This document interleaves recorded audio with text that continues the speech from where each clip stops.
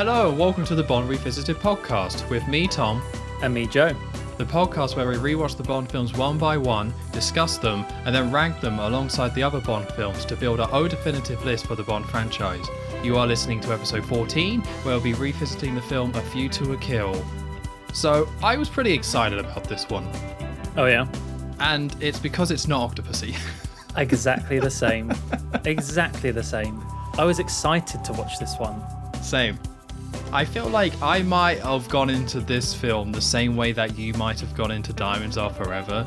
Oh yeah. Just like, bring on the slog, bring on the old man, bring it all on. Let's just have a bit of fun. Come on now, let's all wash our hands of Octopussy and just see old man Rog trying to do his thing. Wheel him out. Come on now, that's it. One more time. Makeup. There we are. Slap it on. A bit more makeup. Bit more. Bit more. Where's the Vaseline for the lens? Quickly. Yeah, I was just quite excited about this one. I haven't been excited about watching one of these in a little bit here. Maybe The Spy Who Loved Me. And I know that sounds very silly maybe to the people who listen to this. Because, like, I ranked this quite low, you know? I think I put this on my bottom 5 in the initial rankings. Did you put this in your bottom 5 as well? No, I think this one would have been a middling one in my head. Yeah. Okay. So yeah, it feels very strange to be excited to watch a film that before we started this, I thought was bottom 5. That's a very odd feeling. Wow. Yeah. I suppose that's just the power of Octopussy right there. It does things to people. It makes you go crazy. But I got, same boat, not for different reasons, but I think, just knowing that this one is Roger Moore's last one, and so we've come to the end of the Moore era with this episode, and how it is going to be a little bit more, maybe not as much of a slog as Octopussy was. Just everything. I was thinking like Duran Duran, the music, everything before I was watching it, I was like, yes, this is going to be good. And I think, I'd say overall, it still kind of holds up. I don't know. I guess we're getting into it, but much better anyway. I'll say that right off the bat. Much better than before. Yeah, that was it cleared that very low hurdle. But to me, it wasn't even the case of I went into this thinking this is going to be good. I just think like it's going to be something interesting. It's going to be Roger Moore past it. It's going to be Christopher Walken being weird. Like, I'm up for a weird film. Like, I'm up for that. I wasn't up for it back in Diamonds Are Forever, but we are now on the 7th Roger Moore films. 7 films! Like, that's crazy. So it's kind of nice to be like, yeah, everyone hates this film, so let's just watch it, have some laughs, and then we can get into another new era of Bond. It definitely is quite weird. Numerous times in my notes, I have written down weird or awkward or why.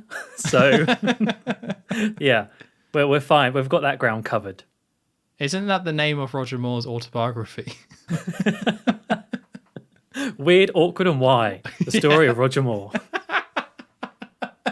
Probably Christopher Walken would have been a better one, but I'm just here to take the mick out of Roger. Yeah. Well, it's fine. We can do that now. Yes. And I have to say, overall, I have grown quite fond of old Rog. We'll probably talk about it once we finish this rewatch, but I do... From before we started watching these, I do like Roger Moore more than I did. I never disliked the man, but I do have a little bit more of an appreciation for him, apart from Octopussy, but everything else, yeah, I feel like a changed man when it comes to Roger Moore. Right, well then we can just stop the podcast now. My job here is done. Mission accomplished. I'm off now. You like Roger Moore? Bye. Good luck with Timothy Dalton. You're on your own. All right, cool. Shall we get into it then? Sure. So we don't start on the circles because there is a quite awkward warning message that appears at the very beginning of this film. Mm-hmm. Because the main villain is a man called Max Zorin. Zorin, yeah. And apparently there is a real company that has a very similar name. I don't think it's spelt the same, but it's very similar. So in order to avoid any legal issues, they initially have a warning message saying, like, Zorin Industries in this film has nothing to do with anything, like, is a fictional creation, and has nothing to do with anything real or actual, anything actually real. So, bit weird to see that at the start of the Bond film, but okay, all right. Yeah, yeah, I believe I looked it up afterwards because it kind of caught me off guard.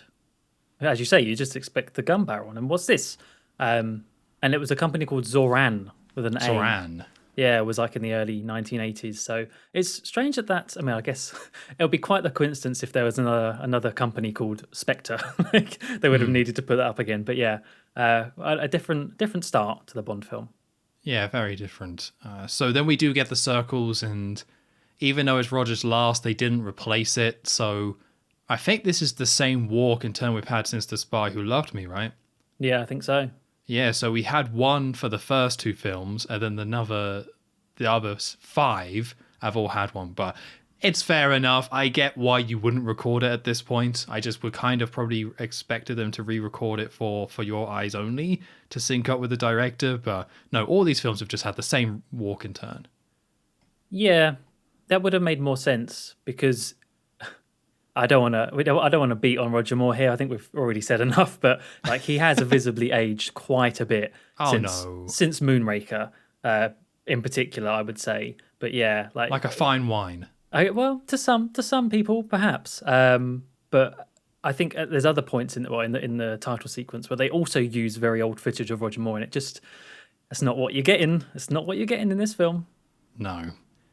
So we also, I think the Bond theme is the same as the one from Octopussy, like an older version of it. I don't think they updated that. See, to me, I noted that there was like a sort of fast metronome or some sort of ticking that stood out to me, almost like they were like it's fast paced. It seemed very, it just seemed like there was some sort of little thing they'd snuck in there, like a little ticking sound or a little twinkly sound. Oh, not your twinkles again, not your sparkles. The twinkles are back. Not like Diamonds Are Forever, but a different sort of sound. Yeah. There's always like a sparkle or a twinkle for an actor's last film, I guess. The Twilight years, there's something there. I was not expecting it for No Time to Die, gotta be honest. No. Yeah, that was a bold choice. I like it. So we go to a helicopter. We don't do the circles thing. That is odd. I don't think we did anyway. Where like it goes across and then like expands out. I think like this film has some different editing choices where a lot of the transitions don't use the traditional ones. They're very quick. And I think here it doesn't actually expand out from the circles like you expect. It just cuts to the next scene. Oh, okay. I didn't notice that. Okay, fair enough. But yeah, it was very odd. But so we see a helicopter circling around a load of ice in the ocean. And we see some Russians are there, some Russian soldiers, there's some Russian pilots, and nearby we see a man skiing in the snow in all this like white gear. So it does. I think I did straight away say that's James Bond. Mm-hmm. Oh yeah. You can cover Roger Moore as much as you want, but like that's Roger. I know that guy. But they don't do like a shot where it's like, look, it's Bond, everybody. You can just see enough of his face to be like, oh yeah, that's Roger. Okay, I got that.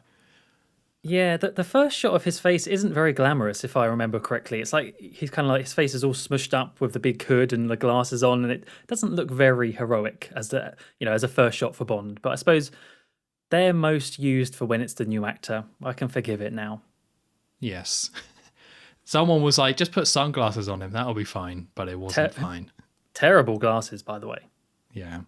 So this man, or James Bond, is there, and he has like a little tracker that he's using, I believe, and the tracker tells him to stop because it's beeping, and he digs up the snow, and he finds a body there. And we have the Russian soldiers nearby who I don't believe know that the man is there, or that Bond is there. But Bond unzips this dead man's jacket that he found in the snow. He finds a little heart locket, which seems to have a picture of this person's wife and daughter. But also inside it has a microchip, a little microchip. And at this point, we have the Russians show up and find Bond and start shooting at him. So this very quickly goes into a ski chase. And I need to straight away say this, especially following Octopussy, we get some really great music in this film. And yes, it starts off straight away with this track. which like the music is so good in this film that I read up about the process of it being made.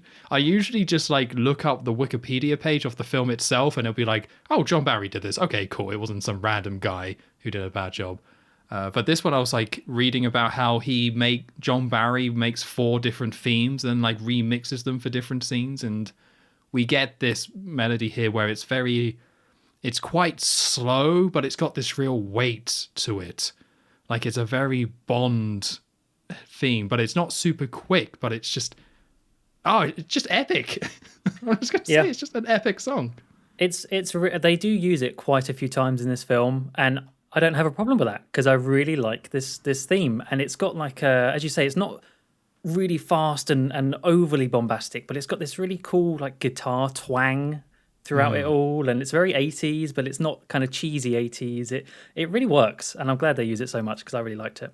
I do too. Like there's this real layering in it where you've got all the different Bond style horns, but you've got these different melodies going on and they're all like good. I'm going to have to say that this is probably my favorite piece of music in these Bond films so far. There was the one in Moonraker that I really liked, and that would be a strong second. But I think this might have to be my number one. It's the only one that I listened to afterwards. Like last night after I watched the film, I just brought up the soundtrack and listened to this again. Wow. So even more than the Bond theme itself. Well, that's tricky. That's a difficult one. I've caught you out there. Yeah, that's a technicality. No, it is very good though. In fact, I think a lot of the music in this film is quite good, which is surprising because if you would have asked me what I would have thought about the music in this, or kind of how I felt the music went in terms of production, I'm pretty sure I remember reading that John Barry, maybe this is more just to do with Duran Duran stuff, but that he didn't really get on with Duran Duran and didn't like that whole partnership.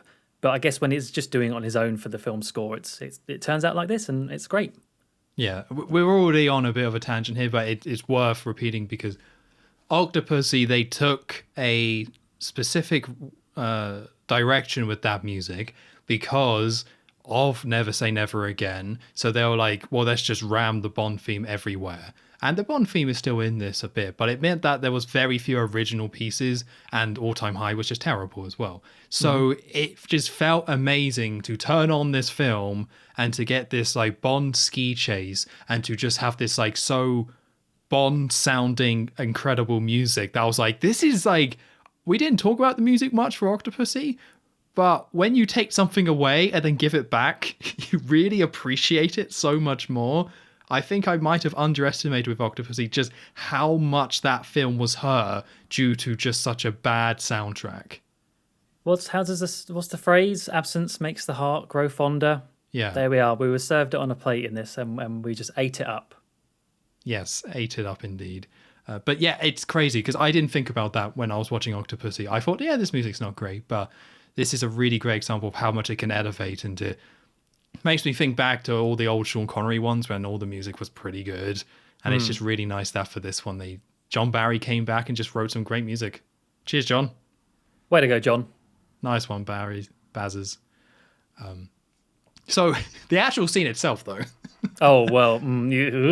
Yeah, so we get another ski chase, which is Bond. So they're in Siberia, just to get that out the way. I don't think you find that out until afterwards, but Bond is in Siberia skiing away from all these Russian soldiers who are shooting at him, and he goes down all these different slopes, and it's very much one of those chases where Bond just goes and like all the henchmen just fall down. They just fall down. Yeah. And the main thing that he's trying to do is get away from the helicopter.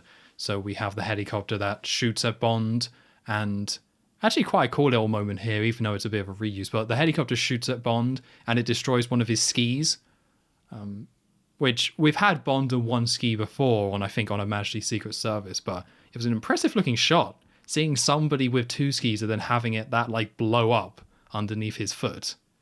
Yeah. It's just the only problem with this all that goes on screen right now is you've just seen Roger Moore, and then you're just seeing this stuntman do this really crazy stuff, and it's like, yeah, that's not really working out anymore. Which I know has been an issue in previous films as well, but I think this one in particular is really just the nail in the coffin for that. Yes, I think they avoided doing a lot of zoom in shots for this one, or like the face shots. I think there might have been like one or two shots of like, you know, the green screen or the blue screen or whatever, like of Roger, and they just focused more on the outward shots, which I think helped a lot. But yeah, I think that's a general theme throughout this film, how much you can kind of disconnect this and just allow it, like, yeah, that's just Bond, that's fine, and disconnect Bond a little bit from Roger. Like, Yeah. if you can do that, you'll get along much better with this film. If you can't, then he's in it a lot, I'm afraid. So He's kind of the main star, sorry. yeah, he's on the poster. It's a whole thing. So yeah, it might bring it down for you a bit. So Bond is still trying to get away from this helicopter and all these guards, and he falls down. So he's now only on one ski, but he falls down, and there's like, I think, a snowmobile vehicle that has been destroyed. So he goes to the front of it where like the ski part is, like it's like this black ski thing that curls up, like snaps it off, or it's already been snapped off, jumps on it and uses it as a snowboard to go down a hill. And at the same time, a Beach Boys song starts playing. Not the original version of the Beach Boys song, though. A cover band covering a Beach Boys song, and it just starts playing over it. Was it really was it a cover? I didn't even know that. I just assumed it was, you know, the original. Yeah, it was done... Where was it? I had this here. Performed by a tribute band called Gideon Park? Adrian Baker? I don't know. So yeah, they didn't even buy it because it's called California Girls for any Beach Boys fans out there. But yeah, they got a tribute band to cover it just to use it in this scene. It's cringe. I'm sorry, but this is really bad. It's a little cringe. I don't like it when Bond uses real world songs like that. It just doesn't fit for me. They do it again in Die Another Day, and I hated it. But yeah, it's another one where I feel like you had a really good scene kind of going on. Not a really good scene, but like you had great music, and it's a very classic Bond skiing. I know I've complained in the past about skiing, but I was kind of into this one. I think the music did enough for me that I could just sit down and enjoy what I was seeing. But yeah, it's really awkward. Because you also have to consider that, as you just said, Roger Moore is quite old, and pairing him with what you're seeing on screen is a bit off. But now you've got apparently Roger Moore on a snowboard going down a hill with Beach Boys playing. It's like, what the audience always wanted. Yeah, yeah.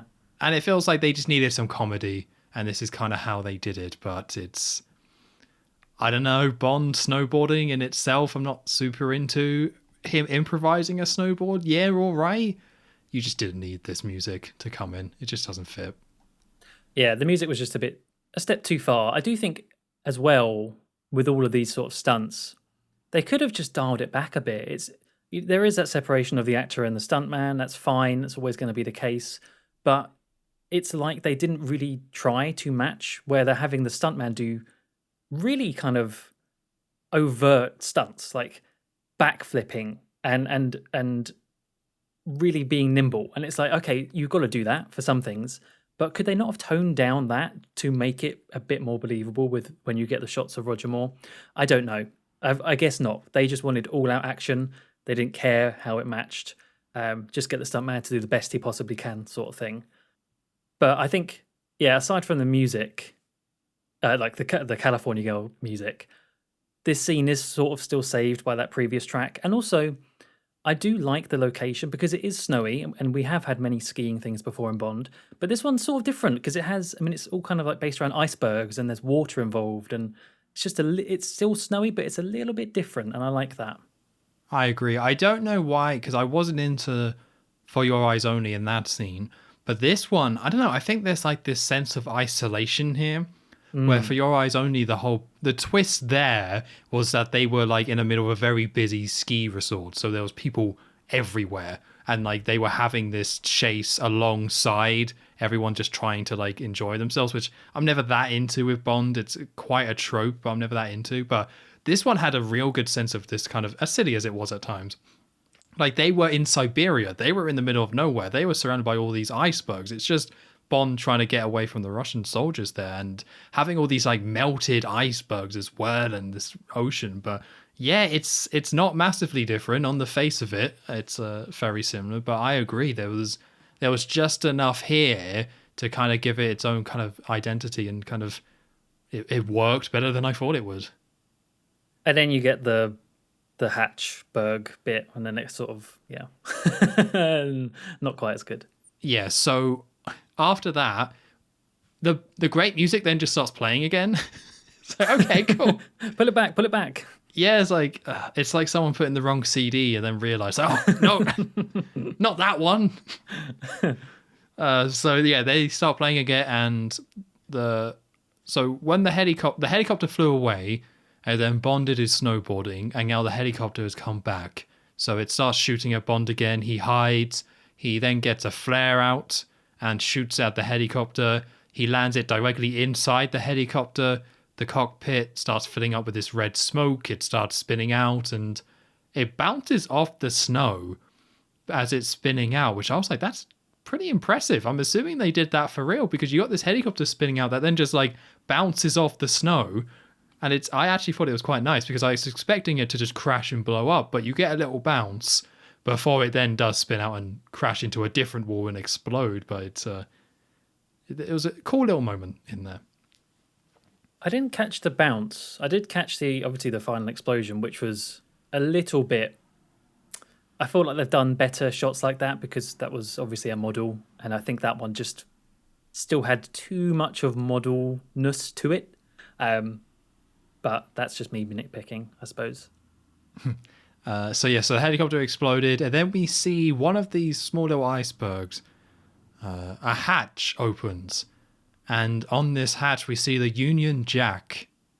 And it made me realize just how much they're trying to associate the Union Jack with Bond. And I probably should have noted it sooner, but since The Spy Who Loved Me, I feel like we've gotten this like in most of the Roger Moore films. Oh, the hot air balloon. Yeah, you got Spy Who Loved Me parachute, the hot air balloon in the last one, the Union Jack hatch here. I can't think of Moonraker did it, but I wouldn't be surprised if Moonraker For Your Eyes Only did. But yeah, there was a little bit of an effort to just get that in. If you can get it somewhere, get it in there, because now they're trying to hammer that home a bit more. No, they really are. So Bond goes over to the hatch and climbs inside it, and it closes, and we see it's like a little submarine, but a very fancy submarine.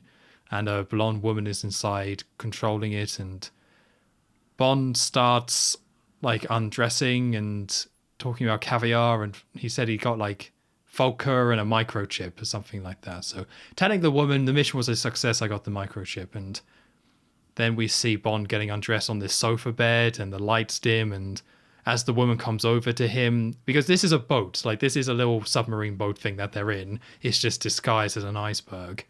And he accelerates the boat just as she comes over, so she falls into him, and they kiss, and Bond's like, well, it's going to take a while it's like 5 days to Alaska to get there. So they're kissing, and the iceberg gets away. And it was here when I instantly noticed that Roger Moore sounds weird.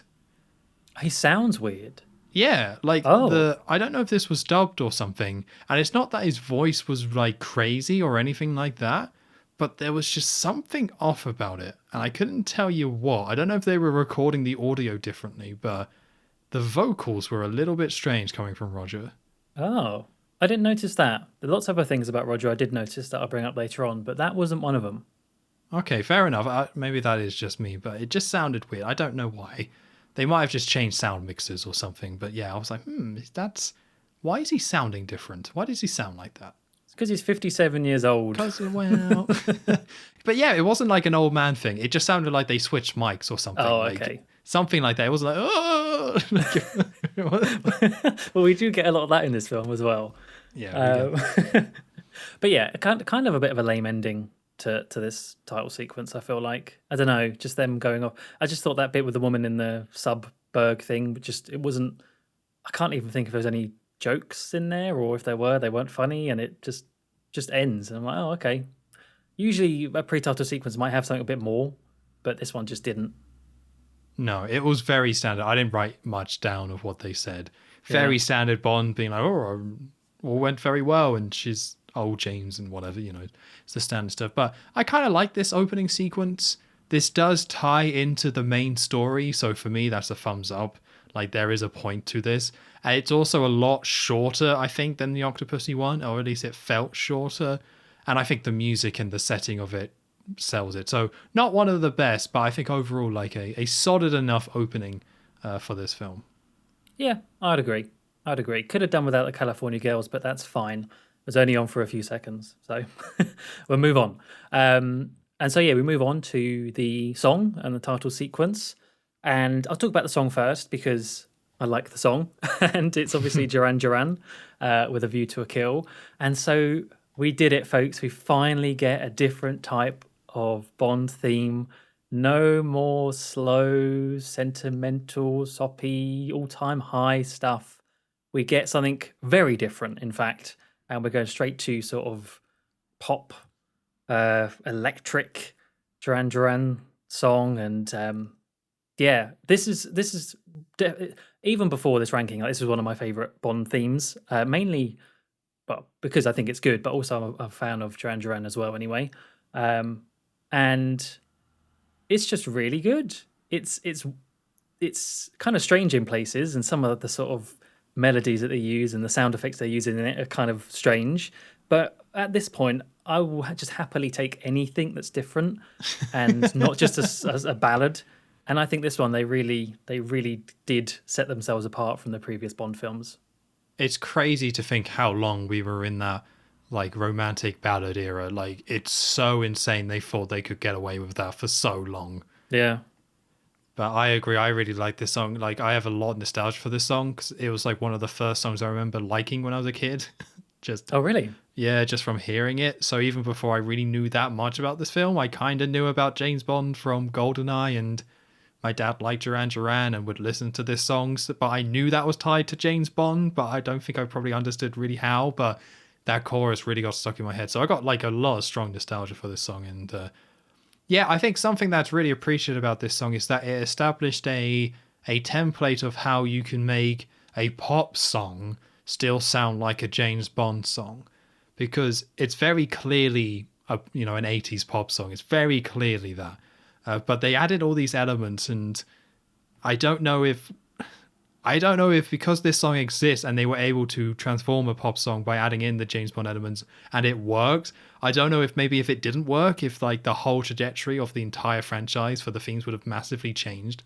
But I think a lot of future themes owe themselves to this song because they managed to James Bondify 80s pop. And if they could do it for that, then they kind of can do it for anything. I want to have a James Bond reggae song now. Well, okay, maybe not everything. But no, you're right. And I think the fact that it was so well received by the audience, I think it was one of the first Bond themes that did really well in the charts as well in America, perhaps. So, yeah, they clearly saw that and thought, right, well, that worked. And then that's why we ended up getting a lot of similar songs throughout the 90s as well. There's just so much energy to it. I just love it. Like, it's not... There's more energetic songs out there, but it's just such a cool way to start a Bond theme. And it's another one where, just like with the music in the opening scene, you don't know what you had until it's gone. And now that it's back, the idea that, like, from Russia With Love, I love that theme. Not the vocal version, but the one they use in the credits. And it's got so much energy to it, and that's what I love. And this one also has some of those elements. Like, I want to be a bit more energetic. I wanted to be a bit more high action. We've just seen Bond ski and take on a helicopter and explosions and stuff. That should go into like dun dun, like in your face sort of stuff. It's like, it's what these should be. It shouldn't be like romantic or like and swoon. Oh, it just shouldn't be that every time. So I really appreciate, and I was pretty happy when this song starts. Like, the beginning of this song is so like, yes, I am so ready for this. Like, yes, I want to watch Old Man Roger. I'm here. Let's do it. Yeah. Unfortunately, unfortunately is a bit strong, but I think the actual title sequence, though, is still better than what we've had before, with some of the sort of visuals that they're using. It's with this one, it's a lot of fluorescent to UV lights and kind of tattoos on women's bodies and glowing guns, and there's a few lasers in there as well. And we get some kind of strange, almost a bit like the skull in Live and Let Die, where it cuts from the woman to the skull. We get some things like that, but with ice sculptures, and one of the lyrics in the song is about dancing into the fire, so you get fire as well. And I really like all of the ideas in this because it's matching in with the song. It's not, you could argue it's matching in with like ice, and we've just seen snowy scene, I suppose, maybe, but it's more just like, fire and ice themes. And as we've said before, usually a winner, fire and ice and water can't go wrong.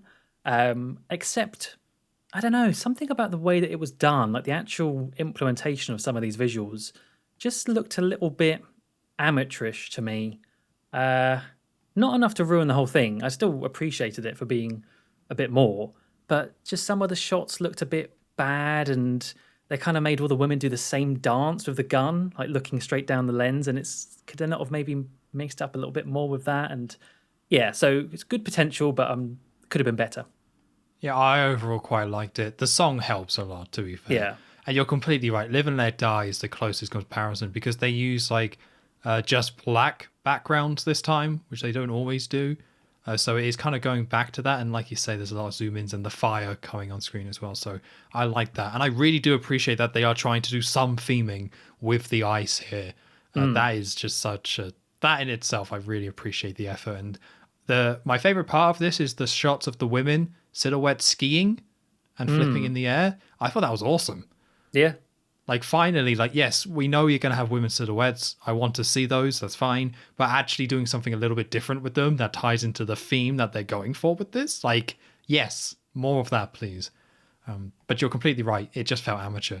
And I think it was the dancing that did it. Like, you just got these women just awkwardly, like, swaying a bit. And it's just like they just look really out of place. And and there's quite a lot of it as well. But I still think this is a big improvement. I think maybe it might just be a budget thing or something. I just don't think they might not have the budget to make these as good as they kind of need to.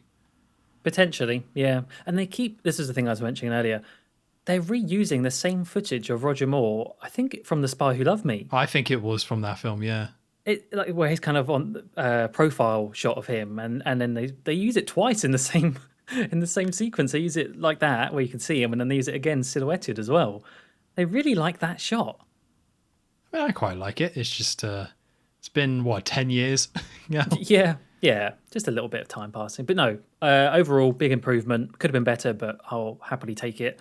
And we move into the M's office. Move into, well, not M's office quite right, but London, the MI6 office, and Bond is there entering Moneypenny's office.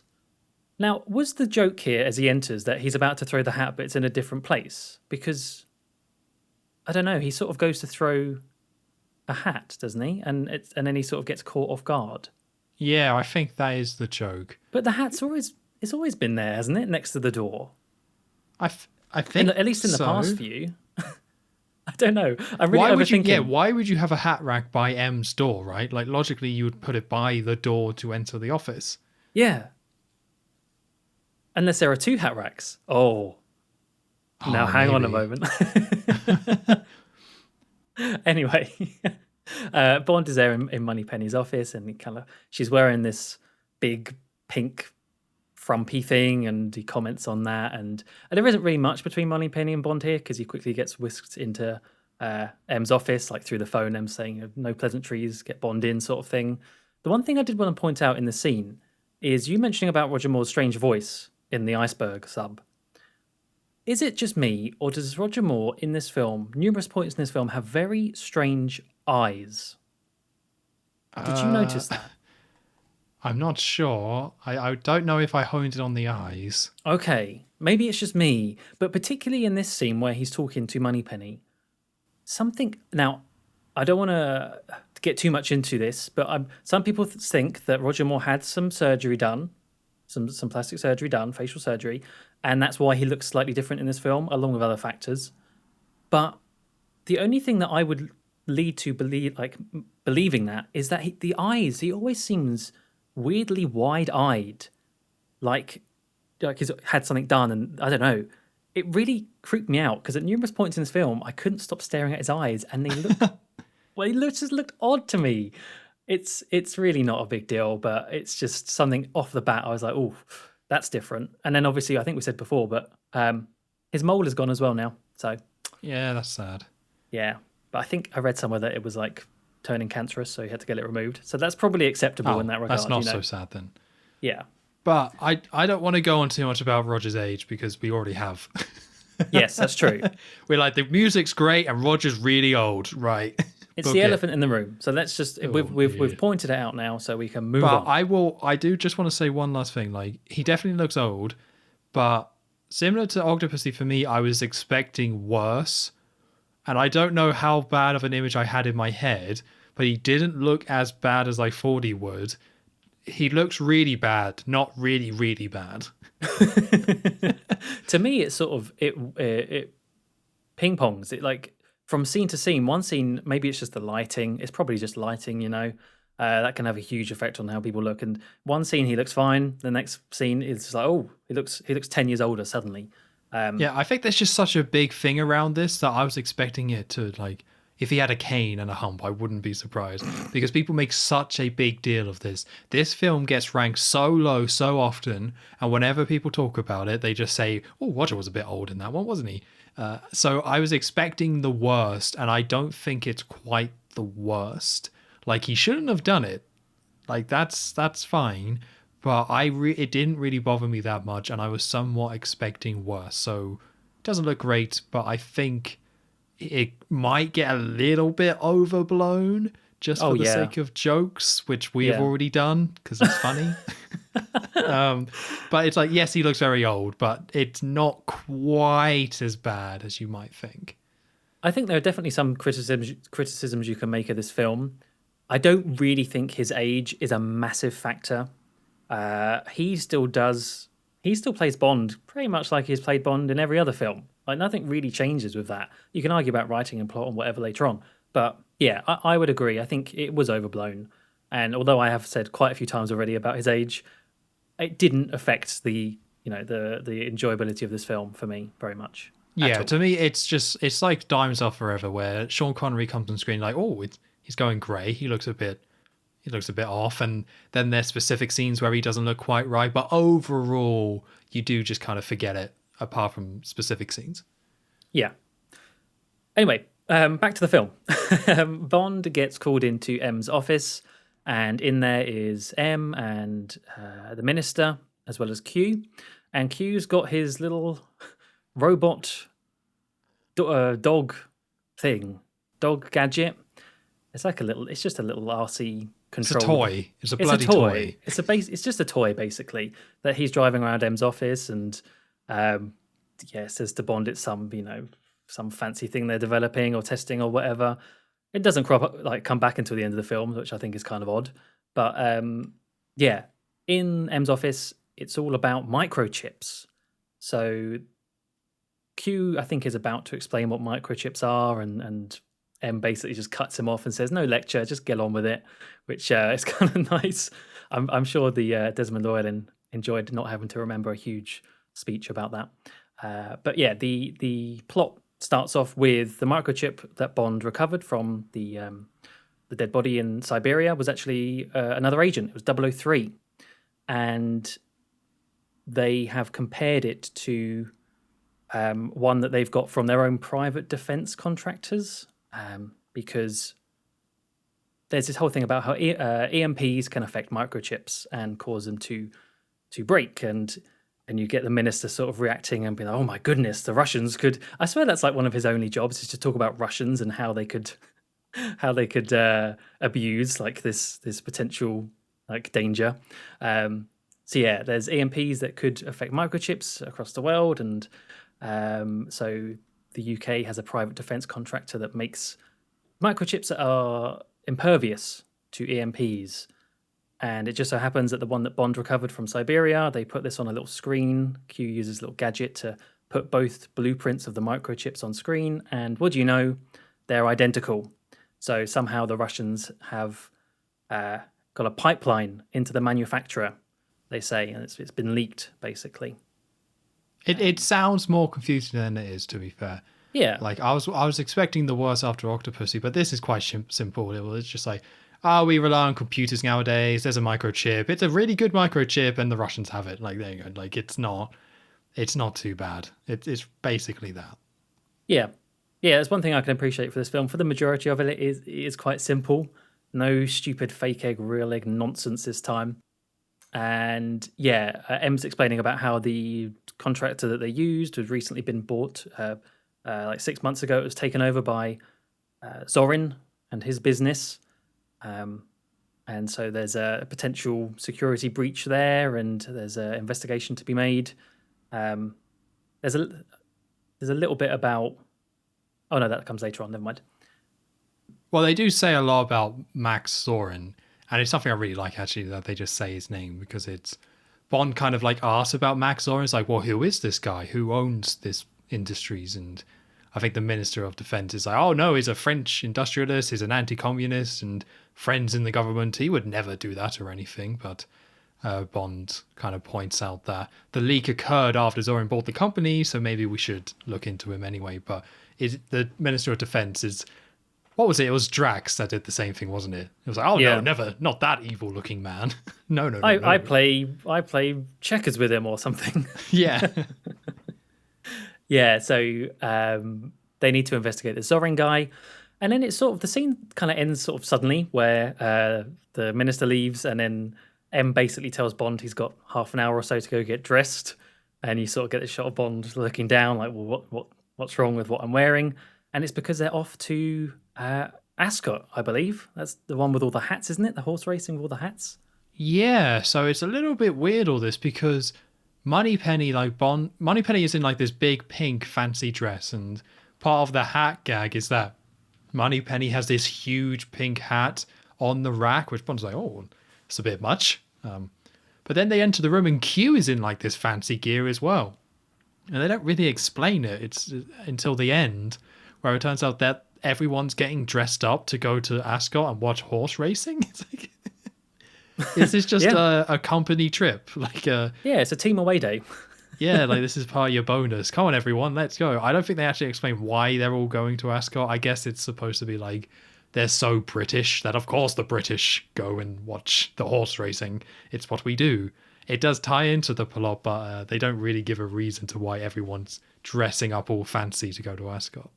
Well, I assumed it's because Zorin is there, but then why do they all need to go? Why does Moneypenny and Q need to go? Why does M? That's a big security breach right there. Yeah, and it's only Bond that suggests we should investigate this guy. Yeah. I don't know. It's a strange one, that. Yeah, so pretty solid scene. I think it's okay. I don't have too much to say. I just want to reiterate, it is so nice that this just is not as complicated as anything in Octopussy. I think there have been some very real lessons learned. And I really, really like the approach they took with the villain and with Zorin. And it's what they did with Goldfinger. Like, it's that template that I really like with the villains, where they just say their name straight away. Just straight away. Like, Max Zorin, here's a bad egg. Not egg, actually. No, sorry. No more eggs. Here's a bad cookie. Oh. Yeah. Here's a bad slice of cheese. Yeah. But like they get it out of the way. Like, this is more of a villain film than we had in the last one. And even though there's lots of different characters, they straight away zone in on like Max Zorin. In the same way like Scaramanga, where the guy's like, Scaramanga is sent a bullet. That's a problem. Like, I think these films are a lot stronger where you get these villains right up front. And usually that means them discussing this person in M's office with M. Yeah. Yeah, it's typically where MI6 and Bond know the villain before the villain knows Bond, rather than the other way around, like we had with For Your Eyes Only. Yes, it's just framed in this way, and it doesn't have to be done this way, but to me, this is what really helps make a good Bond villain. Just make them a core part of the film right from the get-go, and again, pretty good so far. Pretty good. Yeah. So then we do cut to the horse racing.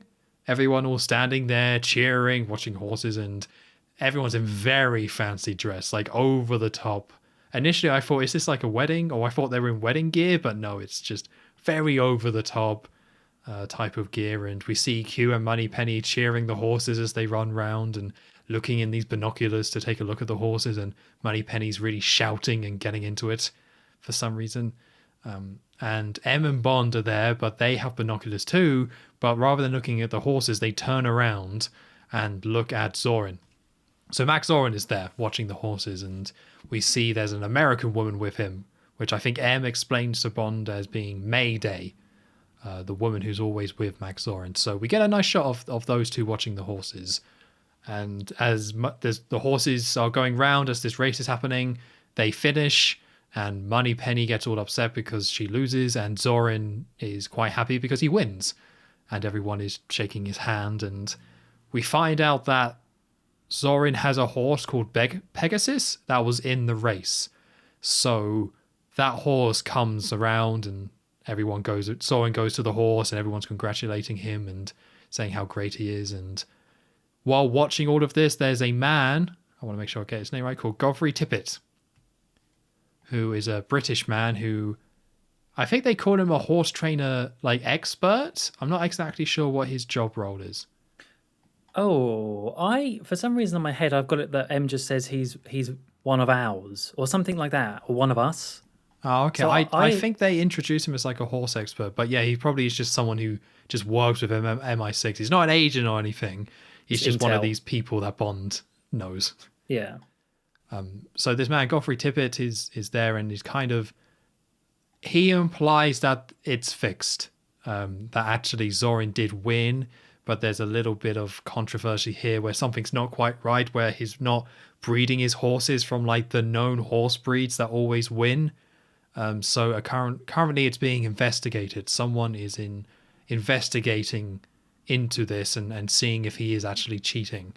And while this all happens, the horse starts freaking out a bit, and we see Mayday, the American woman from before, trying to calm down the horse, and get a very odd line, which I want to say it's from Bond, but I didn't write it down. But it's like, she must take a lot of vitamins. It's like, oh yeah, that's Q says that, and then does it? Yeah, and then Bond says, maybe the horse does as well, or something like that. Yeah. I thought that was a strange line. It was very strange. It was set up like it was a quip, but I don't quite get what they were going for. Yeah, because the idea is that this horse, Pegasus, sort of, I think it won quite near the end, like near the last second, sort of winning from nowhere. Or at least like on the final furlong, it does really, really quickly, which is sort of cause for alarm or at least suspicion. But the thing I was thinking of back in M's office, where M's explaining about Zorin, some of it was here, so I was getting mixed up, where he starts when Bond and M are looking at him through the binoculars, and they're talking about how he was born in East Germany and he speaks all these different languages, and he has this sort of rags to riches story about starting in oil and then working into technology and like high tech sort of stuff. So yeah, you kind of straight off the bat you get this basis of this Zorin character being pretty special. Like, oh, this is a big deal. Like, you can speak all these languages, and everyone is all like the talk of the town sort of thing, and everyone knows him on the stock exchange, and kind of setting him up for Bond's introduction to him later. Yeah, I didn't really write down many of the details of that, but yeah, it's nice. Like, yeah, I don't think you're supposed to remember all the details, but you just get a profile. M just straight away gives Zorin a profile. You see Zorin from a distance, and it's like, that's the guy, that's your guy. No one's thinking it's not the villain. It's like, yep, that's the villain. That's the guy. It's Christopher Walken. Come on. Yeah. So this ends with the Godfrey Tippett, the horse trainer expert, setting Bond up with the detective who is looking into Zorin's horses and seeing if anything's gone wrong. And that means that he's going to France. I don't know how they quite explain this, but yeah, this guy's in France. So Bond has to go to Paris to meet up with this detective who's looking into all this. He's a detective. I did wonder that, so I went back and re-listened. It is a detective who's investigating Zorin because of this dodgy horse stuff from the French Jockey Club, and his name is Aubergine. Aubergine. Which made me laugh, even though that, I don't know, is that a French name? It might be, but his name's Aubergine. That's funny. This guy's such a stereotype. I would guess that maybe not. Yeah, probably not. But I don't have too much to say. I think they do a good job with setting up Zorin. Bond and co at the races is a little bit weird for me, but it's such a short scene that does what it needs to do. That it's like, I don't have anything really good or bad to say about it, apart from what I've already said about we get to see Zorin straight away and we get that profile, which is all very good. Yeah, when you said it reminded you of a wedding, it did remind me a bit of when Bond gets married on Her Majesty's Secret Service. And to me, that's just nice to see the MI6 team together, all in one place, like outside of the office. Because you don't really see that very often. You don't really see Moneypenny with Q very often anyway. Actually, we forgot to say, Moneypenny, this is the last film that Lewis Maxwell stars as Moneypenny, and it's fair enough. I agree with that choice. But yeah, so we get a little moment here, but I don't think she ever gets a proper scene, and she's barely in this film. I think after this scene, that might be it. I think we might have seen the last of Lois Maxwell here. You get one more shot of her, but it's really sad and pathetic at the end of the film. Ah, right, okay. Yeah, it is.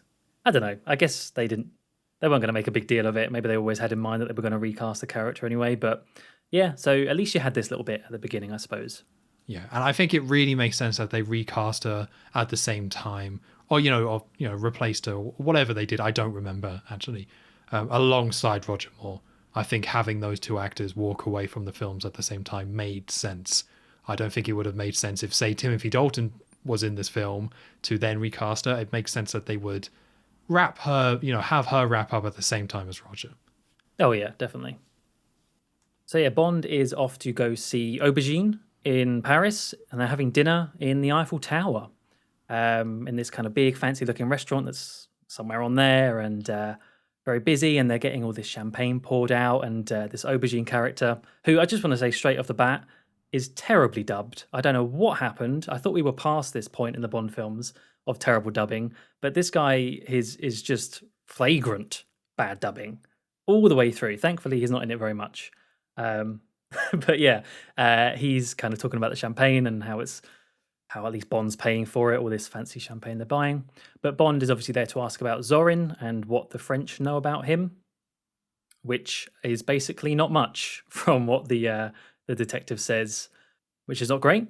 And then a kind of butterfly show is also playing in the background on a stage as this woman who comes out and is blowing all of these butterflies in the air, and they're all flying around the room, and the music starts playing, and the French guy sort of gets entranced by this, and he's loving it.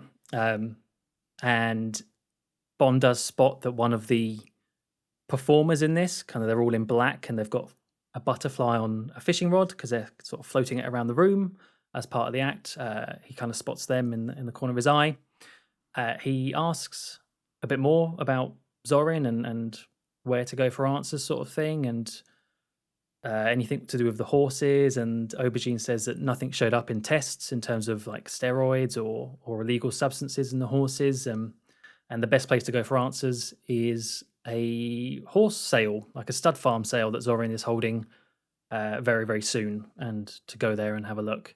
Or at least the plan is he's going to go there and have a look. But yeah, before he does get a chance to say much else, one of the performer all in black with the fishing rod, there's another person that comes out similarly dressed and knocks them out and takes over with a different fishing rod with a little butterfly on the end, and whacks it into Aubergine's face. And I guess the idea is it was sort of like a poison tipped hook at the end of this rod, because he just sort of falls flat on his face in his food and dies instantly, just in time for Bond to, I think he says there's a fly in his soup or something when everyone reacts to him. Yeah, I mean, that was too easy not to do, wasn't it? Come on. So yeah, Bond notices this and spots the person running away, all in black, and chases after them. I'm kind of glad that this bit is so short because, yeah, as I said, that character was really annoying me. It was kind of like a cartoony character, which maybe I shouldn't be surprised at cartoony characters in this film.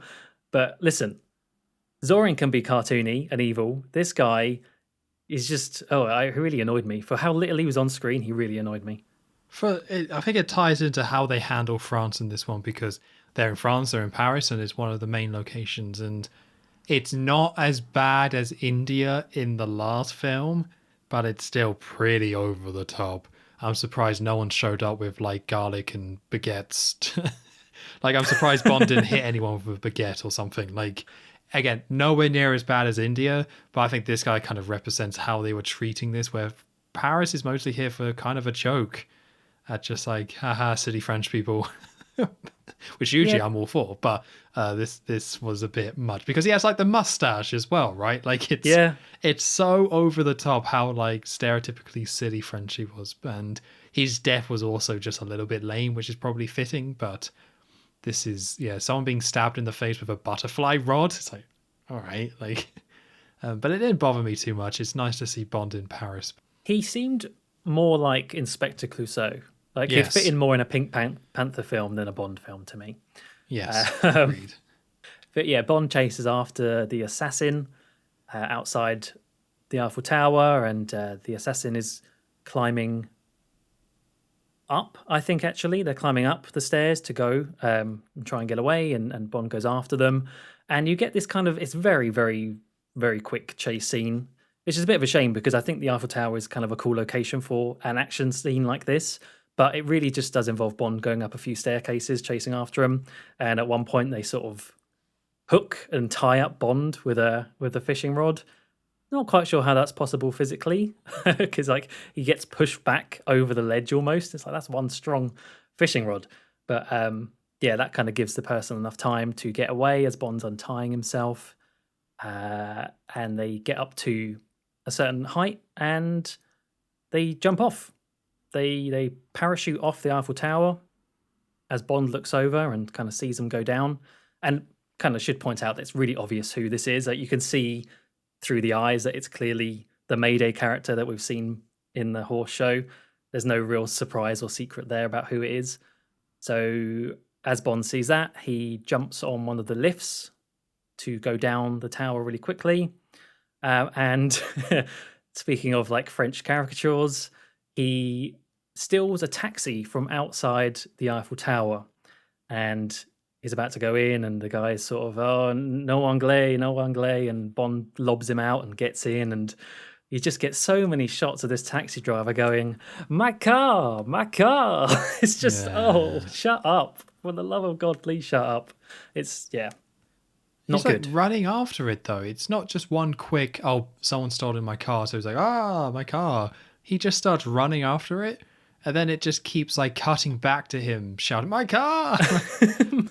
But it's such a fake French voice. It so is. fake. Yeah. But I will say though, that Mayday stunt when she jumps off, pretty cool. Yeah. I think all the shots of the Eiffel Tower are really good. And yeah, you say it's a short little chase there, but I think it was still pretty cool. And we get the iconic pose of Bond standing, shooting the gun upwards. And I think the idea of him shooting in the Eiffel Tower is pretty cool. And yeah, seeing someone jump off the Eiffel Tower, or part of it, that's awesome. And seeing them parachute away, that's also awesome. Like, this was just a really cool idea. Are you saying that's an iconic pose because I did it as well? Yeah, like, it was okay. And then... and then I went to the Eiffel Tower and I was like, right, I'm going to try and recreate Roger Moore. And I did it way better. Yeah. Yeah. Like, people see the pictures of James Bond doing it. It's like, is he copying Joe?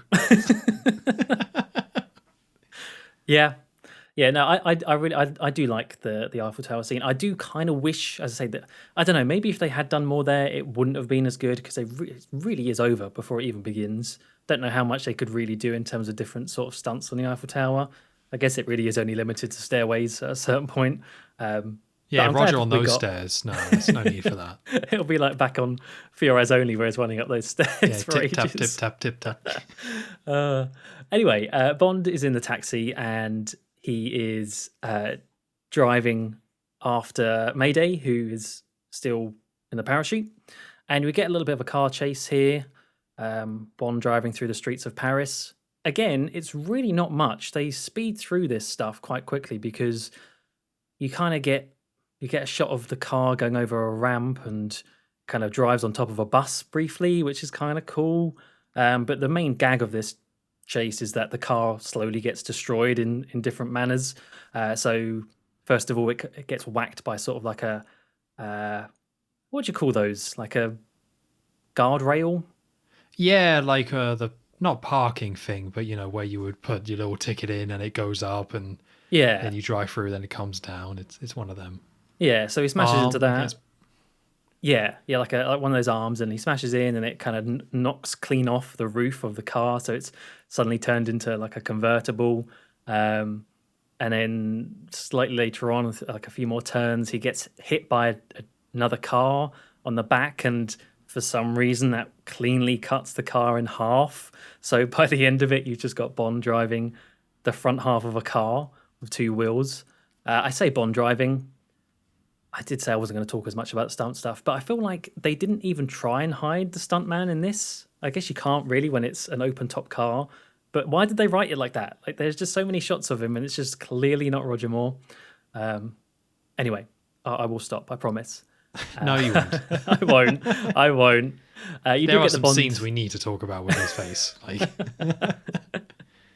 You get the Bond theme playing throughout all of this, which is, it's a good use of the Bond theme here. It is Bond doing some Bondy stuff and kind of comedic but action still, and it kind of ends with Mayday landing on a boat, like from the parachute, landing straight onto a boat that's going down the river, and it's this. I guess it's like after a wedding, like a wedding reception party on this boat. Bond parks the car and jumps off onto the boat as it's going under a bridge, smashes through, lands straight on the cake, and gives it back to the bride. Congratulations. And before he can get to Mayday, she's already got onto a speedboat that was kind of parked up next to it with Zorin. So they're driving off, laughing maniacally, sort of thing. And Bond gets caught by these two angry-looking French chefs with the hats and everything. And that's the end of it. I don't like this stuff. This is where it goes from being pretty cool, where the second half of this is just pure comedy, but I don't know, it's just so short. It just didn't bother me. Like, it's very to the point. They don't drag these things out, and I would have preferred if they didn't do the whole tiny little car thing, or if they did that a bit better, and the wedding stuff, it's never funny to me when they have a wedding that Bond interrupts. It's just never funny, but it doesn't matter too much. Like, if I have to think about it, yeah, not a great kind of way to have the second half of this scene, but it's so short and to the point. And overall, I really like that we have Mayday be the villain here. Like, this is no, like, what's that guy called? Sandor. Oh, Sandor. Yeah, this is nowhere it's like just send the ball guy for Bond to just take out. This is like, no, we have Zorin, and we've already seen Mayday with Zorin.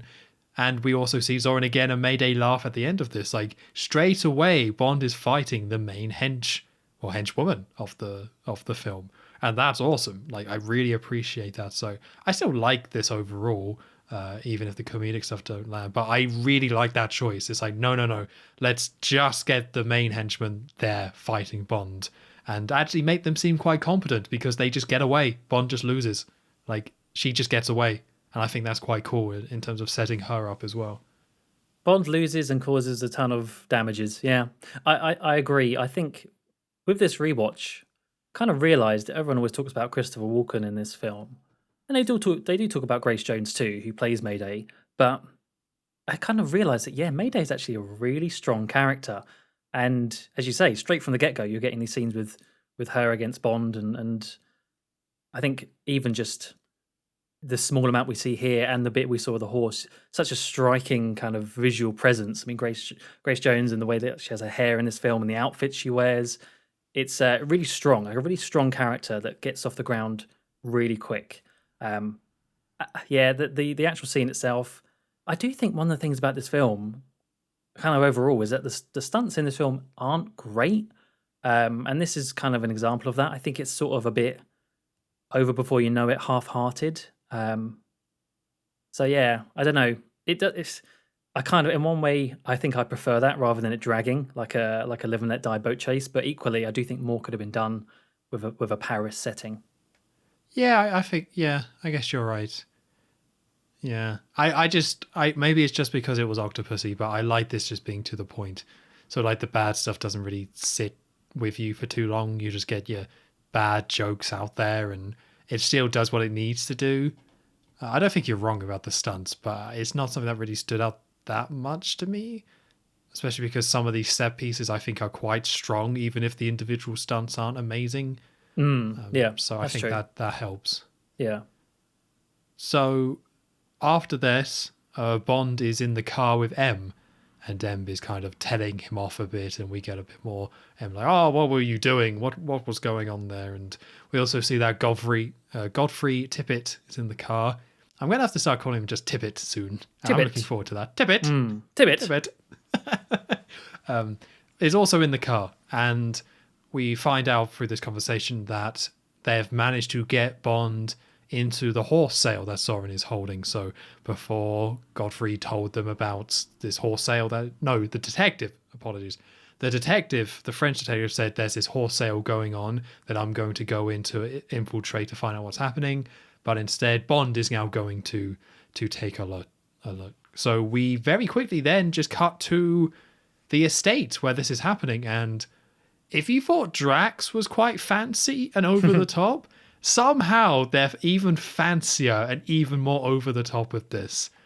Like, this is the most extravagant, like, rich people place I've ever seen.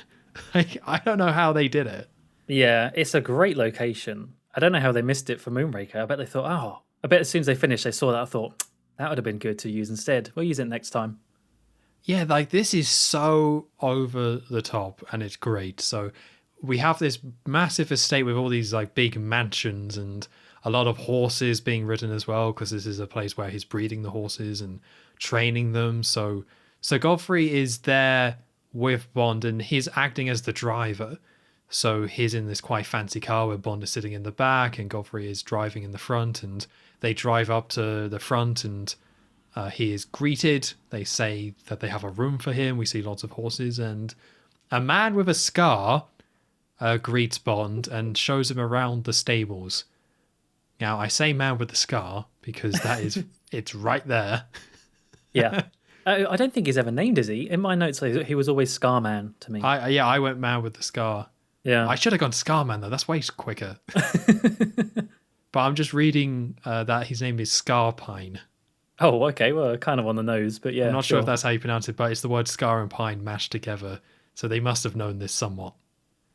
Well, how unfortunate. Maybe do you think he was born with the scar? That's why they called him that? Or he changed his name when he got the scar? Oh.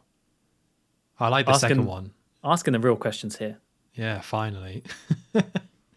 So this man with the scar, or Scar Man, is showing Bond around. He just looks evil. Like, you don't know he's evil, but you know he's associated with Zorin, and he just looks evil. He's one of them.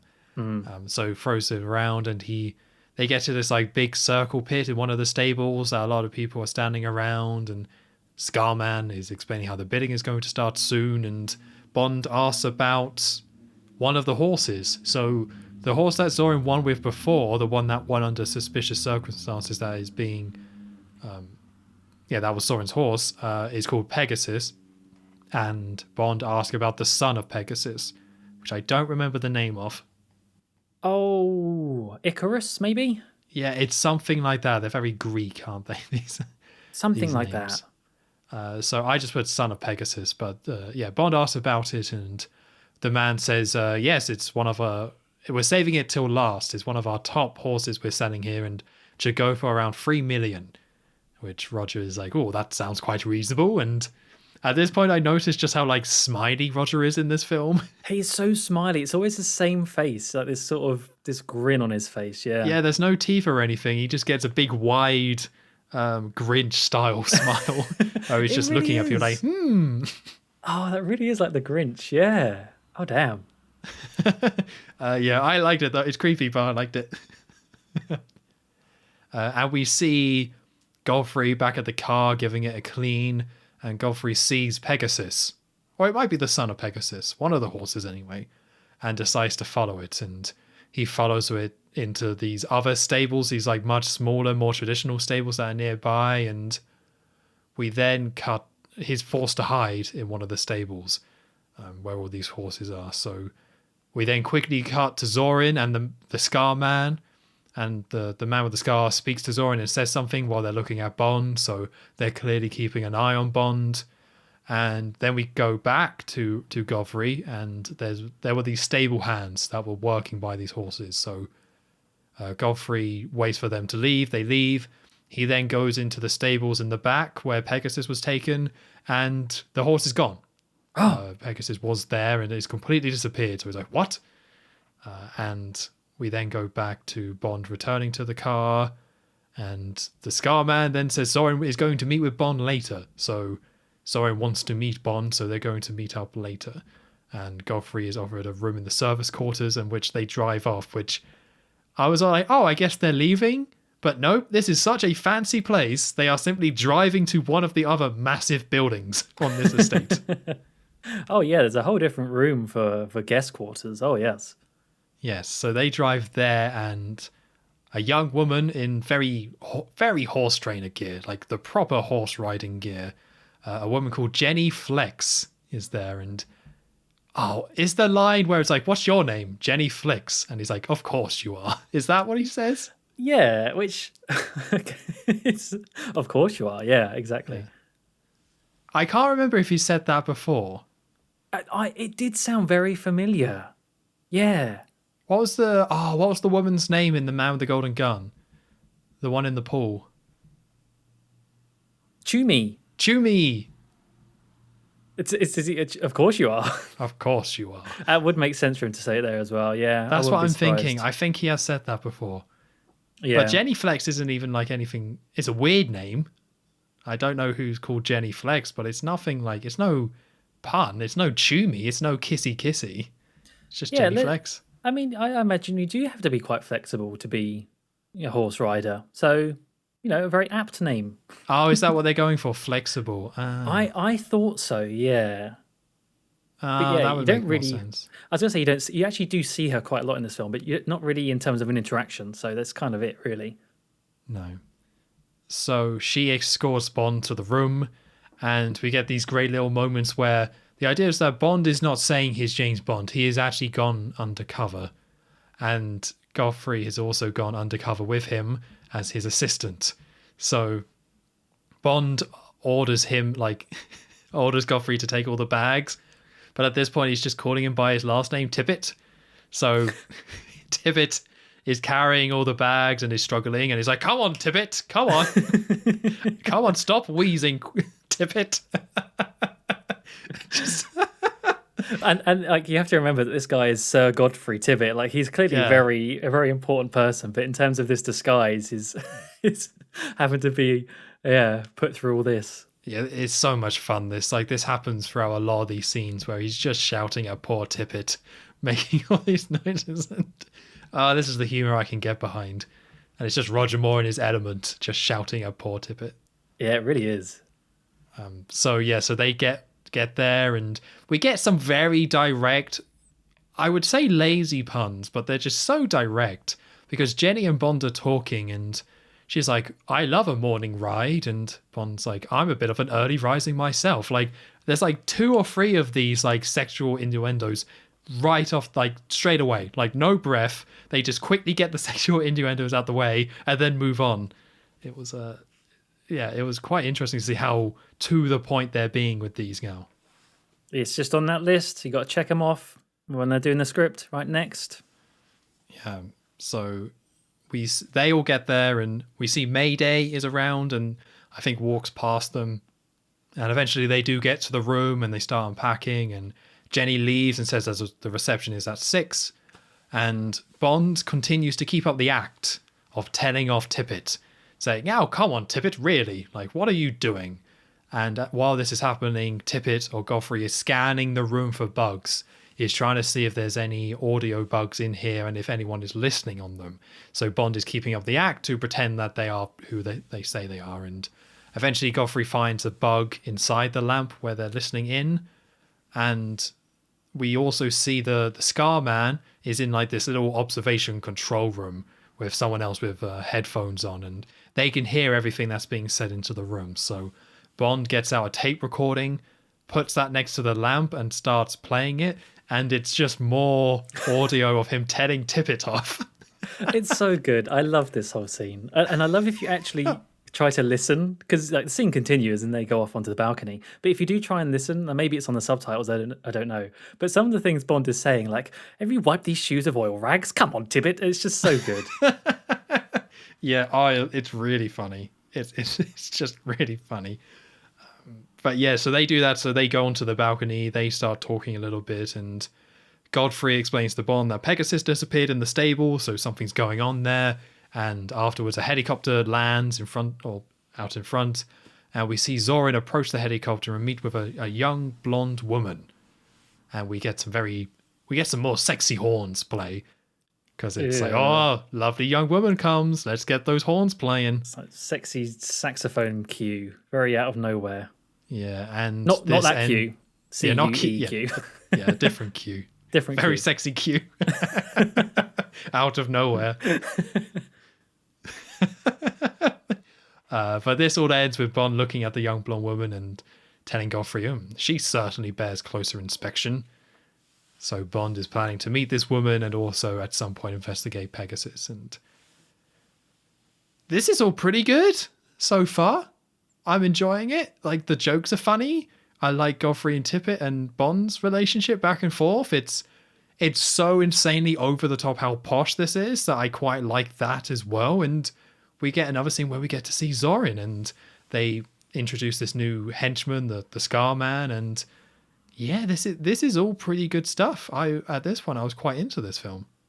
I have to say, I mean, I was too. I kind of like pretty much everything at this whole chateau, horse place in the film, and I think a large part of that is just because of the dynamic between Bond and Tippett. The two of them together are so good. I wouldn't be surprised if Roger Moore and the actor who plays him were actual friends in real life or something. They seem very chummy. And yeah, doing this sort of disguise role playing, it's such simple stuff, but it is like legitimately quite funny. Like, you have all the kind of groan-worthy puns and stuff in a Bond film, but when you actually get something that is actually funny and does make you laugh, I'm like, oh wow, Bond films can be funny like this. It's kind of surprising. It reminded me once again of Diamond Stuff Forever, where there were some of those elements in that film where it's just Sean being Sean and allowing to just have fun with it. And I got that same vibe here, where it's just Roger, he's been Bond for so many years, and just allowing him to just have some fun with it and play it up. And there's quite a few moments like that in this film, but I got very strong vibes with this, and I think that's what made it really work with Bond and Tippett, where Roger anyway, is just having fun doing these scenes and being a bit more goofy and silly, but still very Bond-like. And yeah, again, it brought me Sean Connery flashbacks to Diamond Stuff Forever, because some of the elements of that film that worked quite well was Sean Connery just having fun and being silly. And we get that here, which is really cool. You know what? We might have just found a pattern in the Bond films there. I say it's just found as in it's just being discovered, but there is definitely something, so far at least, with the last films of the Bond actors being where they just feel most relaxed and able to do that. And I'm now thinking, like, not that long ago with No Time to Die, that's one of the things I liked about that film, is how Craig seemed a lot more chirpy. Maybe it's just when they know it's their last, and it's, yeah, I don't know, there might be something there. Yeah, overall these last films usually are pretty bad, I'm going to say that, but I didn't think about this at all. It's not something I kind of considered, but you would kind of expect them to be all burnt out, but it is the opposite. They're not burnt out, they're just kind of having fun while it lasts. Yeah, that's exactly it. At the party later that evening, we do see Bond dressed up now in his white tux. I think that was one of the things he was yelling at Tippett about, get my white tux. He's all dolled up, and he spots Zorin and the lady from the helicopter going into a room, so he's just about to sort of head that way, and as he gets to the glass of this door, Mayday suddenly steps in front and angrily points him to the other direction. So he sort of, again, does that big smile, that big grin, and turns around. And then puts on these glasses, these incredibly ugly glasses. What? Q worked all night on those. Oh, I'm sorry. I mean, maybe they were fashionable in the 80s, but they're like the, turtle shell, huge glasses. And Roger Moore just does not look good in them at all. I'm sorry, Rog, you can't pull those off. There's a few things that you wear in this film you can't put off, and that's one of them. I can't imagine this is an 80s thing, though. No way in the 80s. They can't have been that blind to think that like someone in a white suit like that could just wear these type of glasses. It looks ridiculous. If he was in more casual wear, Well, probably not. They'll probably still look bad, but the fact that it's very dressed up and at a very fancy, over-the-top, posh location, and he just pulls out these like horrendous glasses. It just looks so silly. Yeah, yeah. He kind of twists these little things on the bottom of them, and I guess the idea is that they let him look through tinted windows. I didn't quite spot that the windows were tinted, but anyway, he's looking through to Zorin and the lady from the helicopter, and it sort of brightens the view anyway, and just makes it clearer to look at. And he sees that Zorin is writing her a check, and he puts the checkbook in his drawer, and they walk out. So Bond sees them leave and takes that as an opportunity to go in and break in and have a look for himself, which he does. And I can't remember if he uses a gadget for the drawer. No, I think he just lockpicks it. Yeah, just the old-fashioned way. He's had all the glasses gadgets, and now he's just, he gets into the drawer and finds the checkbook. And he does use a little gadget thing. I suppose it's a gadget. It's like a little tracing machine, because he finds the last check made, or the one coming up, and puts this little. Is it Louis Vuitton? Was it a branded thing? It looked. I don't know, dude. I have no idea what this was. Got to get those sponsorships in. I think it was Louis Vuitton. This thing over it to sort of slide, and it's basically a tracer, and he traces the last check made, and spots that it was for $5 million to an S. Sutton. So he takes that tracing and leaves and goes back into the party. Well, yeah, because he gets. I think the German man turns up, but before that, you do get a very quick shot of Zorin and another American man, very, very briefly saying something about the main strike and how is main strike all set, sort of thing. So that comes up later on. But yeah, the doctor man, who I think we did see, I think he was with the horse when Tibbet was spying on them. Yes, he was. Yeah, he comes up to Bond and sort of, is asking, "Are you all right? Where are you heading to?" And Bond's, "Oh, I was just trying to find the bar." So this doctor takes him to the bar, where they bump into. There's a lot of characters coming up now, so you have to bear with me. They bump into that American man, who introduces himself as Bob Connolly, who is Zorin's oil businessman and looks after Zorin's oil manufacturing and all that sort of stuff. And as Bond is having his drink of champagne and he's kind of holding it in front of him, he's got this ring on, which clicks every now and then and takes a photo, takes a quick snapshot of this Bob Connolly guy, who eventually leaves. And so Bond starts talking to this doctor instead. And he's a breeding consultant for Zorin for the horses, and talks about how he, his method for getting all these crazy fast horses, and Bond sort of prying a little bit into how he does it. Again, he takes another photo with his ring gadget. And then Zorin turns up. So it's like back-to-back characters, just a very quick introduction to all these people. And Zorin actually now face-to-face with Bond, gets to actually talk to him. And they very briefly talk about horses and why Bond's there under the guise of... I didn't quite catch his name at first, because he says it in a really weird way, but then I saw it written down. I was like, oh, okay, so it's spelt like St. John Smythe, but he says it like St. John Smythe. And I was like, oh, that's interesting. But he is pretending to have inherited stables or something from his dotty old aunt, he says, and that's why he's there. Although he does eventually become quite smarmy and start asking about sports and whether Zorin's into other sports apart from horse riding, and whether he's into fly casting as a bit of a callback to On the Eiffel Tower, which I think, kind of gets a little bit under Zorin's skin. So he says, enjoy the party, and walks off, and he's needed elsewhere. But yeah, this whole scene is like, as I say, it's lots of characters, and it's not a crazy amount of like exposition, but all these people do come back later on, so it is a lot of faces. I find this really interesting, though, because we have seen Zorin a lot in this film already, even though it's somewhat early on. But this is the first scene we actually see him speak. And I was kind of like, wow, that's... Yeah, we've seen him so much, and now we actually hear him talk. It's quite... I don't know, I think it was quite smart the way they did that. It's almost like the opposite of what they did with Dr. No, where you hear his name, and then you hear him speak, and then you see him. This time, you hear his name, you see him, and then you hear him speak.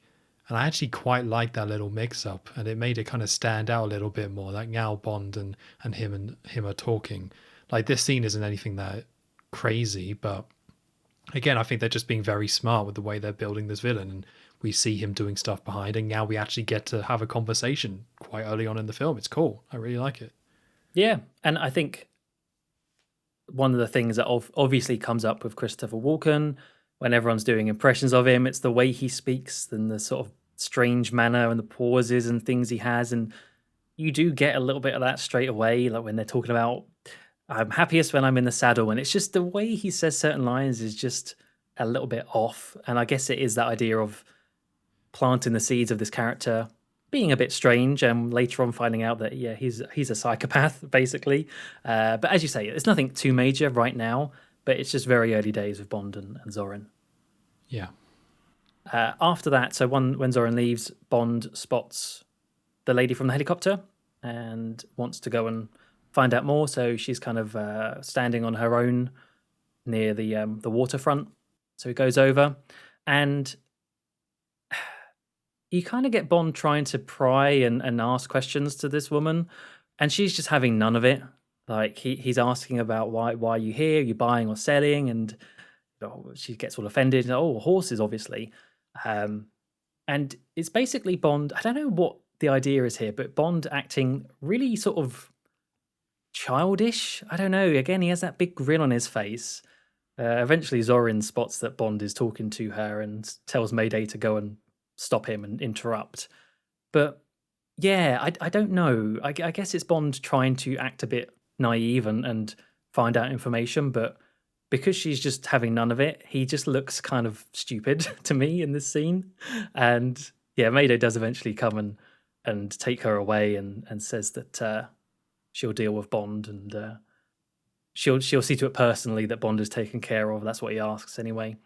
But oh yeah, one other thing as well is that Mayday she literally has horns in this scene. Like her hair is done up in a way where she looks like she has horns. I think her hair changes in pretty much every scene, and she's wearing this really, as I say before, it's really kind of out there dress as well, and this thing, and it's like she looks great. I can't say enough. I really love how this character looks, and I love that her hair does change all the time. She always looks slightly different. Yeah, really cool character. I like Mayday as well. I was surprised how much I liked Mayday, but yeah, I think what stands out about her in the scene is that it's Bond being cheeky chappy Bond trying to talk to this young woman, being like, "Oh, I'm English," and Mayday just comes over and just like physically stands between them. And I think there's such like a power play there that you don't normally see, where Mayday's just like, no, this ain't happening. But I still like that Bond is still trying to be like, oh, I was hoping we could spend the evening together. Maybe it's because it's his last one. I don't know. I'll give him one more round of Roger being daft, Bond being like acting the fool and being silly. I quite liked it. I will say though, and this didn't click at the time, but we had a slow version of the main theme play, A View to a Kill, the Duran Duran song. And it didn't click at the time, but the reason why they play this song here is because this blonde woman's the Bond girl for the film. Ah, an audio cue. Not that yeah. cue. So, like, this is something... Oh, yeah. Sorry, Oh, I'll stop doing cue. that. That's bad. That's a bad joke. I'm going to stop now. But yeah, they're still... Even though they've completely changed how they're doing the main theme, or they've gone a completely different style, they still take that main theme and take the melody of it and mix it into, or write a new version of it where it's a slower, romantic song. And I didn't mind that approach. It's something they do for, a lot of these films, even when they do the pop versions of the songs, or, a less traditional one. But it was so weird hearing it and having them try to use it this way, when this very first scene is just Bond acting stupid and she's just being sarcastic and cold, and then that's it, and Mayday breaks it up. It's like, was this supposed to be romantic in any way? Like, because it just wasn't. I liked that it wasn't. I liked that she was just like so cold towards him initially, because it makes more sense. But like, it makes me think, why did they play A View to a Kill here? Yeah, I think you're probably right in that. It's the Bond girl theme for this, and I really do like this slowed down instrumental version. I may sound like a bit of a hypocrite there though, because I can't remember if I said I didn't like it with Octopussy, but I think that's if I did, I'm gonna hazard a guess, and it's probably just because the melody of this one I think is better, just better sounding and lends itself better to this for the horns and there's a few different ways you hear it. Like there's a flute version later on, or maybe not a flute, but like some wind instrument anyway. Um, and I really like it. I really like it. And there's like a big bombastic version later on. I think it's used really well later on. Maybe here, yeah, it is a little bit strange, but I still like it. Yeah. Yeah, I'm just kind of very much done with, oh, let's make a slow romantic version of the main theme as like the Bond girl theme. And I know they stopped doing this eventually, but it might not be until the Daniel Craig era. Like this might just be what they have done for like most of the films. And it just really stood out to me the fact that A View to a Kill, this 80s pop song, has been remixed into this type of song, into this type of scene. It's I'm very much looking. I want the main theme to be remixed into the score of the film. I really like that. But when it only just kind of signals like, oh, Bond girl and Bond are together, it's just like you could do a bit more with this, and they do in later films at least. Yeah, like, you want like Vesper has her own theme sort of thing. Yes, Yeah. definitely. So we then cut to at night, and we see, I put it as the monocle man, but this is the doctor that Bond was just speaking to. Monocle man, I like that. Yeah, because the most distinctive thing about this man is that he's German. And he has this big monocle that he has on one of his eyes. He's a very like stereotypical like scientist looking German man.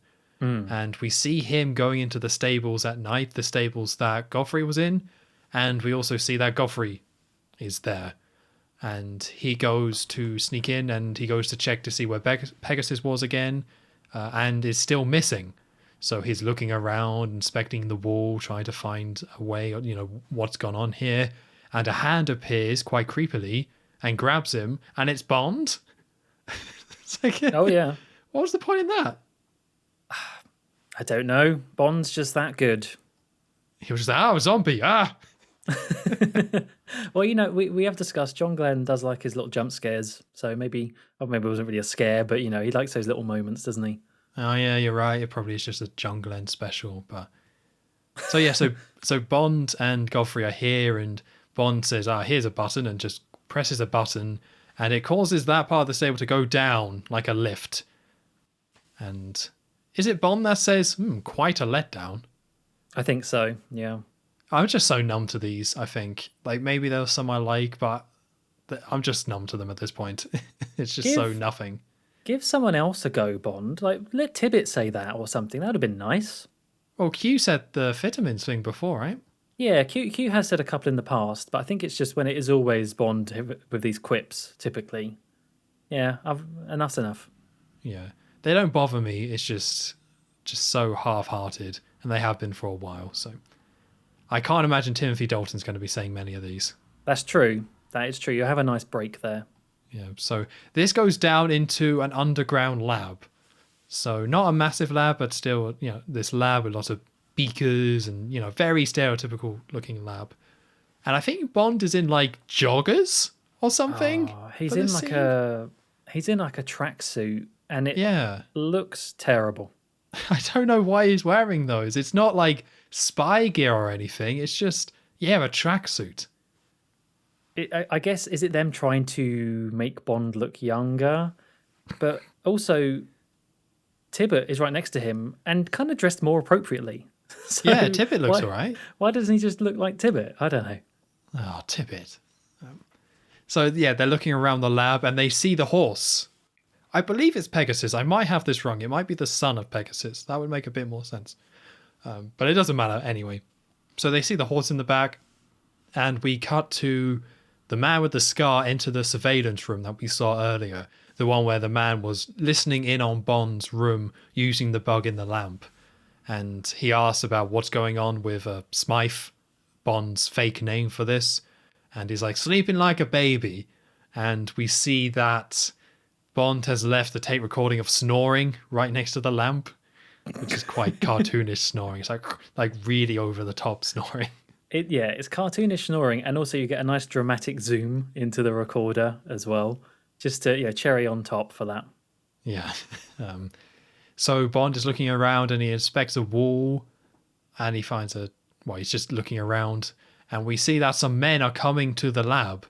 They are outside, coming into the stables, and Bond, so somebody's coming in. So they're still looking around, and they go up to the horse, Pegasus, I believe, and they see that it has some type of injury. There's a bandage around its leg, and Godfrey's saying, oh, it's had some surgery, of which Bond then puts quite a lot together here, and is saying that one of the microchips has been put into the horse, and it's like an injection that helps control the horse, and it has like steroids. And is it steroids? I think it is. Yeah. Like some sort of boost, something to boost the horse's stamina and performance and things like that. And that has gone in as a microchip inside the horse. And Bond surmises that you can remote control this microchip by putting something into like a jockey's cane, which essentially comes down to that when the jockey is riding the horse, it can press a button on the cane, and that will set off this steroid inside the horse, which will boost its performance at that exact moment, which is how Zorin's horse Pegasus won before, because they were able to do this. And it's a bit stupid, but I don't know, it's another one of these where it's like such a small part of the film in the grand scheme of things that I actually didn't mind it that much. When I was rewatching this, I was worried that was going to be more of a deal than it actually turns out to be. I'm thankful that it's not. As you say, it's really in one of the scene pretty much. But yeah, Bond really does get a lot from a very little he's looking at. He looks in that cabinet and sees a test tube and he's like, oh, yes, clearly it's this, which leads into this, and it's controlled by this, and he just knows the whole plan. Yes, which I don't mind that anymore. That's fine. After Octopussy, I don't mind. Just sped it out. Have him look at the camera if you need to. Have a little wink as well, just a cheeky one. Yeah, Bond just stares at the camera, winks. He gets like a school board out and a pen, just starts writing stuff down. Now listen here. And then Q's like, hey, that's my job. Hey, come on. I'm here for a couple more films. So that's the plan that's going on, or what is going on with these horses, and how Zorin is cheating. And as they're figuring this out, the lift comes down into the lab with the two men. So they go hide, like Bond quickly hides. And as he goes to hide, he puts the test tube back he was looking at and puts it in the wrong place. Or there's like a zoom in on it to show that. But they turn off all the lights and they go and hide. And these two henchmen who are looking around, two goons, can't see anything. And this was a little bit confusing because it looks like there's like another set of stairs below that they can go down to connect up to this factory line area. But I don't think they ever actually like show how they get there. It's just Bond and Tippett are in the lab, and then it just cuts to them being inside this warehouse, and then eventually the henchmen chase them. Yeah, I guess there's another level below or something. Yeah, it's very awkwardly edited though. Usually you'd get a little shot showing how they connect, but you don't. They're just two rooms, but it doesn't matter too much. So Bond and Tippett go down to this big warehouse factory line. This is a conveyor belt going along with all these big crates that say Zorin Industries on them.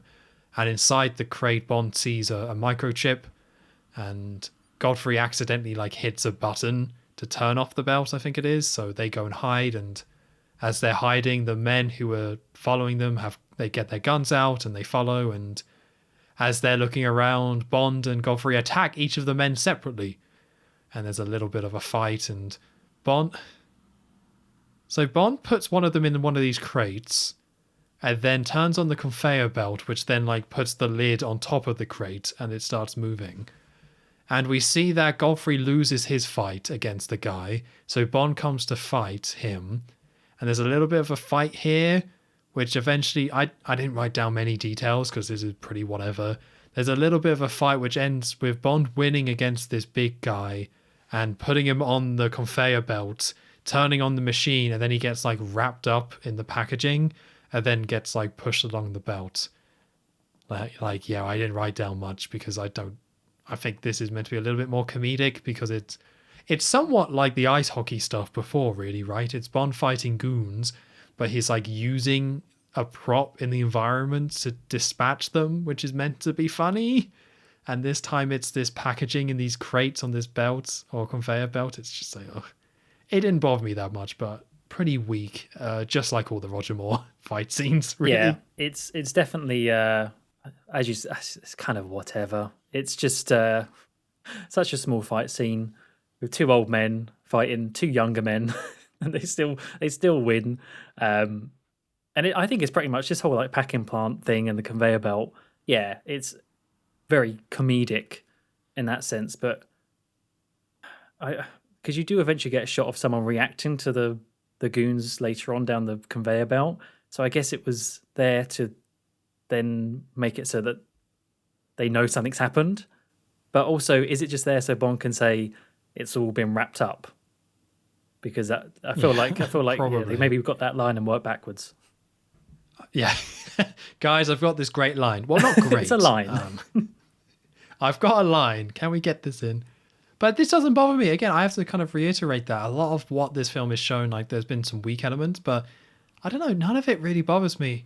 I don't know if it's just because of Octopussy or what, or if it's just because this is 14 films in, but this is a little bit weak, and maybe in the Sean Connery era I would have been a bit harsher, but I'm just like, yeah, it just follows the standard formula we get with these Bond films. I guess it's nice to see Godfrey or Tippett still here, which is nice. It's all very standard, all very... They have a bit of a fight and there's some jokes and yeah, you know what it is. I'm in the same boat, and I was kind of surprised because there's a lot of things in this film that I'm not hating, but I'm not loving, and yet I'm still enjoying it.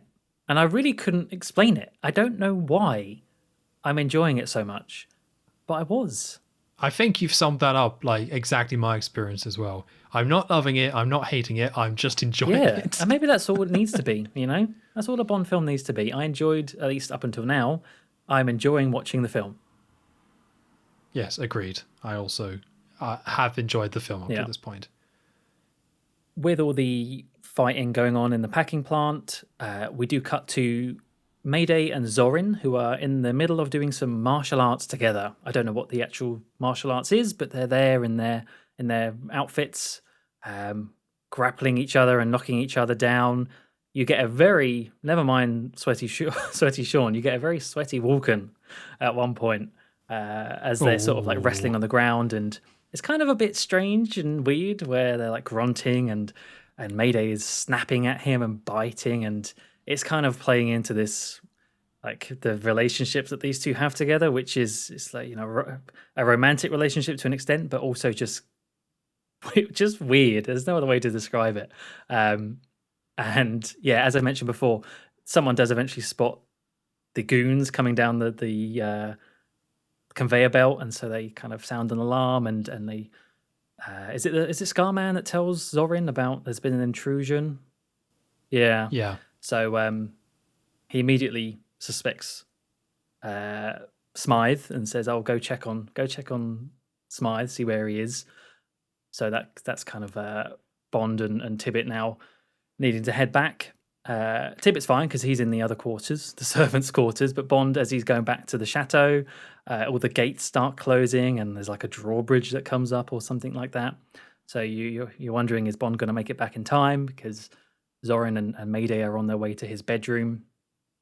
It's kind of strange, actually, because as Bond's making his way back, which is sort of kind of off screen, and you get Zorin and Mayday in Bond's bedroom where he is not there, but it's only now where Mayday says, "Oh, I recognize who he was or who he is. It's the guy from the Eiffel Tower."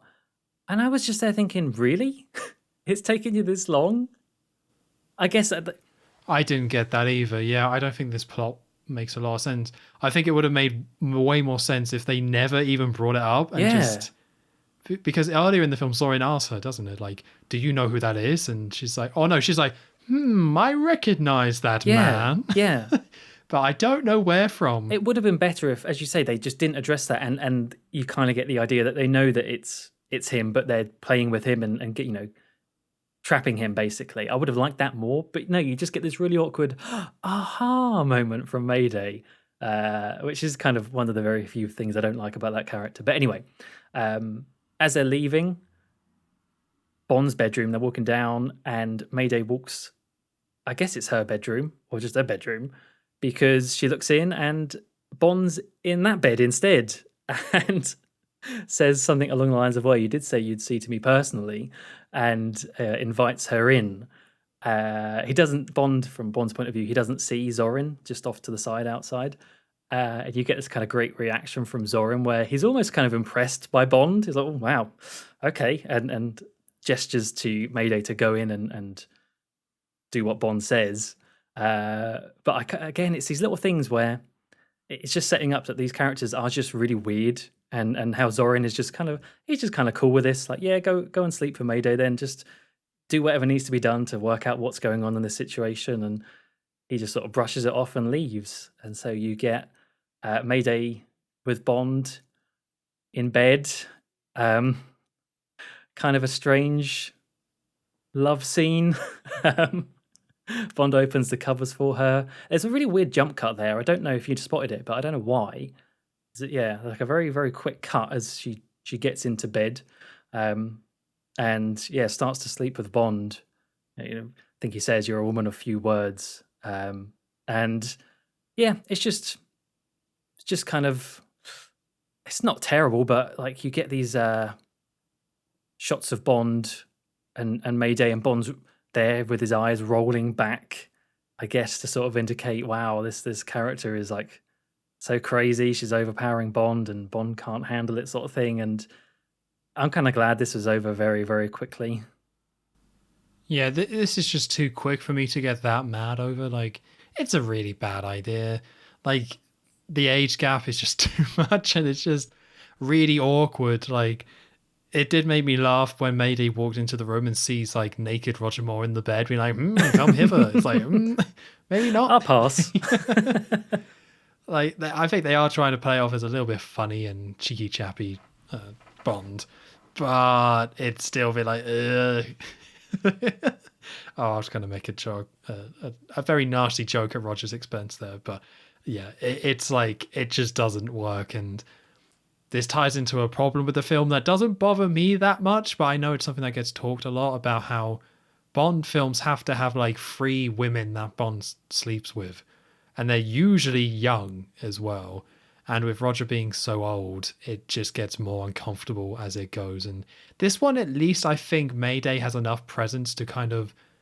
I think I like the idea of Mayday kind of dominating Bond a little bit and being in charge there. I think that's really smart way of doing it, but they probably just shouldn't have done this at all. No one wants to see this. No one came here for this. Luckily, it's nice and quick and we can get over it. But yeah, quite awkward. Yeah, it just could have done without the cartoonic eyes rolling back from Roger Moore, that's all. But anyway, it is over quite quick. We do see Zorin and the Doctor down in the lab where Bond and Tibbet just were, and Zorin's asking, has anything changed, what's gone on? And the Doctor does notice that one of the test tubes is in the wrong location, where Bond put it back in the wrong slot. And so Zorin says, right, well, sort out a meeting with this Smythe person in the morning and sort out what's going on, sort of thing. So yeah, we just cut to Bond heading into Zorin's office or his study, where the actual kind of reason for this meeting, I think, is Zorin wants to ask St. John Smythe about what sort of horse he wants and question him about that and about the horse sale that's going on. But obviously there is an ulterior motive going on. Bond sits down in front of Zorin, who's at his desk with a computer next to him, and there's a big mirror behind Zorin, and behind that mirror is a camera, which is pointed squarely at Bond and is kind of analysing him as he's there. And I like how Zorin kind of gestures over to a painting to get Bond to look to the side so he can get a profile shot as well, and feeds that into the computer next to him. And the computer eventually does like a kind of scan to analyze who this person really is, looking up on a database.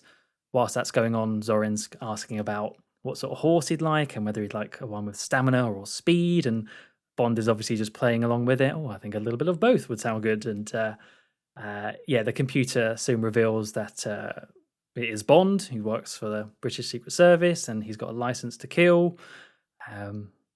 Dangerous, it comes up on screen, and I like how Zorin is just scoffing at all this. Again, he's sort of, I think you get the idea that he's impressed that Bond has got to this position, and kind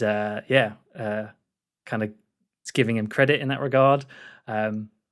But yeah, the scene ends with Zorin offering Bond to try out one of the horses. I don't know whether it was one. All I remember is its name was Inferno, but that might not be till later on. Yeah. But yeah, if he wants to go and take it out for a ride, because Zorin has a scheduled ride, so they can go out and give it a try. Yeah, I like this bit. It's Zorin. Yeah, it's because it's having fun. Like, it's because Zorin is kind of doing what Bond usually does and doing some very fake acting, where he's just like, oh, well, this horse would be nice, wouldn't it? While you just see his computer screen being like, James Bond had all this info, and Zorin's just smiling like, yeah, this is great. And it makes Bond look a little bit dumb, to be honest, but I didn't really mind that too much. We still get more Smiley Roger opposites, like Christopher Walken being like, haha, yeah. It's like, it's just two actors having fun.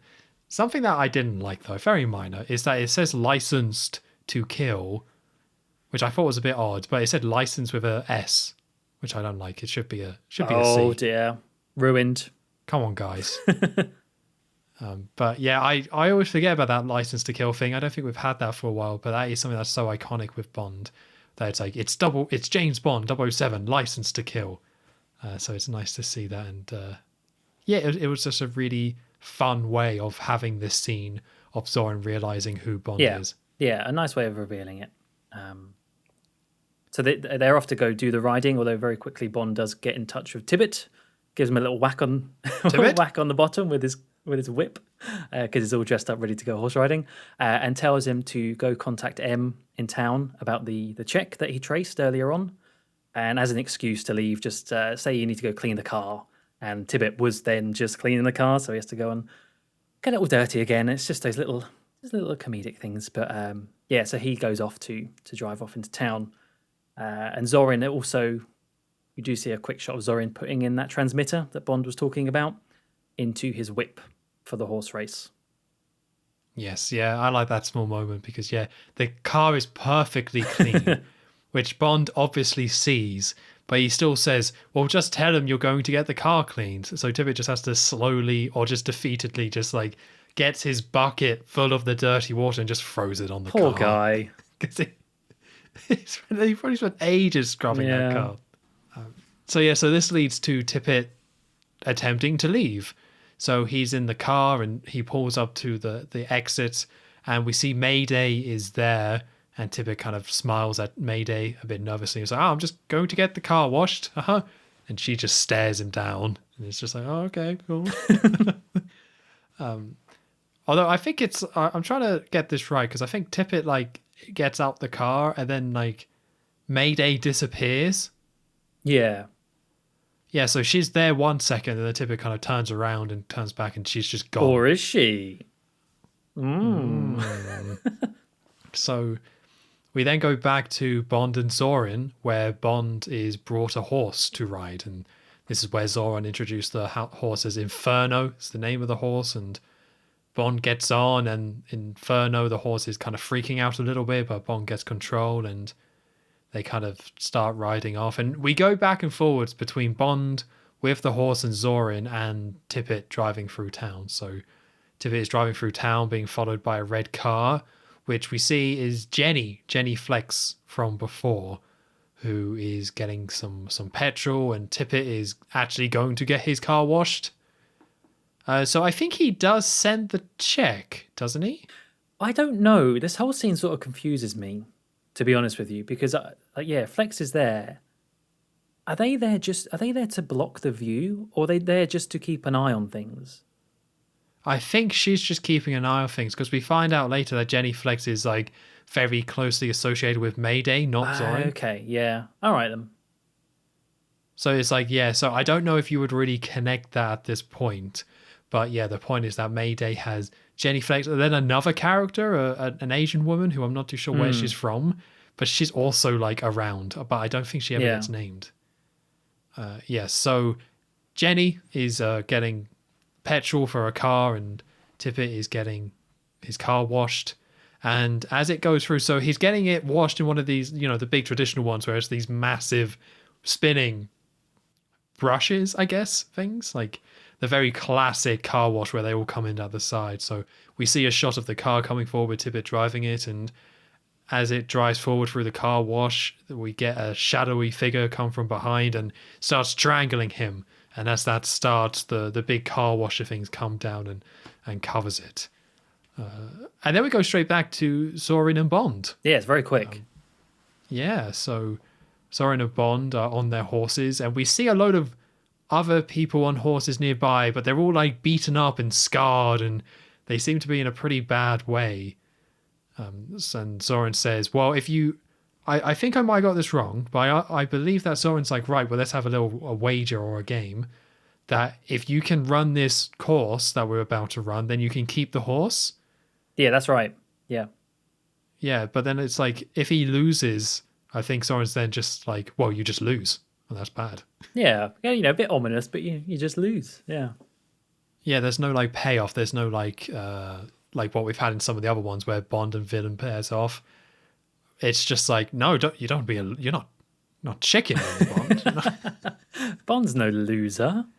Yeah, you don't want to be called a loser, do you? He does the thing with like L on his forehead. No. Yeah, you suck at horses.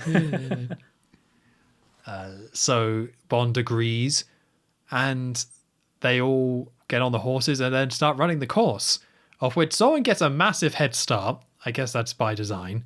They just let Zorin go first. So Zorin is now quickly running on this, or galloping on this horse, and Bond with a group of other people is behind him. And there's a jump to go over, so Zorin clears it.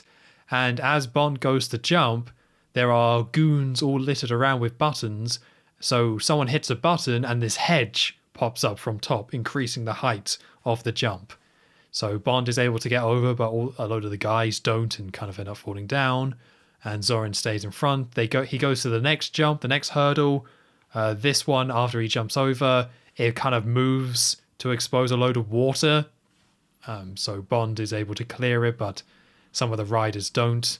And at this point, the riders start attacking Bond while he's on the horse. And I say attacking, it's more just judo chopping. Like, they don't have any weapons, I don't think. They're just like, hi-ya, at each other. It looks a bit silly, but we got another hurdle coming up, and so it's a pole.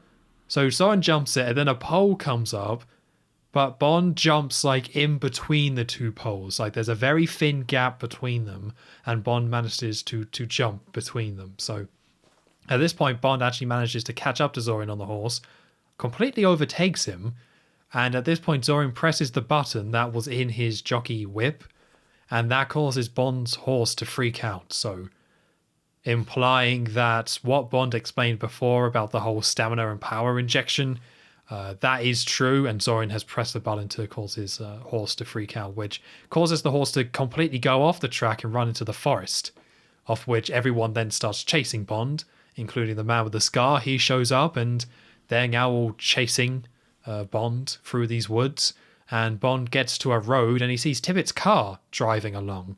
So he goes all the way up to it, jumps into the car, but instead of seeing, well, he does see Godfrey or Tippett, but he sees Mayday is in there, and Godfrey is dead in the back. His corpse is just sitting there.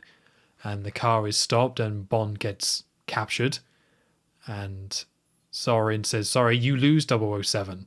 Zorin calling him incompetent. And we get a bit of a stare down between Zorin and Bond here, where Bond is like quite upset and quite not happy that this has happened, and gets quite serious, where Zorin's you're incompetent and rubbish. And Bond is just very not impressed and upset about Tippett being killed. But Bond eventually gets knocked out and pushed into the car, of which Zorin then drives the car away with them in it. And this was pretty good, again. Oh. I have to say that in a high-pitched voice. Interesting. Okay. But I actually kind of liked this. It was something a little bit different. It tied into the horses. I'm not sure if I'm super into Zorin kind of like cheating here, but I think there's a nice mix of this going. This feels like a more back to basics. Like this feels like what John Glenn has been trying to do his whole era as directing these Bond films, like trying to find a bit more basic ways to have Bond take on some bad guys. So this time it's them on a horse, and I think there's something quite visually, that works quite well with them riding on all these horses. And then I also like the competition aspect of it. I think the competition aspect always works quite well between Bond and the villains, where they're kind of playing a game, but there's more stakes here. And yeah, I actually quite like this whole setup. I like the horse riding, and I like the whole steeplechase idea, and I even like the idea of Zorin cheating, because that just sort of seems in his nature to do. Of what we've seen so far, yeah, he would cheat if he needs to win, but I really don't like how. Maybe it's just the way it was filmed, and I think because there's just so many things that happen back to back. Like the hedge rises up and the thing goes back and there's water and then the pole. It's just, and there's always like, they always have the same shots of the person like crouched down next to it, pushing the button every time. It just seemed a little bit silly. I think this could have been a lot more grounded. And I really do think the majority of this could have just been Bond and Zorin racing and then introduce that whole steroid element to it. As enough of a obstacle, causing Bond's horse to go crazy. I don't think you needed all the the jockey stuff. That jockey, like all the jockeys whacking him with their whips and everything and beating him up, as you say, as they're riding up next to him. It reminded me of that episode of The Simpsons with the jockeys. Do you remember the one? Right. Where it turns out they're all evil. It's just, I don't know. It just seemed a little bit much. If it was just toned down a bit, I think this could have been a really good scene. I can see that. Yeah, that probably would have worked better. But I think there was an overall sense of like Bond being completely like what's the best way to describe this? But like it's just him in a really bad situation. Oh yeah. Where everyone else, he's not in control. Everyone else is in control, and he's just having a real bad time of it. Like the deck is so pushed against him with what Zorin is doing. And I think even though it's silly having all the jockeys like whipping him and chopping him and stuff, I don't know. For me, it still plays into this idea of Bond is just like in Zorin's world and is so completely outmatched here that I think that is really cool. But even then, Bond still kind of wins the race, and it takes Zorin to kind of cheat to make that happen. But yeah, I think it still works as like the deck fixed against Bond. So yeah, I agree. I would have liked to seen a version that stuff toned down, but I think that element is quite strong here. Yeah, I'm not going to escape that, am I? It's just it's part and parcel of this film, so it's fine. It's fine. Yeah. So Bond has been captured, and with Zorin, and Zorin is driving the car. So he drives the car with Bond knocked out and Goffer in the back in the middle of nowhere, basically, and finds a river, or it might be a lake, but yeah, finds a body of water. So Mayday was also in the front of the car as well. She was still there. So we see them get out the car, and we see Godfrey dead in the back and Bond passed out in the back. And Mayday just pushes the car into the river. So not that this would be an impossible thing to do, but this is kind of hinting at that Mayday is actually like super strong. Like not just strong, but just like really strong. But she just pushes the car in the river, and the car sinks. And you just see the car just sink directly, like go down into the river and disappear. So while this is happening, Bond wakes up inside the car as it's filling with water. It's like, oh goodness. And Bond is able to actually quite quickly open the door and get out, but he doesn't swim to the surface because from the bottom of the river, he can see that Zorin and Mayday are still there. Like he can see that they're still watching him. So Bond decides he needs to stay underwater and wait till they leave. So he opens up one of the car tires and starts sucking on the air inside there to stay underwater. And he's there waiting for them to leave and breathing. And it's all quite tense. And then they eventually do leave, which allows Bond to get out of the water, although you don't see that. And yeah, this is where we got to say it. Oh my God, Roger. Oh. Why did they do this to you? Why did they think it would be good to have poor, like 50-odd-year-old Roger underwater trying to hold his breath? He looks so bad. Oh, I didn't really even notice that much for this bit, to be honest with you. That's the he's like so red in the face, and his eyes are just like, oh, this was just. I don't know if anyone could have pulled this off, to be honest. But him at this age, he just looks. This is when I think he looked his absolute worst in this film. Oh, interesting. Like eyes are all going. It's bad. There's those eyes again, I tell you. No, I will say though, I think maybe it's just because I was a bit distracted by. I kind of just enjoyed this premise, like the whole no gadget Bond using the elements around him to survive, and using the air from the tire. Very very simple setup there, but it's kind of it does remind you every now and then that he is he is an agent and can can work out things on the fly like that.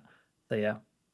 Yeah, I think this was really good. It's Zorin and Mayday being in control, and just that image of Godfrey being dead in the back and Bond being next to him. Like, it's another instance of John Glenn being a little bit more brutal and a little bit more upfront when it comes to corpses. But it really makes you feel it. And as we've already said, Tippett has been one of the best allies of Bond, like top 5, top 3 easy out of the whole franchise. And it was pretty shocking to see him be dead. And, I kind of skimmed over a little bit, but I like that moment where Bond is a lot more serious talking to Zorin because he knows Zorin and Mayday killed Tippett, killed Godfrey. So he is a bit more serious about that. And having Bond knocked out and Godfrey in the back of the car, like that image is like, oh, this is pretty rough. It feeds into what I was saying about the horse race, about how, like, yeah, Bond is not in control here and is on the back foot, and they really hammer it home. I kind of really like this stuff. It really helps establish Zorin and Mayday even further, and just seeing Godfrey's corpse is like, wow, they really went there. It's pretty hardcore. Yeah, and that would only really work when you have had the setup between Bond and Tippett that we had, because there probably has been previous occasions where a Bond ally has died, and it's just sort of, oh, so what sort of thing. But the film at least was smart enough to realize that there was that relationship, and then, okay, let's actually make Bond a bit more sorrowful in this situation now, and not rising up to any sort of quips or puns against Zorin, and just take it very much at face value. So yeah, very smart decision. After the lake scene, we cut to a horse track with Zorin and Mayday, and also everyone's favorite, Gogol. Gogol is back. You just can't get rid of him in these Roger Moore films. No, he just has to show up. Every time I say I'm going to need to look up whether he's in anymore, but this might be the last one now. I don't know. I honestly, he might even come up in the next Bond film, even though the actor's dead. Bring him back somehow. But yeah, it's Zorin there meeting with Gogol, and they kind of point out that this is a very dangerous setting out here in the open because it is broad daylight at this horse track, and Gogol's there basically to tell off Zorin and say that KGB very angry at what Zorin's done, and he's endangered the sort of relations and situation with Russia by killing Bond, the British agent. He wasn't authorized to do that, and all these different business ventures that Zorin's getting into, he's not been authorized to do that. And so you're basically learning that Zorin is, or at least was, a KGB agent, and did actually work for the Russians, which would explain the microchip stuff to an extent. But even with all that, Zorin kind of just laughs him off, doesn't really care, says he'll do what he wants. He doesn't even consider himself to be a KGB agent anymore, which then prompts another KGB agent who's with Gogol to say, but we trained you, we financed you, you would be nothing without us. Without the KGB, you'd be a biological experiment and a physiological freak, he says with disgust. And that last one actually does get a bit of a reaction from Zorin, enough to make Mayday angry and pick up this KGB agent. More of that super strength coming into play. Everyone kind of on edge. I think Jenny and the Asian lady come out, and they've both all got guns, and everyone pointing guns at each other, and yeah, everything's on a knife edge sort of thing. I will say quickly about the whole super strength thing with Mayday. I'm glad that they are finding other ways to show that, and not just having Bond punch her in the stomach and then going, oh, like they usually do. Yeah, shaking his fist. Yeah. And like, oh. Yeah, they've moved on from that. So Gogol tries to calm down the situation enough, and kind of ominously just says to Zorin that no one ever leaves the KGB, and walks off. And I do kind of like I like the scene in that we are getting some more background to Zorin and learning where he came from, and a little bit more about this biological stuff. And actually, this might be the first time it's brought up. I can't remember. Yeah, like physiological freak. What does that mean? Kind of a little bit of a clue to later on. But I just think this scene could have been a lot better if it was just anywhere else but a horse track in the middle of the day. I feel like there could have been a real nice sense of drama to this. Even though Gogol is kind of a comedic character by now, he's not really in this scene. This scene is actually quite straight faced. But yeah, I think just the way that this was shot, it kind of sapped any sort of power that it could have had. It was still not terrible, but I think it could have been better. I think I've been saying that for pretty much most of the film, though, to be honest. I liked it, and I think I actually liked the setting here, because what they're trying to establish here is that, yeah, Zorin is kind of his own person and is separated from the KGB and is kind of his own threat in his own right. He's not a KGB agent anymore. He's separating. And I see the horse racing as him being in his element. It's like some weird, I think it signifies the power reshuffling or power struggle that is going on, that the fact that the KGB or, Gogol has come to Zorin at the horse track, which is Zorin's domain and where he, that's where he is. And Zorin then is using this opportunity to break away from it. And if it was kind of more hidden, I don't know if that idea would have been sold quite as well. Yeah, I mean, that's a good point. That is a good point. If I suppose you're reading into it a bit more. I was just thinking things at very face value, and I just think maybe I just miss like Russians actually being something. I think we've kind of lost that element of them actually being a villain now, especially in this film, and with Gogol. But yeah, if you do look into it, there is kind of a nice element of Zorin's personality coming through.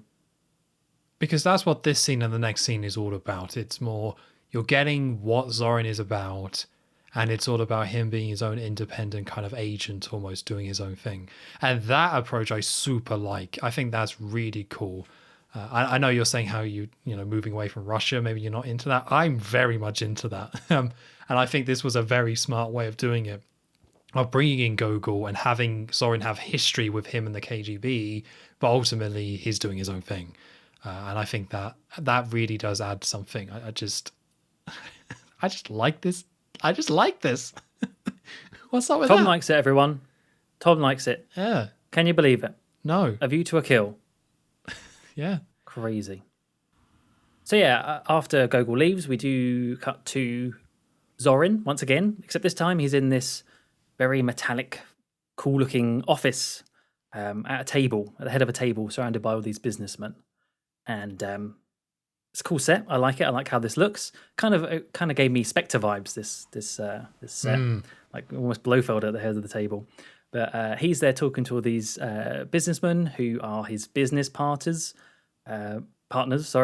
Who he's been helping out and giving information and made them successful. Basically, he's telling them, and now they're in a position where they can form an international cartel, specifically of microchips, because he's got this big thing of microchips he's holding, and he says that there is one obstacle to this international cartel, which is Silicon Valley, and the desk that they're all sat at opens up, and he chucks all these microchips down it, and they open up to reveal this big scale model of Silicon Valley, which I'm sure. Yeah, I like models, right? I'm a big fan of models. I like the model in Goldfinger, but I do like how all these businessmen are they all go, oh, it's like, ooh, there's all these sound effects as it rises up. Like they're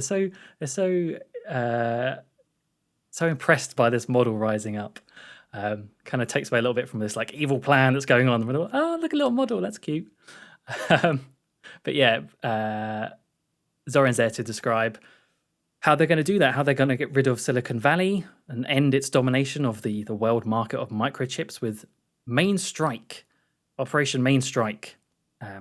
Although we don't really know much about it right now, he does say that to be on board with this plan and make everyone rich eventually, there's a cost to it. Then everyone has to pay him like $100 million and 50% of their income or something crazy like that. And when he says that, everyone's sort of like, ho, ho, ho, ho, ho, and all going mad at it. And one man in particular says that he doesn't want anything to do with it and wants no part of it. So Zorin's like, fair enough, but this is confidential, so you have to leave.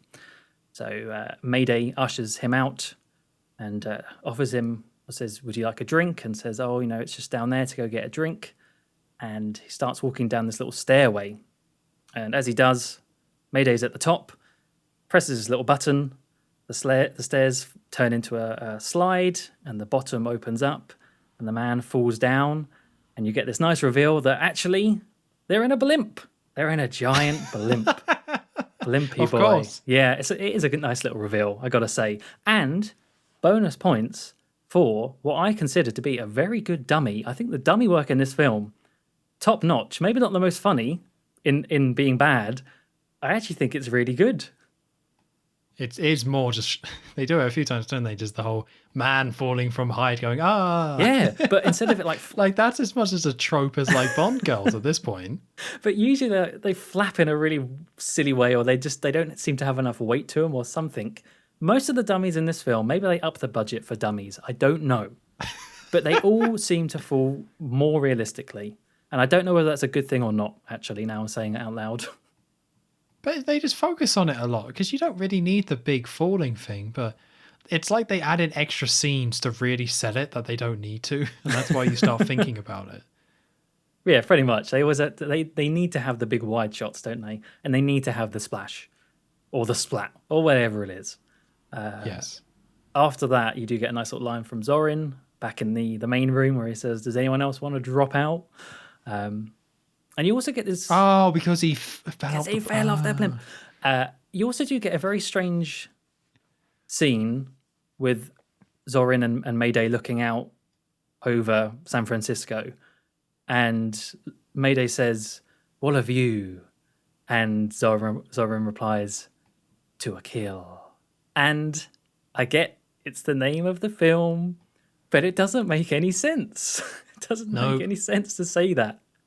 That's might be the most ham-fisted way of getting in the title of the film so far.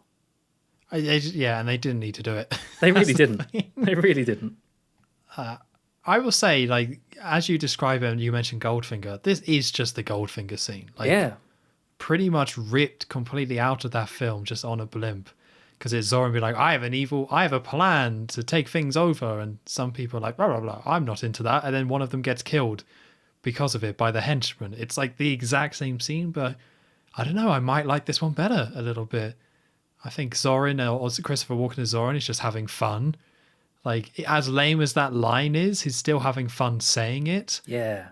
And this is also another one where, like, it's quite quick, really. They don't let it drag on. It's not a big thing. It's just, here's the scene of the evil plan coming together and the businessmen and this reveal of the blimp, and then they kind of move on. I'm not going to say this film is that well paced. It is going to start to drag later on here, but I think the individual pacing of some of these scenes is very smart. So in some ways, I would say this might be a better version of the Goldfinger scene. Well, you know what my viewpoint on that's going to be, considering where I put Goldfinger in my list. I would absolutely agree. I really like this scene. Yeah, as you say, short and sweet, cool location, having it on a blimp.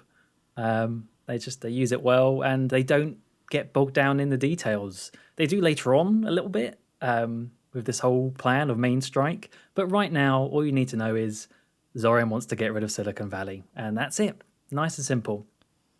Yes, and you're like, that's a pretty evil plan, but once again, it's not as crazy in terms of scope. Like, this does feel very Spectre inspired. The more I kind of think about it, and as we're doing this episode.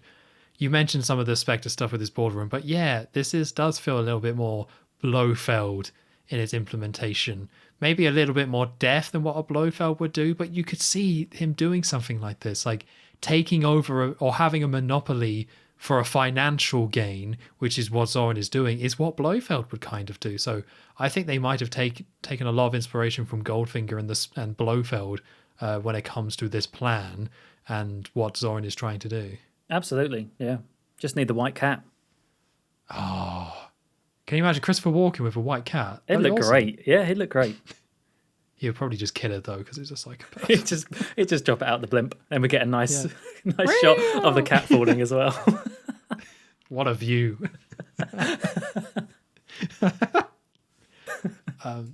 So with the blimp arriving at the Golden Gate Bridge and looking at the view, we know they're in San Francisco. So we get a load of shots of a load of boats near a dock in San Francisco, and we see a load of people getting off a tram, and one of those people is Bond. Okay. You're going to say it as well, but I didn't want to interrupt. But how does Bond get to San Francisco? Was it ever idea. Is it ever explained? No. No. Okay, good. I was hoping I thought I might have missed something, but I was trying to find it and it wasn't there. Yeah, because normally they have a little bit of a scene. The only thing I can think of is the check. That I'm assuming that Tippett actually did get the check off, and I'm filling in a lot of blanks here. And that I hit my mic. But after Bond escaped, got the info of M of where the check was going, and where the check was going was here. Yeah, that makes sense. Yeah, that's the only thing I can think of, but I don't think they explain that. To be honest, I'm fine with them not. Bond's just there now, whatever. Yeah, I agree. They've already established that Zorin is there, so of course Bond would be there. Like, why wouldn't he? Yeah. So Bond gets off, and Bond arrives at this fish market. And as he's walking along, he sees someone selling fish and crabs. So Bond asks for a specific type of crab. And the guy's like, hey, I got some in the back. And that was their passphrase or passcode. And it turns out that this is a CIA agent who I thought was called Jack Lee. But I'm finding out he's called Chuck Lee instead. I never even caught his name. Brand new information to me. I've always just put him as CIA agent in my notes. Ah, okay. Well, he introduces himself, and yeah, it's Chuck Lee. I heard Jack, I swear, but he barely says it. Like, he barely says much and isn't in this film much. So, so the CIA agent explains, like, hey, Zorin is in town. We know he's here. And he gives a little bit more backstory to Bob Conley, who was the oil businessman that we saw before that Bond introduced himself to Zorin's estate when they were selling the horses. So we had the doctor there, and also we had this oil tycoon man called Bob Connolly. So we got a bit of story about him. I don't really know any of the details. They don't really matter. It's just oil tycoon man who works for Zorin. So yeah. Okay. And Chuck explains that the check that Bond found before hasn't been cashed yet. So whoever received the $5 million from Zorin has not cashed that in yet. And this goes into a little bit more about the doctor, Dr. Carl Monter, I think his name is, the man with the monocle. And Chuck explains that he was a German scientist. I don't think they say Nazi, but he is a Nazi. Well, yeah, I mean, they say about concentration camps, so I just kind of put the two and two together. Yeah, they never say he's a Nazi. They just say he was a German scientist who worked on concentration camps. So I think that was quite a deliberate choice. But we find out that he worked a lot on steroids, and he experimented on pregnant women in concentration camps to try and create superhumans, pretty much. Most of the children died, but a very small number of the children did live, and they were psychotic. And the Russians grabbed this doctor, so he had been working with the Russians for a long time after, World War II. And I think Bond asked, could Zorin be one of these kids? And explains that the timeline kind of matches up. And I don't think they say yes, but it's one of those things in like films where if somebody asks a question like this, the answer is yes. Mm-hmm. Otherwise, they wouldn't be asking the question. Oh, yeah. So they don't 100% confirm it, but basically that is the backstory of Zorin. That he was someone that his mother was a pregnant woman in the concentration camps during World War II that a Nazi scientist experimented on using Zorins and created a superhuman, which ended up being Zorin, but also made him psychotic. Although I don't actually know if he has superhuman strength. I can't think of any time where we see that in the film. Well, they say that they had high IQ, so he's super smart, which I guess would explain all of his very successful business ventures. But yeah, also psychotic, which is a bit of a drawback. Okay, yeah, that makes, because I take this as in this is a backstory reason of why he's so psychotic, but I never really saw the super strength. And to be honest, I'm not a big fan of this backstory. I think it's just a little bit too much, a little bit too heavy-handed. Like, why can't we just have Zorin be a psychopath? Like, did we need such a complicated and messy backstory here? Like, couldn't he just be a KGB agent who got expelled from the KGB for being too psychotic? Like, surely there was just a more simple version of this story that would have worked. And it doesn't bother me. Like, a lot of the stuff in this film, like, yeah, it's not great, but it doesn't bother me. But I think it would have been stronger just to be like, yeah, Zorin's just a nutcase.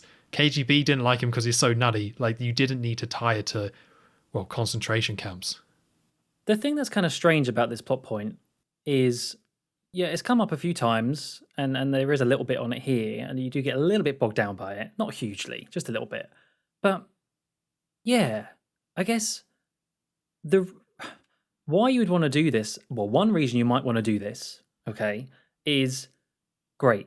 Zorin is super smart, and so that's how he's become really successful. So he would then see the Doctor as almost like a father figure, which there are every now and then you do get that vibe in the film. There's just a couple little shots where they're very chummy with each other. It's not just like Zorin and the person who works for him. There is more there. So I can kind of understand if they wanted to do more with that, where there is this father-son dynamic, and that's how, and because of this backstory. And again, like you kind of get that at the end.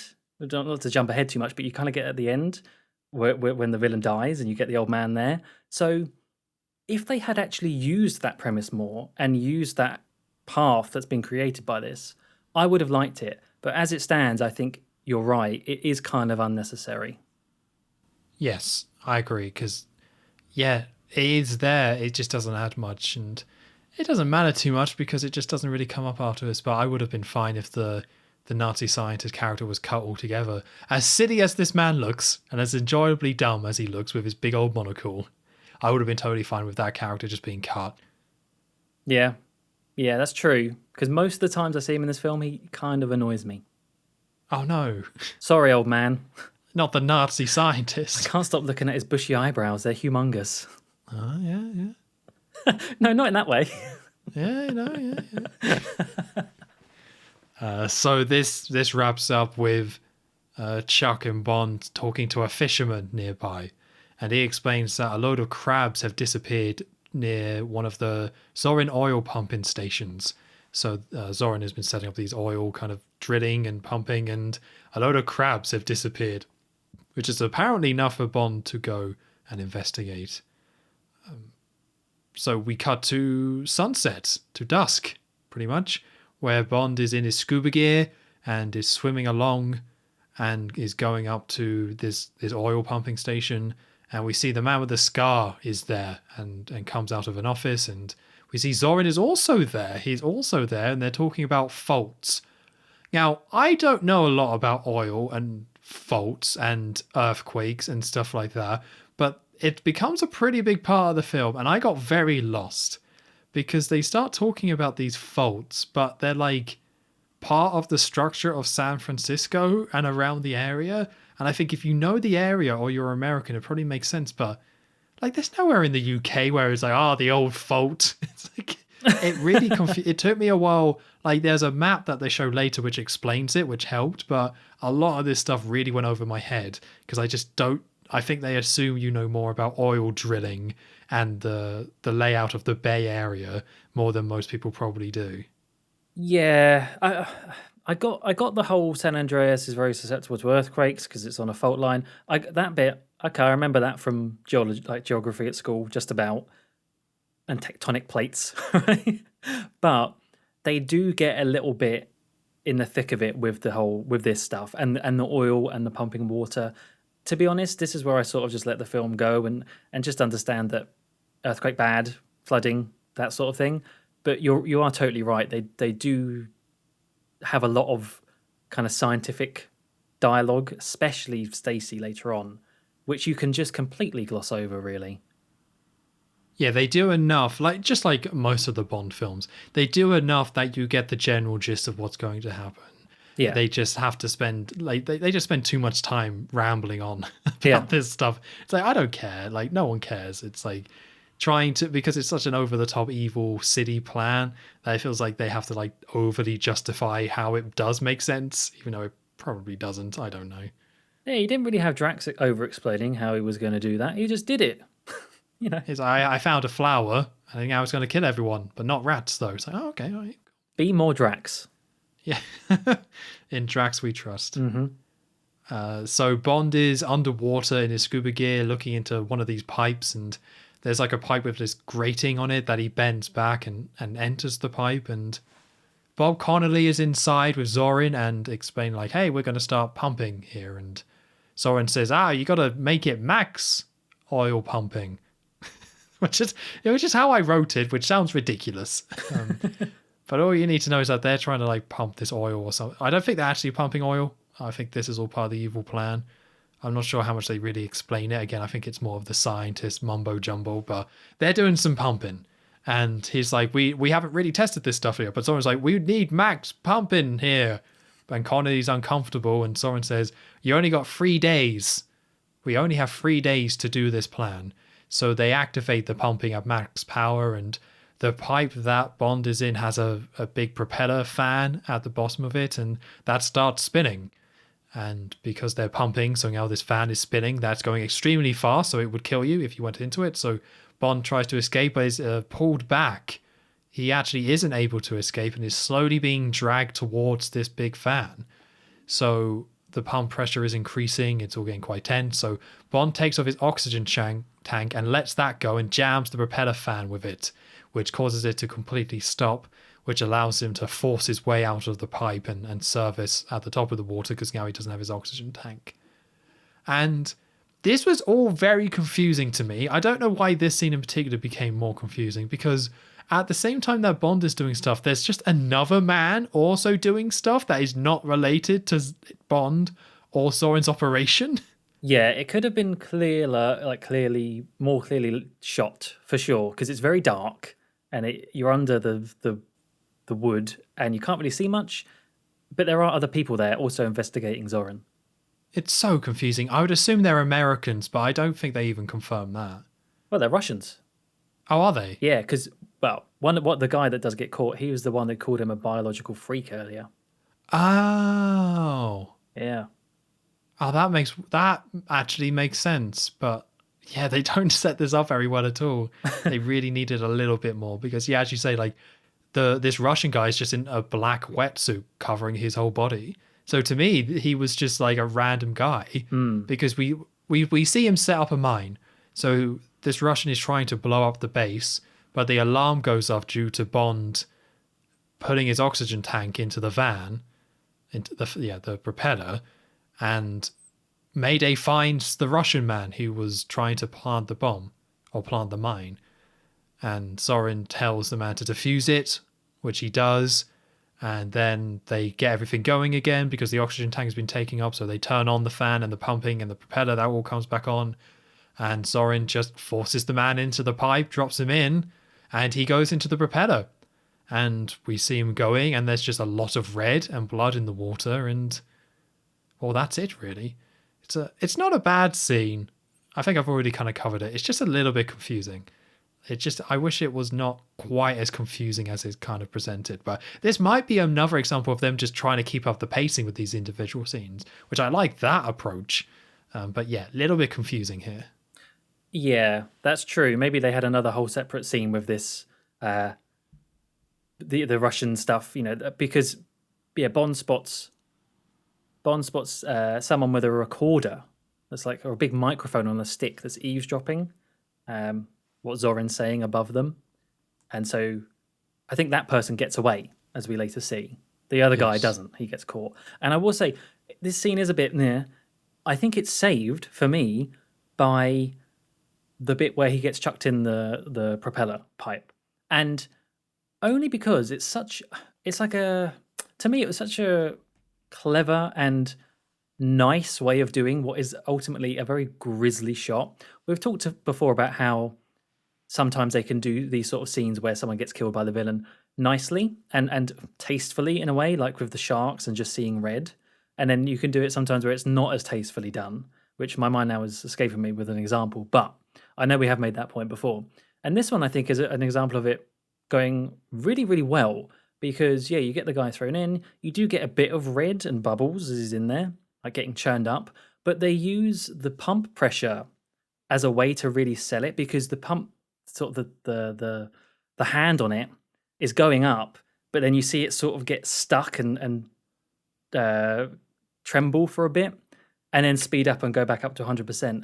And that says so much with so little. And your mind fills in the blanks there about, oh, that guy's body just got churned up and that's what caused it to slow down. It's so clever. I was like, I thought that was so... I was actually kind of a bit taken aback by that. In this film, to see that and think, that's great cinema. and then I moved on. Maybe I'm over-egging it a bit, but I really did like that. No, I think it ties into this whole... We've just heard Zorin is like a psychopath, and I think it ties into the whole theme of like Zorin just kind of killing people quite casually and then moving on. Because what I took from that is like he's just killed someone, and to him that meter of the pressure going down then back up means that that person was just so minor and insignificant to Zorin that that's kind of how he views people. That it's just nothing. Like killing people to him is just nothing, and it's just a blip, and then it moves on. So it sells him a lot better, and I think it sells his casual approach to just killing people, that he would do this for no real reason, but it's because there's no real reason, which is why he does it. Yeah, absolutely. So as mentioned, there was another person there with the man who got churned up, who escapes, and we see them walking out onto the beach from the water, and kind of get a bit of a close-up of there was a tape recorder. Yeah, so everything was recorded of what Zorin was saying, and she goes to escape in her car, which is there. Bond just so happens to get there at the same time as well and is about to sort of take them out, thinking it's someone dangerous. But through like some of the tussle, the like scuba gear outfit comes off, and it's a woman. It's this Russian woman, and they both very quickly recognize each other. I think her name was Pola. I can't remember her last name. Yeah, Pola. But yeah, they both very quickly recognize each other and escape together. Both get in the car and drive off. And then we get them straight. We don't waste any time with these two because we get them straight together in a hot tub.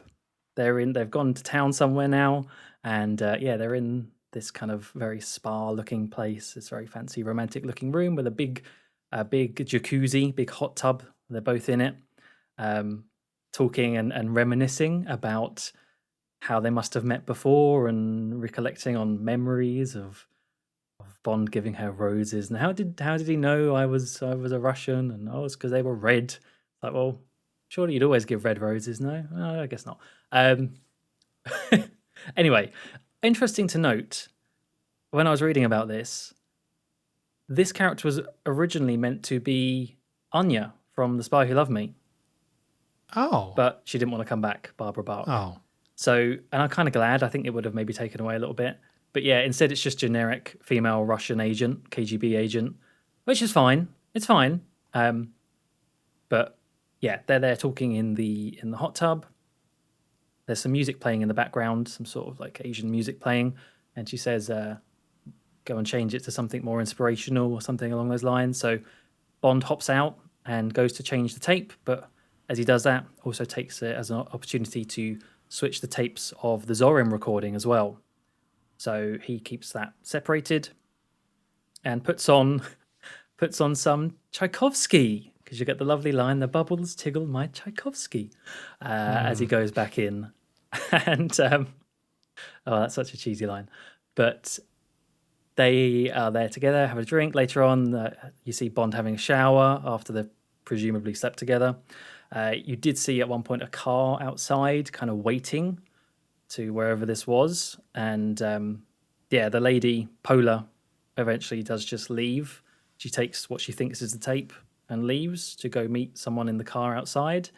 And it's Gogol. in the Of course car. it is. It's always Gogol. I really thought this guy's meant to be presumably quite high up in the KGB, but now he's got time to go and meet this agent, and right in the thick of all the action. He's got plenty of time in his schedule. Does kind of take away a bit from this character, but yeah, that's been long gone, I suppose. It's them two in the car, and they drive off. She goes to play the tape in the car, and what do you know? It's not Zorin. It's actually the Asian music from before, and you get this really over the top, like double take of them looking at the tape or the player, and then looking at each other, and then looking at the tape, and then looking at each other, and proper cartoony stuff going on from Gogol. Would you expect anything less at this point? No, you shouldn't. Yeah, a bit much, but yeah, you do go then see Bond back in the spa place, who kind of, I think he sort of expected her to leave, and now he's there listening to the real tape, and he's got a little notepad writing down. And I was expecting him to have loads of stuff written down, but I guess this is a film and you need it to be clear for the audience. So it pans, you get this kind of insert shot of the notepad and what he's writing. And all it says is, main strike, 3 days, question mark? Sort of tapping it. Not really. What does it mean? Yeah, you probably could have got a bit more from that, but for the audience, that's all he needs to know. I'm totally fine with them making compromises for the storytelling, but yes, I think a lot of this stuff falls a little bit flat, and I think you explaining about the Anya situation and bringing her back explains why this scene is even here, because I completely missed about the guy being a KGB agent, because I think this idea of all of this is quite good, that the KGB is now against Zorin, and Zorin kind of just kills one of them, but now it's like Bond and the KGB trying to manipulate each other to get the information on Zorin and go against him, but not really working together, but kind of playing nice. I like that idea, but it kind of falls a bit flat. Because that first scene was just confusing with the editing of who these people are. And then this one, they treated that Bond knows Polar from before, and it's another one where they've done this before, I think with Goodnight as well, where it's just odd to have Bond meet up with a woman and be like, hey, and then be super chummy. You just feel like you've missed something so much, and this is mostly just to have a couple of jokes at Gogol's expense, which I don't mind. It's another one where, pinch me if you've heard this before, it's over so quick, it doesn't matter. Pretty much. But it is kind of like, this probably would have made more sense with Anya. Even if you say it probably would have been really distracting if it was her. Really distracting. Like, what? Wait, what? But as it is, it kind of feels a little bit forced in there. But it's short enough where it's not a big deal. Yeah, sort of stuck between a rock and a hard place, this scene. If you had Anya, I think it would have been bad because, as you just said, and when it's not Anya and just this random Russian lady, you just sort of go, oh, well, okay. And it is all a bit cheesy as well with the bubbles, and just the dialogue is a bit cringy anyway. So you just move on from it. Yeah. So again, not too bad, but nothing outrageous. So this leads to Bond going to City Hall, San Francisco City Hall, which I don't think they set up this building very well, because I don't know what the City Hall San Francisco looks like. I got that it was some sort of like political building, but it took me ages to actually figure out this was City Hall. I'm sure if you lived in San Francisco at the time, or if you do now, that's a pretty cool sight, seeing it on the big screen. But yeah, it is just, you do just go straight there. One thing just to point out though, how good are we for not commenting at all on how Roger Moore looked in that previous scene? Well, we were. Joe. What do you mean? Well, now you're just commenting on it. No, I'm not saying anything bad. You're saying something. I'm saying something without saying something. Well, we won't go into it, but everything we've already said, just insert that here. Yeah, it does apply. Pretty much. So Bond's at City Hall and he's pretending to be a journalist. And he is interviewing a man who, I don't know his name, it doesn't really matter too much. But he is like in charge of the division of oil for the state of California in general. So Bond is interviewing about Zorin and trying to get some more information about Zorin's operations here. And this man, the head of division of oil, is all like, "We welcome Zorin. He's great. We think he's amazing." And Bond he leaves It's quite quick, and Bond leaves. And as he's in the lift, he sees a woman give a load of files. And I believe at this point, Bond recognizes that it's the woman from before at Zorin's place, right? Yeah. It's a little bit unclear, I think, to the person, because she was such a... We've only seen her like once, and then there's been a lot of other characters. So I missed this initially. But yeah, Bond sees that woman there at the lift. So it then cuts to her driving while eating crisps. As you do. As you do, yeah. And Bond is following her in his car. And a romantic version of A View to a Kill starts playing again. And Bond eventually just follows her all the way to this big, large house, this almost mansion-like place on this, separately. And she goes inside the house and opens up the top window. And we see Bond is going up to one of the windows. And we also see a man watching nearby, watching kind of Bond and this happen. So Bond then just gets out a gadget and just scans the window lock with it, and it just beeps and the window just opens, which, like, this might be the most crazy thing he's used. Like, how does that work? Like, at all? Yeah, it was like I wrote down it was a credit card magnet. I just assumed it was a magnet, but it wasn't that great, to be honest. How do you feel about the gadgets in this film? Because they've taken a very different approach where there's no setup scene with them, with Q. There's no Q branch. It's just Bond will reach a situation and then just get out a little gizmo, use the gizmo, and then move on. I think because at the moment, I'm trying to think back to what we've seen so far, like the glasses, this. Has there been any other ones? Yeah, there was the checks. The check thing. Yeah, I suppose because they're never really being used in life or death situations, it doesn't feel that cheap. So I think so far I can live with it. If it was using this like in the final fight, like we have seen before, that's when it gets annoying. I agree. I think this is actually quite a smart evolution of it, that Bond can get over these very small obstacles with these kind of minor gadgets that are very Bond-like, and the actual main sequences are just more left to be a little bit more grounded while still having gadgets. I don't know if I would like this for every film going forward. I think it might be a bit too much with just how often it happens, but I think for this film it works quite well. Yeah. So he climbs inside after using his magnet beeper to open the window and heads upstairs, and we get a really horrible jump scare from a cat. That damn cat. Because as he's climbing up the stairs, a cat goes past, but it makes a noise that I don't think cats can make. I'm not a cat person, and maybe anyone who was listening isn't anymore, because we said about kicking a cat out of a blimp earlier. Oh, yeah, we did. But yeah, I don't know. It was not a very nice noise, though. It did the trick. But it just didn't sound like, because you expect that like that really like stock sound, but this sounds way more demonic. Yeah, crazy cat. It actually did make me jump. It was not nice. Oh, Glenn, he got you. He got me. It's not a bird though. No, it's not a bird. No bird jump scare. What a shame. Yeah, never mind. So we hear the shower going. So of course Bond enters the bedroom, and he goes towards the bathroom and peeks in because it's an ensuite and nobody's in there, but turns around and then a woman comes out of the closet with a gun and says, "Oh, I'm sick of you Zorin stooges," I think she says to Bond. And Bond tries to explain, "Oh, I've seen about the $5 million payout. So this is S. Sutton that we saw from before, who got the check." Which is why Bond followed her here, because Bond saw Stacy, her name is, get the check from before, which is why Bond is like, "Oh, I know about this check to pay you off."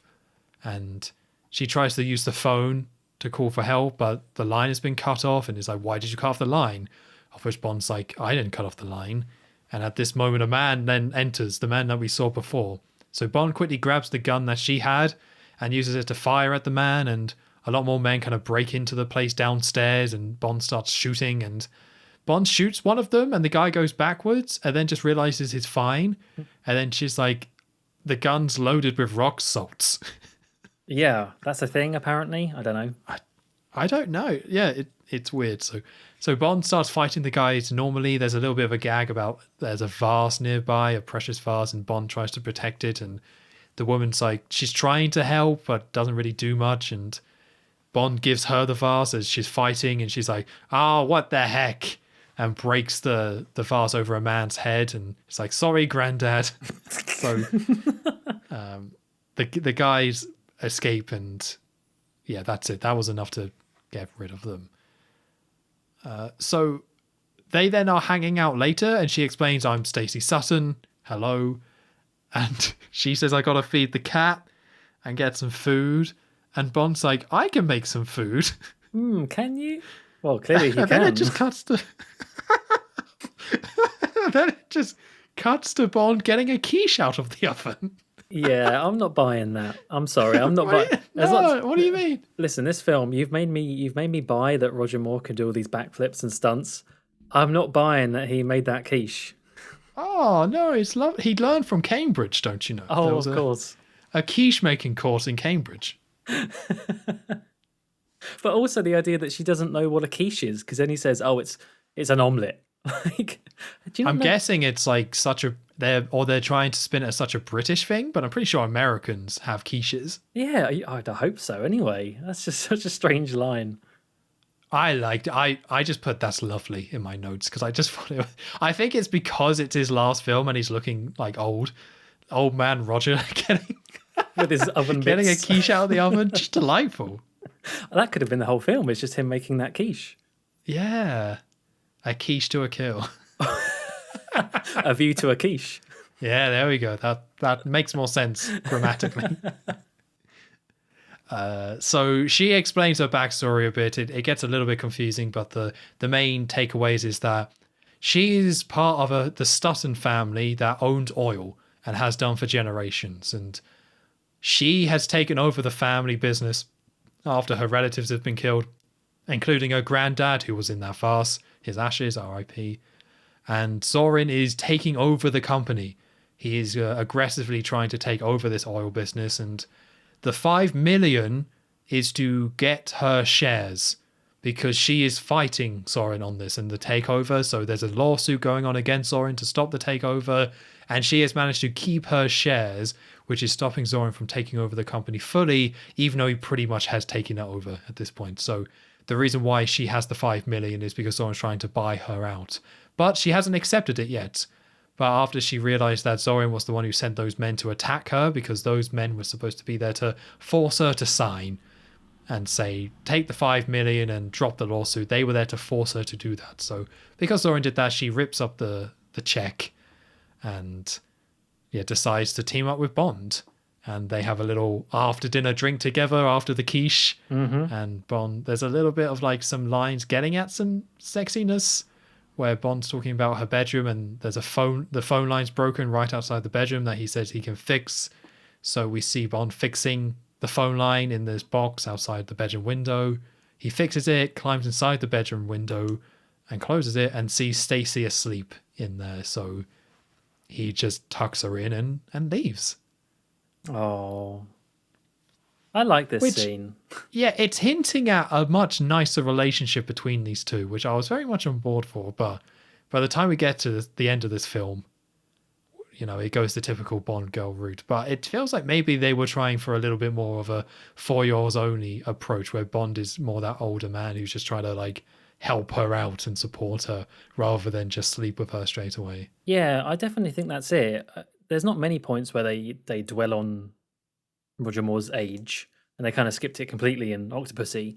But you could read into that being here, where he's just being more of a protective father figure in this scenario, because then he goes on guard basically and sits with a gun overnight. And it's nice, and it kind of stems even from the bit with the shower, where we've had many scenes with Bond walking into a woman in the shower, or something to do with the bathroom anyway, or the other way around. But this time they can subvert it, and actually there's nothing to do with the shower. She's not in the shower. Not until later on anyway. Yeah, it's just weird that they flipped so many of these stereotypes on the head, which I like, just to then do them again later. Yeah, exactly. They try and have their cake and eat it too. Have their quiche. Yeah, there it is. There it is. Hey. So yeah, as mentioned, Bond stays on guard overnight while Stacey is sleeping. And throughout that whole scene, by the way, I just want to say, that's where you get that kind of woodwind instrument version. I don't know what the instrument is, but you get another instrumental version of the main theme. And I really liked this one. I think it's just a nice piece of music in itself. So it adds to that whole kind of bit schmaltzy, very sweet, charming scene in itself with the quiche and the wine and tucking her into bed. So pleased with that. But yeah, the next morning, Bond is woken up on his chair by some tremors. So as Stacey's about to bring him some breakfast, they go and investigate. Or she goes and looks on her computer about where this earthquake might be coming from and what information there is about it. So she uses this nice retro Mac computer to look it up and spots that its epicenter is near Zorin's oil field that we saw before. And something that happened with Hal earlier on in City Hall with Bond when he was pretending to be the reporter is he was saying about why would Zorin be sucking in water through his pipes? And I think Hal says, oh, it's fine, it's used for testing. And so Bond repeats that to Stacey and says, well, about why would Zorin be sucking water into the pipeline and not oil? And she says, oh, that's incredibly dangerous near a fault line. And again, a bit more of that kind of scientific mumbo jumbo, I want to say. Sorry to any scientists. But yeah, what he's doing is bad and dangerous, and she wants to stop it. So she wants to head to City Hall and talk to Hal and get him to stop it, basically, because he's the one in charge. I have to say, this is the scene where it really hammered home to me how bad her acting is. Yeah. She is dreadful. And she's not like the most painful Bond girl we've had. I think there's been other Bond girls where like they've tried to make them like they've made her more comedic or just their characters are just bad. But I don't think her character is particularly bad, but her acting, oof, her line delivery is really off on most of these. I would agree with that. Yeah, I like that she is presumably, I don't know what her actual role was, but she knows what she's talking about when it comes to this. And she does kind of take some initiatives with some things in the plot. But actual acting wise, sorry, Tanya Roberts, I think she died actually a couple of years ago. But yeah, not great. And you're right, this is one of the scenes where it's kind of evident. It's whenever she's kind of giving very geographical terms. It's just, you can just almost see the cue card off screen. She's reading from it. That's a bit mean maybe. Anyway, so she goes to see Hal back in City Hall. We don't actually see the confrontation, but you do see her come out of his office crying and go meet Bond by the lift. And she says that she's been sacked. So yeah, she's obviously very distraught, but Bond says he's got a friend from Washington, he says it in a very strange accent, who can help him out, referring to the CIA agent Chuck that we saw earlier. So it then cuts back to Stacey's house where they're all at the dinner table, and Chuck is there basically saying that they haven't got enough yet to go to the top in terms of evidence to stop Zorin, but they're discussing the plans and what Zorin's up to and how flooding a fault by sucking in the water can cause an earthquake. And Bond says about could that affect Silicon Valley because he overheard that, I guess, on the tape from earlier. And Stacey says, yeah, that could be, depending on some wells that he has and different things with this setup. Exactly. I'm just sort of wells brushing. And vaults and oils and earthquakes. It's all so simple, guys. You could interchange any of those words in these scenes. Well, oil, fault, all that sort of stuff. But yeah, they need to look at what wells Zorin has to get a proper answer into what could be at stake here, basically. And that information is available at City Hall, and Stacey still has her pass, so they can go in and take a look. Yeah, so I don't quite know why we need that scene of her being fired. It's such a nothing point that she even has a job. Yeah. But it's, once again, so brief. Don't care. It is brief. Again, like we said before, you just got to know that there's earthquakes and the flooding, and that's the danger. Don't worry about all the faults and all that and the wells. Just move on. Let Zorin worry about those. Yeah, it's his plan. God. The agent leaves. He leaves the house and goes to go in his car, separate to Bond and Stacey. As he goes in, It turns out Mayday's there. She's doing the same thing she did to poor old Tibbet, and kills Chuck in the car and drives off before Bond and Stacy then leave and leave in their own car. So they are now heading to City Hall to go find that file. Because she's still got the pass, she can go straight through the guard there. They head up to the file room. I think at this point you do hear a very quiet voice next door, which you do then to find out is Hal, who is still there. But yeah, for now they're sneaking into the room next door with all the filing cabinets. And you also see at one point Scarman is outside or is in the area. They look through the filing cabinets, and Bond, just being Bond, just immediately finds the right bit of paper, of course. Not complaining because it's nice and quick, but he finds the map of the kind of fault area, or the where there's some faults or wells or something like that, and spots faults, wells, mines. It's all fine, guys.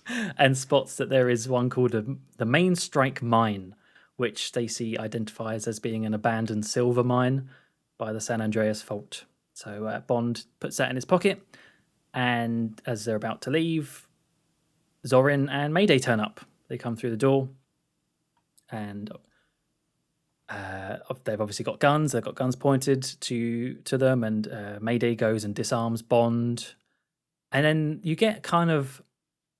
This is like one of like the main scenes with Zorin, I feel like, in the film, because he's obviously caught them in the thick of it and pointing out how they're now working together and how cute you're working together, and takes them next door to Hal's office where he actually is. He's still sitting there at his desk.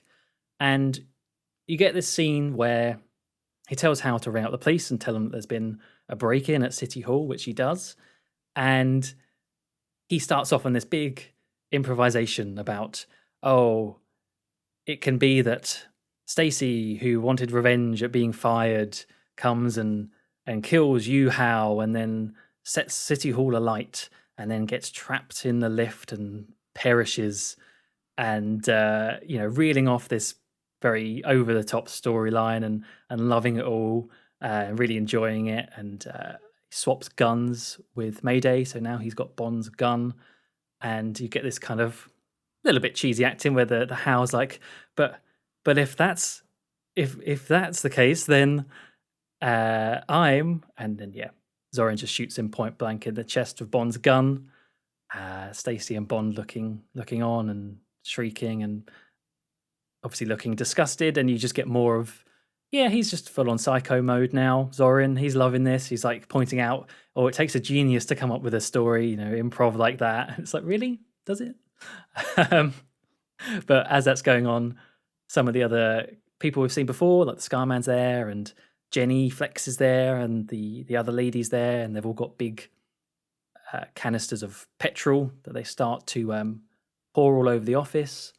They take Bond and Stacy into the lift and lock them in there, close them in there, throws a Molotov on top to start that on fire and exploding, and so very soon the whole place is on fire, basically, and they make a quick exit. I really like this scene with Zorin. It's because I think one of his lines is like, it's rather neat, don't you think? He's loving it. Yeah, I feel like maybe they too aggressively try and attach the word psychopath to this guy, and I mean, he is. But like, what Bond villain isn't? Dr. Kananga, what a straight shooter. What a reasonable chap. I think they might go a bit too far with it, but it is really fun to see him just enjoy himself, and once again he just doesn't value human life, and the fact that he's just so proud of his idea and explaining it and having everyone buy into it. It's just a ton of fun, and it's another situation where he's just come in and he's just in control. Like the fact that he's got such a large posse with him, all the characters we've seen before, but in City Hall, and just burning the place down quite calmly. It's great. It's really effective. It's not just Zorin, it's everyone he brings with him, and they're just doing their thing. It's just great. It's just really great stuff. Yeah, it's Christopher Walken really just enjoying it, and that just feeds through to the audience when you get actors like this that are just clearly kind of relishing in this role. Actors always say how they really want to be the villain in films, don't they? They usually say it to people that don't typically play villains. They say, why don't you, would you be interested in being a villain? They always say, yeah, because it's such a fun character usually, and you can really see that in this film. Yes, definitely. This isn't even really peak Walken in terms of that. Like, there are films where he goes crazier. Oh yeah, definitely. This is a younger Walken where he's still odd, but he's actually a little bit more toned down to what you might think. But still, he's having fun, and that's the important thing. Yeah. So this leads to Zorin and Mayday escorting Bond and Stacy to a lift nearby. So part of Zorin's story that he's come up with is saying, oh, they tried to use the lift, but they got trapped and they couldn't get away, and then they died in the fire. So they put them in the lift and have it go down, and as they go down, the man with a scar nearby turns off the power, so they're trapped inside. And Zorin lights up a Molotov cocktail and drops it on the lift, and Bond goes to open it up, and it's all on fire. So Zorin throws a few more Molotov cocktails here to burn the place down, and a big fire starts raging, and they just leave. So Bond and Stacy are now trapped inside this lift, and Bond is very determined to open up the top of it, which I guess makes sense. But initially, it felt quite silly to me that it was just like, it was a little bit like, fire hot. The professor will help. Fire indeed hot. Like, he just kept like putting his hands in fire and be like, it's fire. Oh no. Who would have thought? Yeah, but he gets a rag or something and wraps it around his hand so he can then like push the top of it open to move, I guess, the fire out the way, I suppose. But Bond manages to climb out after moving that along, and Stacy follows. And we see that the lift is slowly snapping. All the wires holding up this lift is slowly starting to snap. So Bond climbs out, and Stacy kind of grabs Bond's hand at the last minute, and the lift snaps, and eventually it just drops and explodes. So Bond starts climbing out of the lift shaft, which makes sense, of course. What else would you do? But Stacy just doesn't, and just starts shouting like, don't leave me, because she's just like not moving at all, and is just waiting there. So Bond has to climb all the way out of the lift shaft, pry open the doors to keep it open, like with a bin, gets a hose, throws it down, and then Stacy like climbs the hose to pull it up. But it's just like, this makes her look really dumb. If like 57-year-old Roger can climb out, I don't get why she doesn't even make any attempt to escape and just is screaming until Bond eventually saves her. Emphasis on the screaming, more like shrieking. Her voice got very grating at this point, for sure. Yeah, it's something that I guess John Glenn just likes. Screams and shrieking. Like, each one of these films have had a lot more piercing screaming in them. Yeah, and I think maybe I did actually say I liked that in For Your Eyes Only, because it made it seem quite realistic in the sense of all the guys were dying on that boat. I think here, I don't know why, maybe it's just because it's higher pitched, because it's obviously come from a woman, and it's just over and over again, and it really just, my ears were like, oh, stop that. Yeah, I mean, this is a little bit slow as well. Like, this doesn't happen quickly.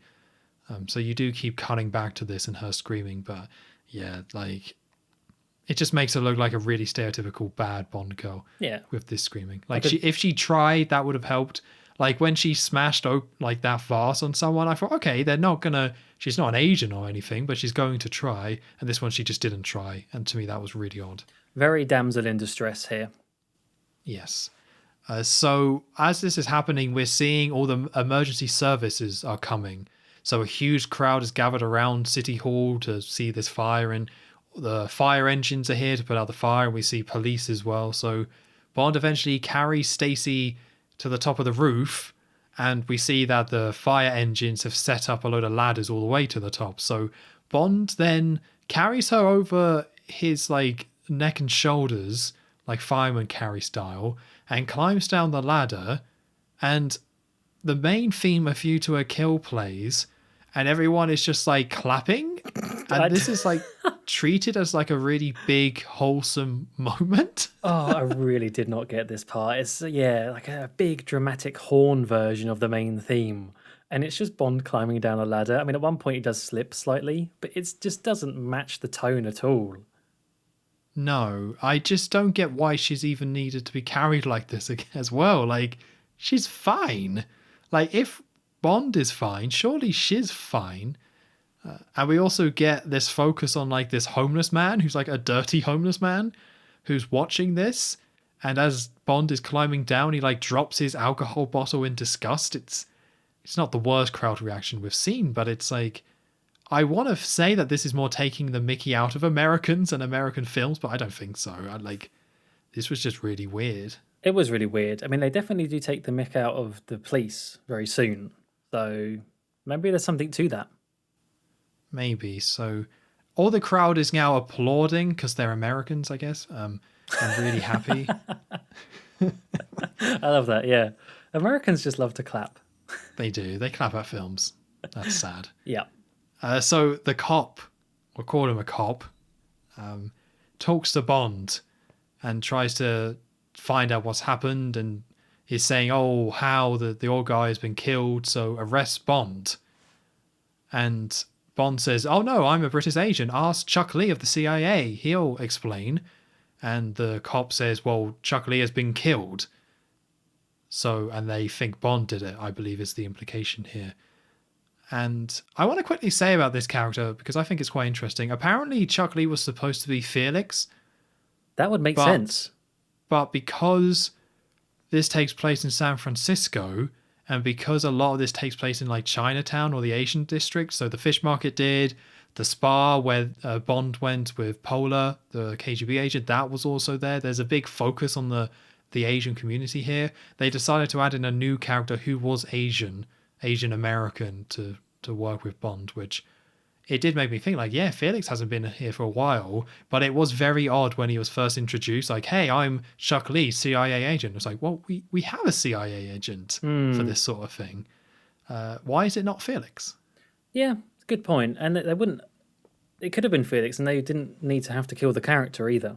So, because they had the whole gun switching in the City Hall, so that would have been enough. And it would have been nice to see Felix as well, yeah. Yeah, I think it would have been nice, but so Bond realizes he's got to get away, so he's right next to a fire truck, so he turns on the hose to spray the policeman, then gets in the fire truck and drives away. And one of the firemen says, oh no, the ladder is unlocked on that fire truck. It's like, okay, thanks, dude. So Bond explains to Stacy that, yes, I'm not a journalist, because this whole time he's been pretending to be a journalist, as he was at City Hall before pretending to be. So he explains, yes, my name's Bond, James Bond. I'm part of the Secret Service, and the police start chasing them through the city streets. So Bond is driving this fire truck, and the police are chasing them, and the police just instantly crash for no reason. Instantly spin out and crash, and we get Bond climbing out for some reason. I don't really know why. So Stacy starts driving this fire truck, and Bond is then climbing on the side and grabs onto the ladder, and the police are more being stupid, and somehow they lock cars together. Like, two of them crash into each other and are just locked, and are now driving forward, being like, no, get out. Yeah, earlier I said that there's, like, in this film so far, there's been nothing that I've actively disliked, but some things that I've not really liked either, and yet I'm still enjoying it.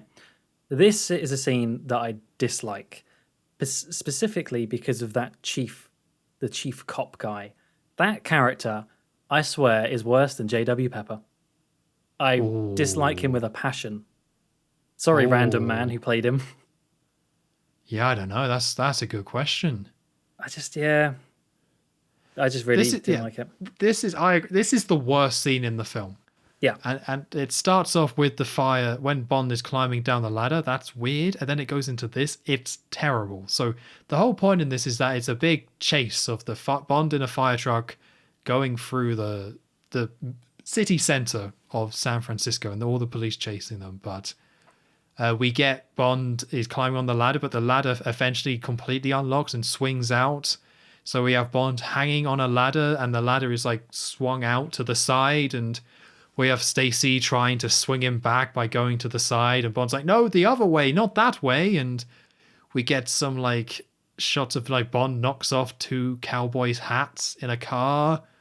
And then there's like a man and a woman like naked inside a van that the fire truck just completely takes the top off and exposes them in there. And then the cop just makes like faces. It's like, oh my God, this is so bad. Like, this is like, I don't know what happened here because this is just an awful chase. It's not very funny.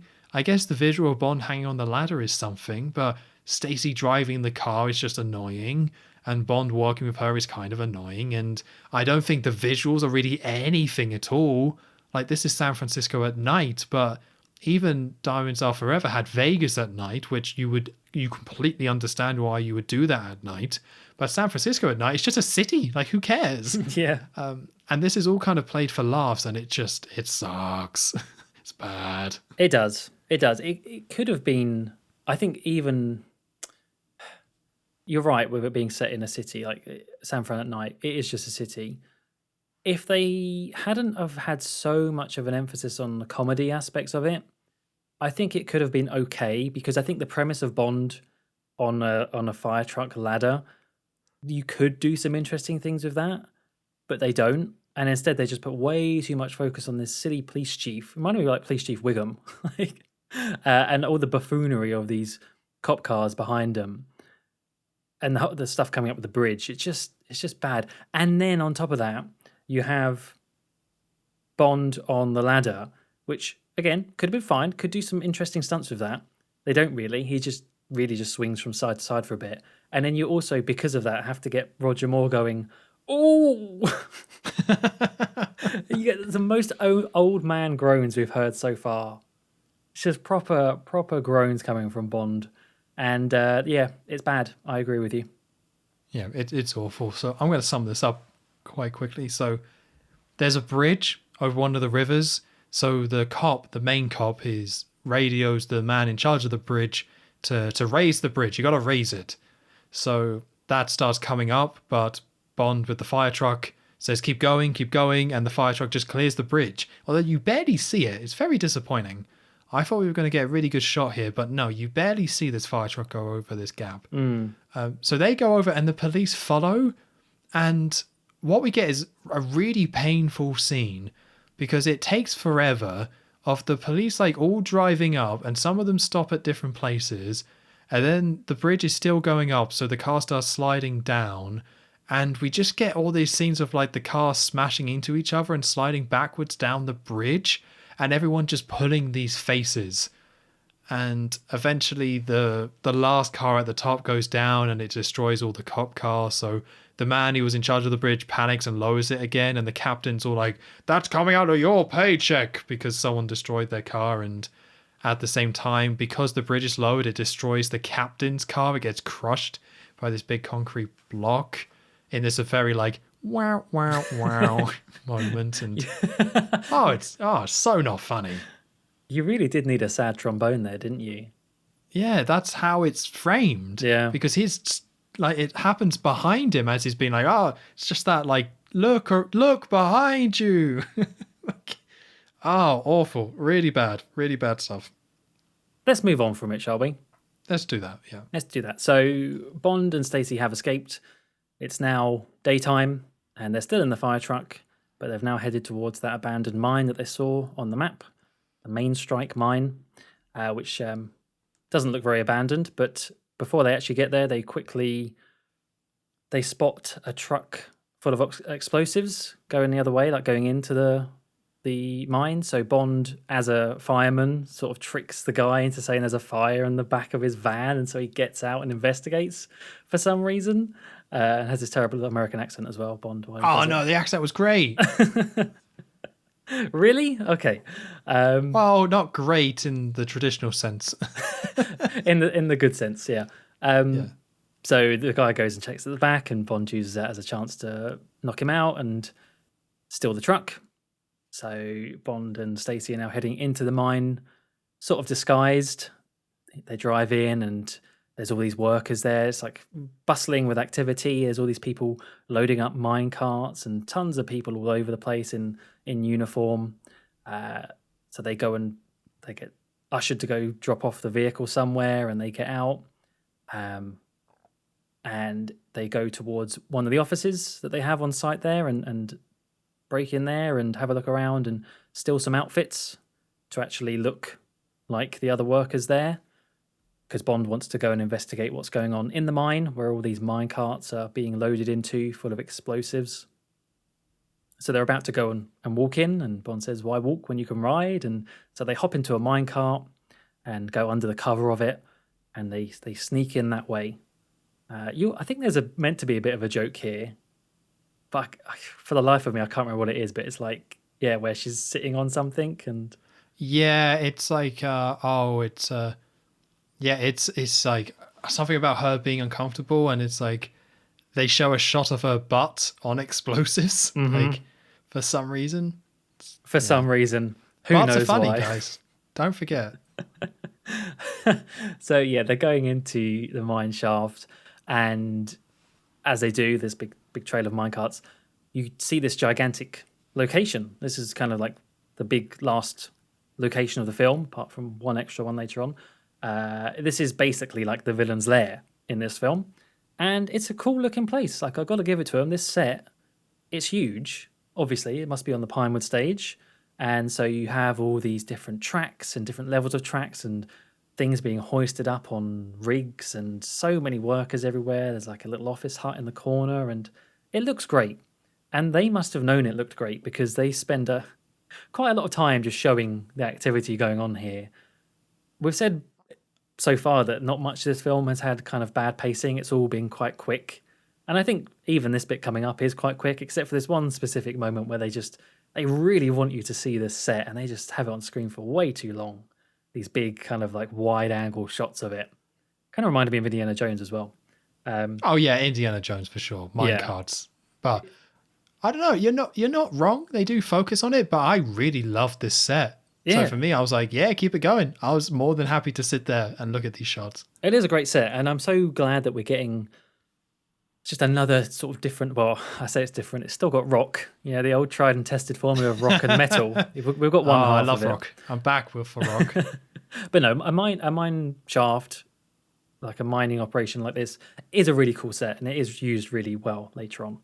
It just feels so big, but so active as well. It's just awesome. I think this is such a smart idea for this. It's something that kind of serves the same purpose, as you say, as the main lair, but it's not just a bloody tanker. It feels very active. There's a lot of things happening here, and it's just, I love it. I really do like this mine and what they do with it afterwards as well. But yeah, it's one of those where it's like, oh yeah, of course a mine. Like, now that they've done it, it feels kind of obvious. And the set they built, really enjoy this space they've created. Yeah, and it makes sense as to, you mentioned the tanker, and also you could say Drex's space station. There are tons of people in there, and sometimes it's like, why are there so many workers? Oh, because Bond needs to shoot them all down and everything.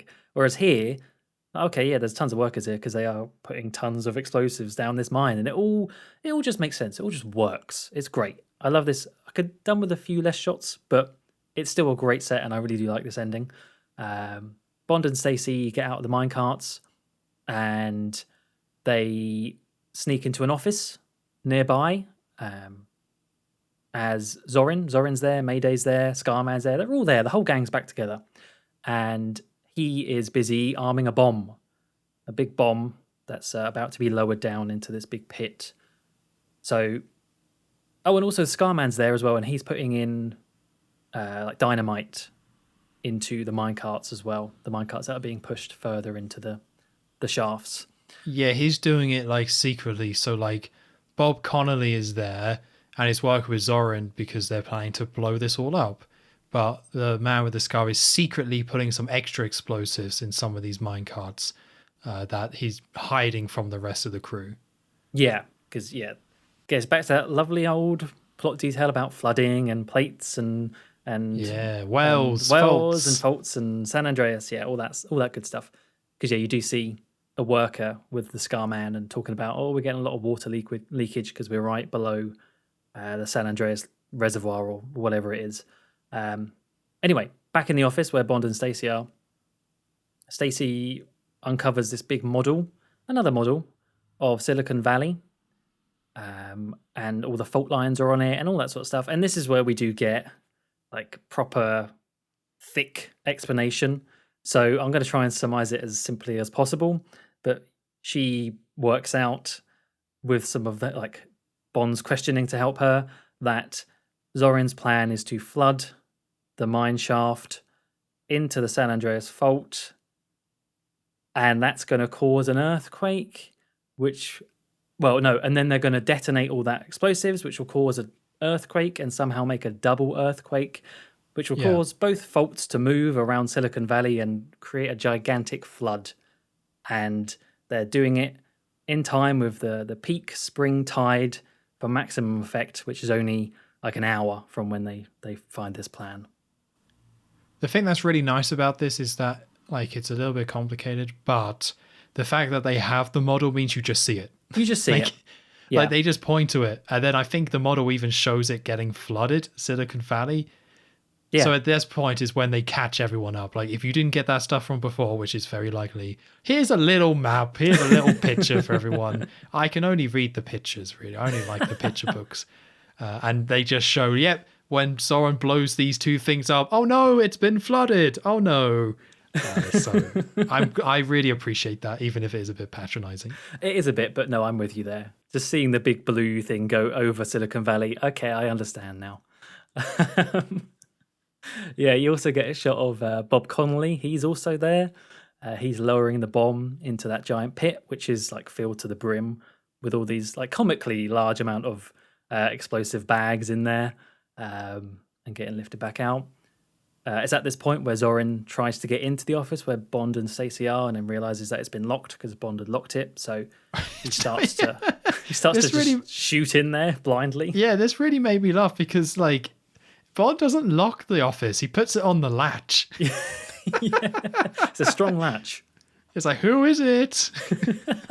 Which is why like Zorin can't get in because he's trying to break the latch, which he should be able to do instantly. Like it's a bloody latch, but. Yeah, it made me laugh because it's a latch.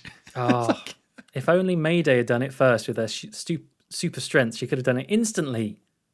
Yeah. Missed opportunity. So Bond and Stacey escape out the window and they briefly see them get away, Zorin and Mayday. So Zorin instructs Mayday and the others, like Jenny Flex and the other lady, to go and chase after them down into the mine shaft tunnels. And... Zorin's there to carry on with the big plan. So you get Bond and Stacey going down this path. They sort of it splits, and there's like a path of the track where all these workers are, and there's another path which is all boarded up. So they obviously go down the boarded up side to try and get away from people. And they start looking at the map to try and work out where to go, and they realize that there's a draft coming down from this tunnel. So there's clearly some sort of ventilation hole further ahead. So that's where they're going to head to. And this is all whilst Mayday and those lot are chasing them. Yeah. It was here when I kind of... Because, they go to the side. So they're following the light and Stacey just runs forward and falls down a hole. Yes, big hole. And drops them out. I knew she was kind of dumb while watching it, but I didn't really think about it that much. But every scene we kind of talk about her, she just does something very stupid. Hey, she found the model. She found that model, yeah. I was very appreciative of that. Yeah, thanks, Stacey. No, you're right. You're right, especially later on when she gets caught by a blimp. Very stupid. Yeah, it's weird how stupid she is. But yes, so as they're running down, Stacey falls down a big hole and the map gets dropped, and I think Bond just pulls her up, basically, and they shimmer around the edge, because these are quite thin tunnels that they're running through. They're all mined out tunnels. So they shimmy around and then run away, and we see Mayday is right behind them, or quite close behind them, and shimmies around the same hole. So Bond and Stacey eventually find a ladder and start climbing upwards to try and escape. And the explosives that were set up before, there's a timer on them. So all the alarms are going off because they've been spotted, but we're also getting more shots of the timer ticking down. So we see some shots of Zorin and Bob, sorry, not Bond, Zorin and Bob Conley, the oil guy, are looking very pleased with themselves. And the man with the scar then gives Zorin a receiver, and he's saying, "It's time to flood the fault. Let's do this." And the man with the scar just chops Bob down, is how I've wrote it. Just knocks Bob out. I don't know if he kills him. I think he just knocks him out. Yeah. It doesn't really matter for how this goes. And yeah, so Zorin sets off the explosives. Because Bob basically, I think, protests, saying, like, you can't set off the explosives now. Like, you're going to kill a lot of people, or a lot of your people are down there. He might even say, like, Mayday is down there as well. He does. Yeah, he even says Mayday's there. Yeah, Mayday, like, all these people are down there. Zorin just doesn't care, and the man with the scar doesn't care, so, like, knocks out Bob and sets it off. So these are the secret explosives. So these are the ones that the man with the scar set up before, not the main one. That's still on a timer, but Zorin has now set off the explosives, which starts exploding, and lots of explosions are here, and because of these explosions we see all this river, all the reservoir above is coming flooding in. Oh, so good. And all these miners are just being killed. We get a lot of shots of all the water just rushing in, flooding all these tunnels, and all these miners just being killed. So while this is happening, Bond falls down the ladder, and we see a lot of water flooding nearby as well, and this wood is all kind of collapsing. And so I'm trying to make sure I get this kind of right, because I think Jenny shows up and manages to kind of get away while Bond is kind of fighting against the water. But we then go back to Zorin, who gets a gun. The man with the scar gives him a gun, and he says, "I'll make sure I have extra clips," because the water in all these tunnels have now reached the main hall. So the big main hall that we saw before that we were complimenting, Zorin is there, and a lot of miners are there, and the water is now starting to rush in. So Zorin just starts shooting at all the miners who are left as it starts flooding. So a lot more shots of shooting, a lot more shots of flooding, a lot more shots of people dying. We see a man just get electrocuted during all this. He's trying to escape the water, and he grabs a pole or something and just gets shocked and dies. And Zorin is just laughing and shooting and massacring all these people. And this is one of the most intense scenes of any Bond film we've seen so far. It really is. Like, the whole maniacal laughing whilst gunning down everyone as they're trying to fight for their lives, on top of all the water, men being swept away, the whole mine shaft kind of crumbling in areas. It's really like 11 on the dial, but it is really good. Like, they really do use the set so well, and it all just really works. Yeah, just so many shots like this. So it's very similar to what was it, For Your Eyes Only, the beginning of that, where we saw the St. George sink, and how we saw all those people being like killed in that flood. We get that again, but I think there's just I'm not a psychopath, I swear, but there is an odd satisfaction to all this. Okay. Like, seeing this base being destroyed in this way. It's not satisfying seeing Zorin shoot people, but initially when everything starts flooding, there's like an odd satisfaction to seeing it be destroyed, because this is the base being destroyed scene. Like what we would normally get with the tanker and the other bases of explosions. Instead, we just have it with more water. But then you just add in this element of Zorin just shooting everyone. You're just like, wow, that's just horrible. Like, that's just really intense that he is just point blank shooting all these people, and they never really kind of justify it. It's just because he's a psycho and he just likes killing people. But that's what makes it even more kind of creepy. It's like something from a Quentin Tarantino film, really. Yeah. Like, people standing on the edge with a gun just shooting innocent people like this. It's overall, I really like it just because of how intense and quite horrible it is. This is what I don't really understand. When I was reading about this film and sort of the reception to it, one of the things I read was that even Roger Moore didn't really like this film, and one of the reasons is because of the gun violence in it. And I mean, fair enough. This is like the most sort of just killing in cold blood and mowing down people we've seen from one person in particular. But we have had these. We have like the tanker scene. There's a lot of guns. The space station, there's a lot of laser guns. Like, it doesn't, I don't know, I don't quite understand how he would have issue with this but not other ones. Yeah, I agree. I think this is another level up, but in terms of body count and shooting, like, it's very similar. Yeah, it is very similar. Yeah. Yeah, so something that I also really like about this is what's happening with Bond at the same time, because he falls down.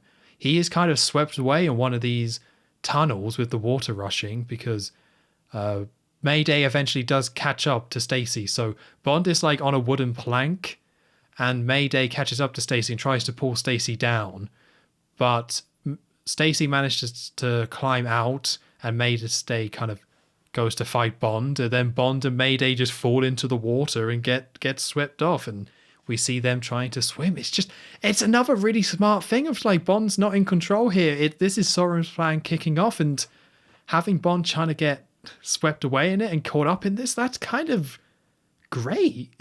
What a great idea. Yeah, but there's been elements of villains' plans working up to a certain point, and we're seeing it again. This is Zorin's plan successfully running. This is what he wants to happen, and Bond is just, as you say, is out of control. And I do like that they do eventually put Bond and Mayday together in this situation, in this scenario where they eventually have to work together.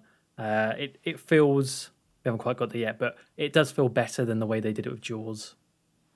Yes, like you would totally. I guess we're jumping ahead a little bit, but so we do get a little bit of levity with this as well, because throughout this we've kind of seen some shots of a man fishing on a boat. Oh yeah, on the reservoir.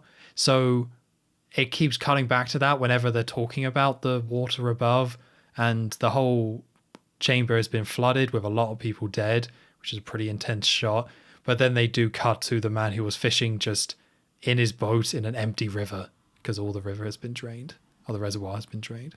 Yeah, that's just about the right level of comedy, I think, for this scene. That's all that's needed. It's not in your face. It's just a little tiny smirk and then they move on. Yeah, like he doesn't do a big like what, like drops his alcohol. So with Bond and Mayday trapped in the tunnel full of water, you do get a reaction from Mayday now of the situation she's now in, where Zorin has betrayed her. This so far we have seen them very, very close together. The most close we've seen a villain and a henchman, and he has just left her alone to die in this mineshaft. And she does say, "And I thought that creep loved me," which is nice to add that, because, yeah, I mean, clearly she did put a lot of faith in Zorin, and he has just double crossed her like that. Meanwhile, while this is going on and all the tunnels are filling up, Zorin and the Scarman and the Doctor leave the mineshaft, and they're now going into this little office outside, which they pull a few levers and it turns into a blimp. Sort of like the top comes off and then it starts to inflate, and it becomes one of the Zorin Industry blimps that we saw from earlier on with the business table. And they're going up to fly up and watch the explosion and hopefully watch the plan in action of Silicon Valley flooding. Back on to Bond and Mayday. I think Bond notices that the water is starting to drop, so they start to swim out back into the main area, the main place with the bomb in the mine shaft. And I do like that on the way, Mayday spots Jenny Flex. She spots her she's dead. Her body like in the water, and even like cries out Jenny. And I really like that they it's such a tiny little line, but it kind of goes back to what you were saying earlier, where Jenny was clearly more aligned with Mayday than Zorin, and so that actually gets a reaction out of Mayday seeing her, I guess maybe her friend, dead like that. It kind of gives a bit of humanity to the character, which is what we need for what happens next. It's another John Glenn corpse special. Just here's a corpse. Yeah, which works. It does work, but yeah, I agree. It's having this character who you kind of thought at one point was going to be the Bond girl, and now we're just seeing her like dead, floating in this mine water. It's like, whoa, okay. Yeah, it's like a blink and you'll miss it moment from Mayday saying that, but it really does add quite a lot in just one line, one word, and the way she says it. On the one thing I never really got, so back on the blimp, so they're now, as I say, they're overlooking the area, ready for the plan to work, and Zorin's obviously really enjoying it, and the Doctor says something about how this will all be attributed to natural causes. Not too sure about that. I think there probably would be a lot of evidence leading back to Zorin. But yeah, you do get a nice little moment where Zorin's very kind of gleeful and gives him a little bit of a hug from, like, because the doctor's behind him, gives him a little bit of a hug from behind. And that's what I was saying about there's clearly a bit more to that relationship between Zorin and that doctor character. Anyway, I'm kind of switching back and forth between Bond and Mayday and the blimp. But yeah, back to Bond and Mayday.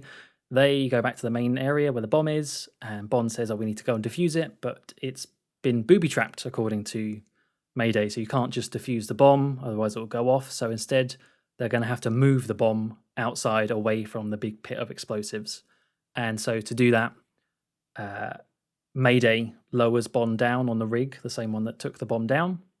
Because she's super strong, she can do that easily, and Bond in the big pit hooks it up to this kind of pulley system, and is about to say to Mayday, you take it up without me. Bond will stay down below, but she says, no, get on. And yeah, superhuman strength. She takes all of them up, Bond and the bomb, and you get to see some shots of her like really putting it all in for that, bringing them up, which is nice of Mayday to do that. They take it up and transport it and put the bomb onto a cart to wheel out of the mine shaft.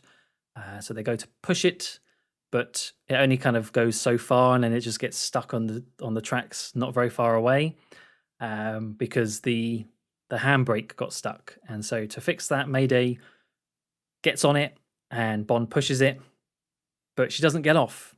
She stays on it, and Bond's yelling to her, jump off, and she doesn't. She needs to be on there to keep the brake off, and stays on it until the bitter end. And as it gets wheeled out onto the area outside of the mine shaft where Zorin is overlooking, she looks up at the blimp, and the bomb, I want to say it implodes, actually. It kind of looks a little bit different, but yeah, the bomb implodes, and that's the end of Mayday. She sacrifices herself to save Silicon Valley.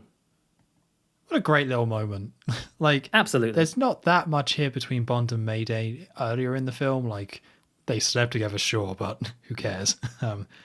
But this is just like them being back and forth, and the way she goes out is just a giant like finger in the air to Zorin, because I love that Zorin gets to see it. Yeah, like he actually sees the explosion, sees Mayday there, and Zorin's like, get Zorin for me, and she's laughing. She's like a bit crazy. She's like, haha, yeah, like this is her revenge. It's just a fantastic end for this type of it, and where she doesn't have a massive arc, but it's really well done. It really is. We already said it before, but yeah, really surprised how much Mayday adds to this film and how good she is. I might even go as far as say I think I prefer Mayday over Zorin. Just going to say it now. I think I do. I can see that. The more that we're discussing this character, and she it's a nice arc. You don't get that for many characters. They try and do arcs over these films for some characters, and it just completely falls flat.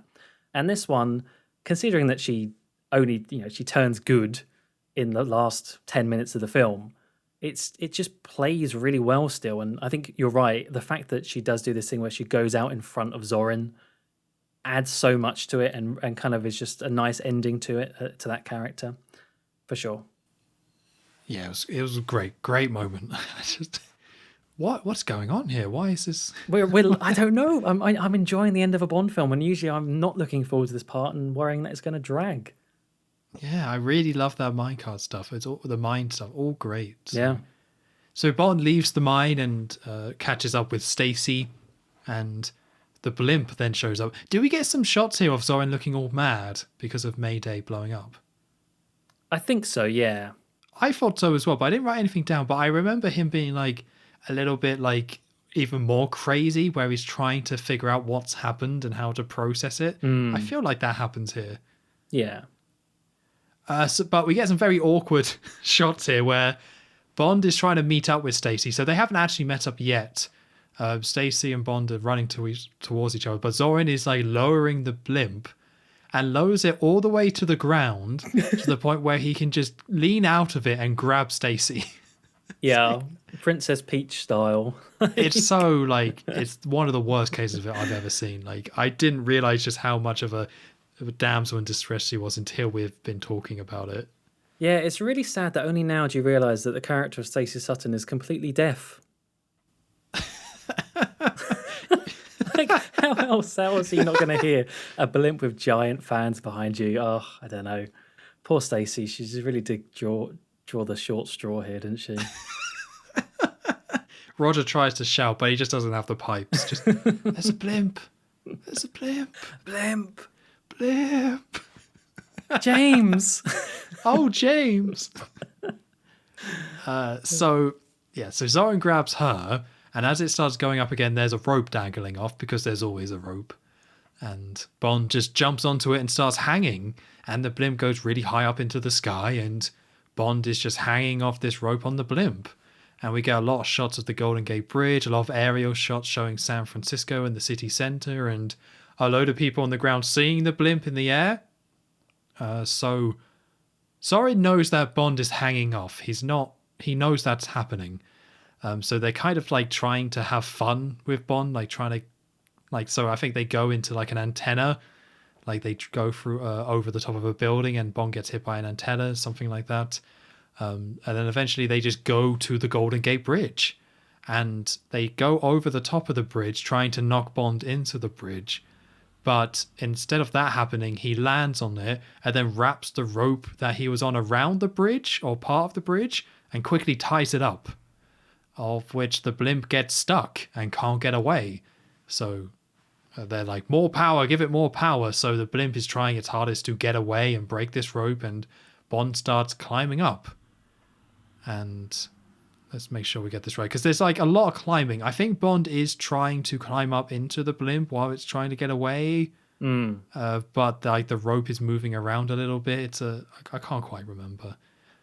So Stacey is inside the blimp, and as Zorin is trying to get away, she just like freaks out and just like, stop, and just grabs him, which I like. Like they're trying to add in these little moments where Stacey's trying to help. It's just too bad they're overshadowed by her just complete uselessness. Getting stuck up by a blimp, yeah, kind of. Yeah, but I like they have these moments. But yeah, grabs it, and that distracts everyone in the cockpit enough where the blimp then crashes into the bridge and tears a big hole into it.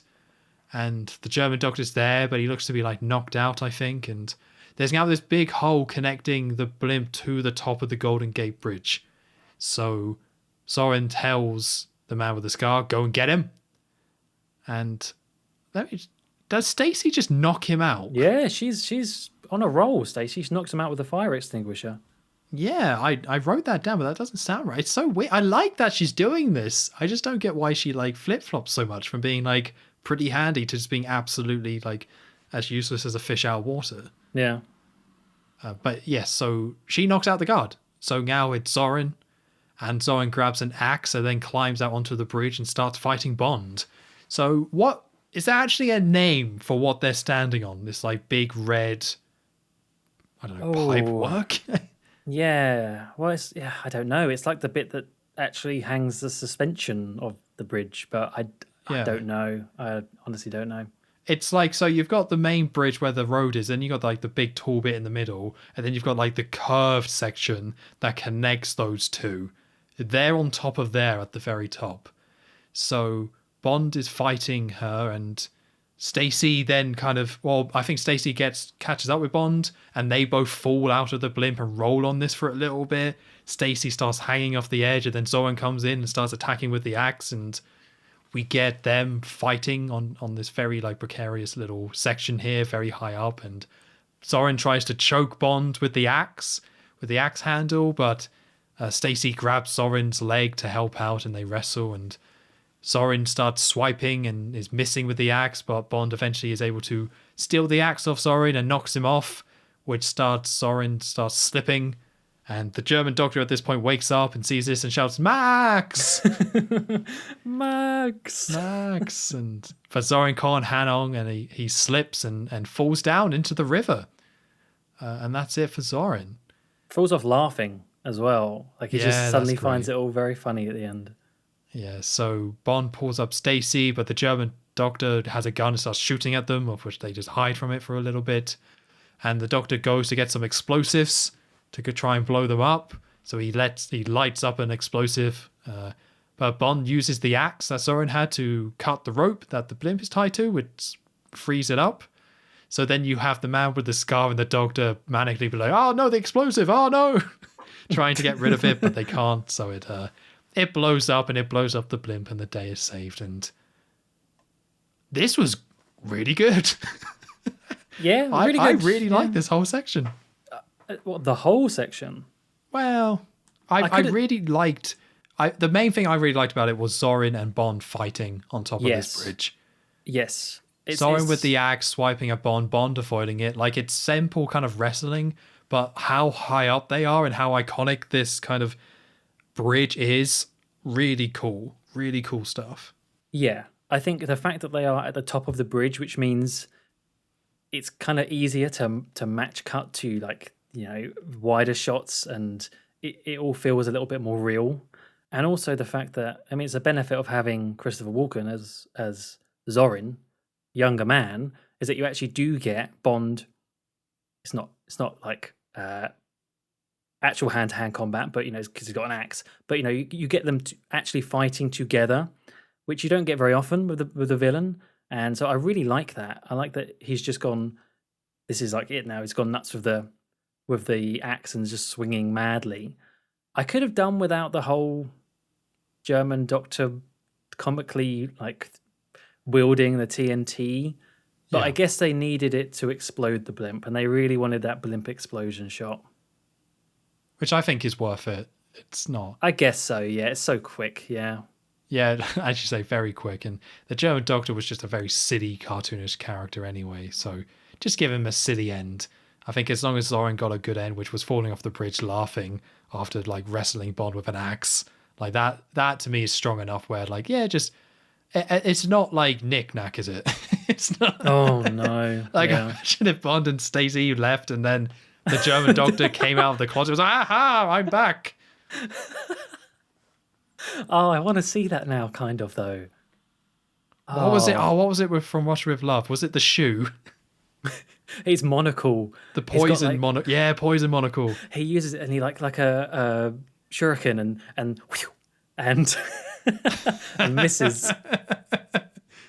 Oh, that's great. But actually, maybe not. Well, that's what they would have done like 10, 15 years ago. So I appreciate, like, they just get rid of these two characters very quickly because they didn't need a proper end. Mayday got a great end, Soren got a great end. That's fine. Just blow up the blimp and let's move on. Get the shot, get the trailer shot, and then I'm sure that probably was in the trailer actually, and then be done with it. Yes, definitely. So Bond and Tracy? That's not her name. That's the other woman. Stacey. That's the wife. That's the wife.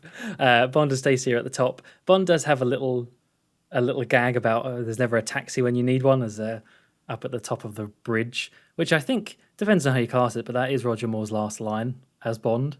I mean, unless you account some of the dialogue later on in the shower. But anyway, it then cuts to M's office back in London, where we see Gogol was there, who is awarding Bond the Order of Lenin, the first time a non-Soviet has got this award, explaining that, you know, for his feats in stopping the Silicon Valley destruction, they're going to award that to him. And M's sort of kind of joking around, being, I thought KGB would have liked Silicon Valley being destroyed. And Gogol says, well then where would Russia get its research from?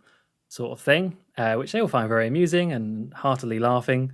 He wants to thank Bond personally, though M says that following the whole stuff in San Francisco, he is still classed as missing and presumed the worst, so presumed dead, which you see Moneypenny is listening over on the intercom on her phone. This is the last bit of Moneypenny that I was referring to earlier. And you just see her crying. It's quite sad, actually. Yeah, because it's just also not true. It's not true. She's just crying for nothing. But yeah, that's the end of Lois Maxwell with that, because we cut back to Stacey's house in San Francisco. Q is outside in a van, in that typical role, like the person in the van doing the gadgets, because he's got his little robot dog thing that's in Stacey's house going up the stairs and goes into the bedroom where you can hear the shower running. and opens the door and sees Bond and Stacy in the shower together. You get a nice kind of eye rolling from Q, and he gets a phone call from M. And I like how he says grandfather to Q as M, asking where Bond is, and Q says that he's alive. He's just cleaning up a few details, and yeah, you go back to Bond and Stacy in the shower, and you get the typical "Oh, James," and this is the thing. So if you class the last line of Roger Moore with the whole taxi, that's that, or the you can't get a cab when you need one. If you count it with this, then technically the last dialogue that Bond has is just Roger Moore going, "Oh," which is very fitting. Very fitting, yeah. Carry on, Roger. It really is carry on, because if you actually listen to what is said between them two in the shower whilst this is going on, you hear Bond saying like, "Oh, drat, I've dropped the soap." And then, "That is not the soap." It is so carry on matron. Yeah, blimey. Yeah, that's that then. And that's it. The credits play and we get A View to a Kill played again, which is great. And at the very end, it says James Bond will return, but no film, just says that James Bond will return. Yeah. So that was A View to a Kill. I think it's me to go first. I think so. Yeah, because you went first for Octopussy, and what a breath of fresh air this was. Ironically, considering how old Roger is. A breath of old air. A breath of old I went into this being like, well, I expect a really bad film because this is always ranked one of the worst and saying how awful it is. So I was kind of like, right, I need to get Octopussy out of my system and let's just go along for this mental crazy ride where it's just dumb Bond and dumb Roger Moore, who's too old, just being dumb. But what I got was a surprisingly solid Bond film where the villain is great with Zorin, and the way he's introduced and planted throughout the film is kind of exactly what I want. I think there's a lot of inspiration from the Sean Connery era with this villain and how he's handled with Goldfinger and Thunderball and some of those older films. Like, there's a lot of inspiration there, which I think is great, is very much needed. And Roger is old, but I don't think it's that big of a deal. Like, there's some scenes where it's very awkward involving the Bond girls, but Roger Moore was always awkward with the Bond girls. I think it's a bit more wrinkly now, but I don't think it massively changes things for me. Like, it's not great, but he was never good with the Bond girls. So I don't quite get why this gets... Well, I do know why it gets singled out, but to me, it wasn't that big of a distraction. And when you kind of strip away that whole Roger Moore's old thing, you have a really solid Bond film here where Mayday is also really entertaining. We get one of the best Bond allies with Tibbet. We get some humor that actually works and is really solid. And I think they do a great job with the San Francisco setting, and the mine setting is great. Like, a lot of stuff here is actually really good. So my problems with this film is more, yes, Roger is old. It does hamper the film, just not maybe as much as people let on, and it is still a little bit too long. I think this is the same length as Octopussy, and while it fixes some of the pacing issues of that film, it's still a little bit long. Like, if they cut out the police chase scene, which is terrible, if they cut that out, you would have a really stronger film here, because it is a little long. We haven't talked about that too much, but it's a little bit long. It could have done with another 5 minutes cut out, but this was just really solid. I really enjoyed this. It's my favorite John Glenn film so far. It's definitely better than the previous one. So, as you can probably... I'm a little bit conflicted where to put it. So, in my head, before we started recording, I had it at number 11. So, okay. Underneath Moonraker and above For Your Eyes Only, the more I talk about it, the more I like it. But the thing is, for me, if I put it above Moonraker, I have to put it above Live and Let Die. So I don't think it's better than The Man with the Golden Gun. I think The Man with the Golden Gun is better. So for me, it's, do I put it at 11 underneath Moonraker or at 9 underneath The Man with the Golden Gun? And I'm not too sure. I'm not too sure. I think I might keep it at 11. The reason being is that Moonraker is still a film I enjoyed. I think the lows of Moonraker are worse than the lows of this film. But I still enjoyed that film, and I still enjoyed this film. So I think this film is a lot further ahead for me than For Your Eyes Only, which is at number 12 for me. But Moonraker is a film I enjoyed, and I enjoyed this film as well. But this film got a huge boost from the fact that A, it's not Octopussy, and B, I just had a low expectation for it. So I think 11 is probably correct. I'm going to keep it there at 11. But overall, still one of the good films. If I was doing this as a tier list, I would still be like, yep, this is one of the good ones. This is one definitely worth checking out. It's maybe not on the same level as some of the best Bond films, but far from bad, which is very surprising. Really solid Bond film, and I really enjoyed it. I want to see that on the poster. It's not Octopussy, just in big letters underneath Roger Moore's old face. Yeah, I feel like I'm just going to repeat a lot of what you said there. I'll try and keep it quick, but I really liked this film in the end. A lot of why you say, just coming from Octopussy. I'll say the things I didn't love first, though. I do think this film was lacking in sort of a standout stunt for me. I think there was lots of little stunts and things that were okay, but parts like the Eiffel Tower, I've said I think could have been done better, and the fire truck chase is a really bad stunt for many reasons. But yeah, I think Stacey, as we said, she flip-flops between being okay and then just being a shrieking mess. So I think not the worst, but fine, which I suppose is actually all right for a Bond film. Having said that, Roger was old, but I don't think that really affected it very much, as you said as well. You just sort of let it go and get on with the film. I would have maybe liked if they had addressed it slightly, like they've done with For Your Eyes Only, and I feel like they did kind of with that whole scene of Stacey in bed, but that was fine. That was enough. If they weren't going to do it, then so be it. That I could just move on from it. But yeah, in terms of like stuff I liked, the locations of this film I thought were great. I thought even the pre-title sequence with the snow, but slightly different snow setting in Siberia. The whole scene in France with the horse racing, I loved all that stuff. San Francisco, I liked that. I even liked City Hall, really, as a location, even if it does seem a bit plain on the face of it. And obviously, we've said so much about the mineshaft, but I think that is one of the best Bond film endings we've had so far, as a set piece and a villain lair, and just the action that is associated with that. Sort of makes up for the film having that good of an end action piece, where it was lacking in the earlier parts. Zorin was great, although I would have liked more, I think. I realised that he's not actually in the film. More? Yeah, I don't think he was in the film as much as I remembered him, which is in, fine. Like, most... I think he's in it a lot. He's in it, but I don't really feel like he does a lot. He's often just standing there about the plan. And I think, I don't know, everyone talks about crazy Christopher Walken in this film, but you do get that just a couple of times. It's still good, though. It's still one of the reasons I liked it. But as I say, I think I do like Mayday more. I think her character arc and just Grace Jones's portrayal and the way she looks is just so visually striking. And I really do love that character.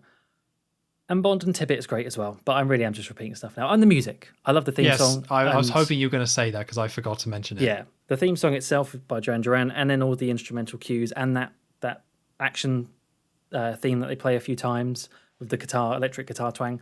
All great stuff. So, yeah, very, very happy with this. Kind of pleased that I liked it so much, and I didn't want to end Roger Moore's reign on a bit of a bummer. Like, I'm so glad he had this rather than Octopussy being his last film. It's a bit of a minor kind of like, I wouldn't say swan song.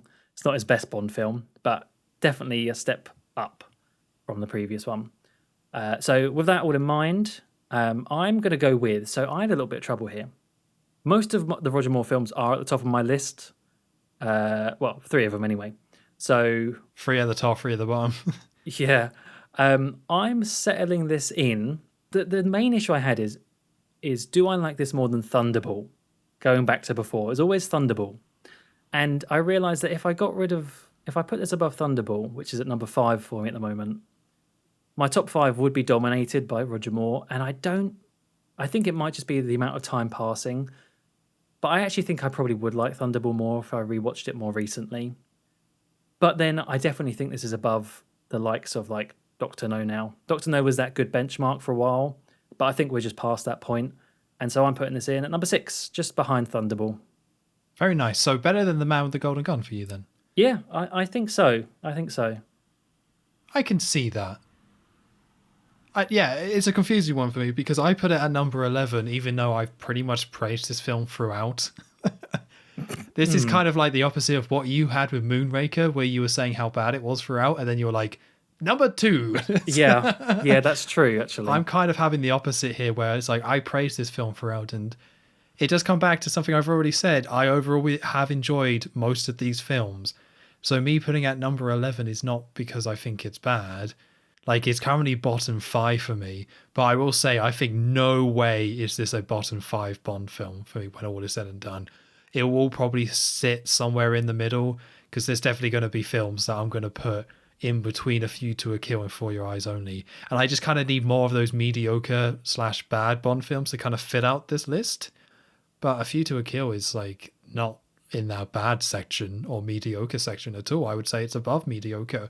But for me, number 11, A View to a Kill upwards are all good, or all overall I enjoyed. Yeah. Well, you say about filling out the list, but we are getting through it, Tom. There's not that many more. Well, what we just did number 14, so 11 more to add? I don't know. It's the thing with all the Pierce Brosnan films are going to be interesting, because I think are they going to be like good in comparison to these, or are they going to be just a bit of a filler? I guess we'll see. Yeah, I have no idea. I think the interesting thing here, though, is that if you look at our list now that we've done 14, it's like the bottom 3 films are almost certainly going to be probably in your bottom 10 at least. And then the top 3 films are almost certainly going to be in your top 10. It's more likely like the top 5 or bottom 5 are probably going to be in the bottom 10, top 10, you know what I mean? But Yeah. I think statistically, yeah, look at your top 3 because that's definitely going to make it to your top 10, and look at your bottom 3 because that's definitely going to make it to your bottom 10. Do you know what? I'm not sad about that. Live and Let Die can go away. It can just die. It can just die. Just let it die. Let die. Yeah. Yeah, along with Octopussy. Yeah. Oh, yeah. So this was great. This was much needed. Really was. We're back in it after we got depressed last week. It's good to know that we're at an all-time high. I can't wait. I can't wait to see what Roger Moore has in store next. Yeah, where are they going to send him next time? What surgery is he going to have? Well, he looks like a completely different person next time, so the surgery must have been very good. Yeah, they must have got a time machine. Yeah, funny And they're calling him Tim? That's a bit weird. I don't know. This Hollywood man can't explain it. Yeah. I need to say though, like, I have no idea what this next film's going to be like, The Living Daylights. No idea. Zero memory of it. This could be like a top 5 for me or a bottom 5. I don't know. I just don't know. I'm kind of in the same boat. I remember liking a lot of it, but then I also remember liking a lot more of License to Kill. So then what does that make the Living Daylights like? I don't know. But yeah, we have now reached the end of Roger Moore's era as Bond. And it is a little bit sad, but I am now wanting something different. 7 films is enough. Same, like 7 was too many. He should have stopped at For Your Eyes Only. Yeah.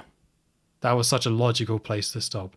Although I will say, while we're still on A View to a Kill, I'm not sure if I would, like, I think there's always that interesting thought experiment. If Timothy Dalton had played Bond in this film, would it be better? I would probably be like, no, not really. It just, it couldn't have been the same script. It just couldn't have been the same script for it to work. It really would have just clashed. Yeah, and I think Zorin is a little bit silly, and I think that kind of pairs quite well with Roger, where I think they would have had to make him less silly to pair with Timothy Dalton. So I actually think we got a stronger film because of Old Man Roger. Who wants a more serious Christopher Walken? No one. That's who. No, that's boring. So any last thoughts before we go? I'm going to go start writing the script to, I think I'm going to call it The Man with the Golden Monocle. Ooh. And get that actor back, because I'm sure he's still alive. Yeah. Yeah. Just write the script first. Okay, we'll see how it goes from there. See how that goes, yeah. So, thank you very much for listening. You have been listening to episode 14 of the Bond Revisited podcast. The Bond Revisited podcast will return next week for The Living Daylights.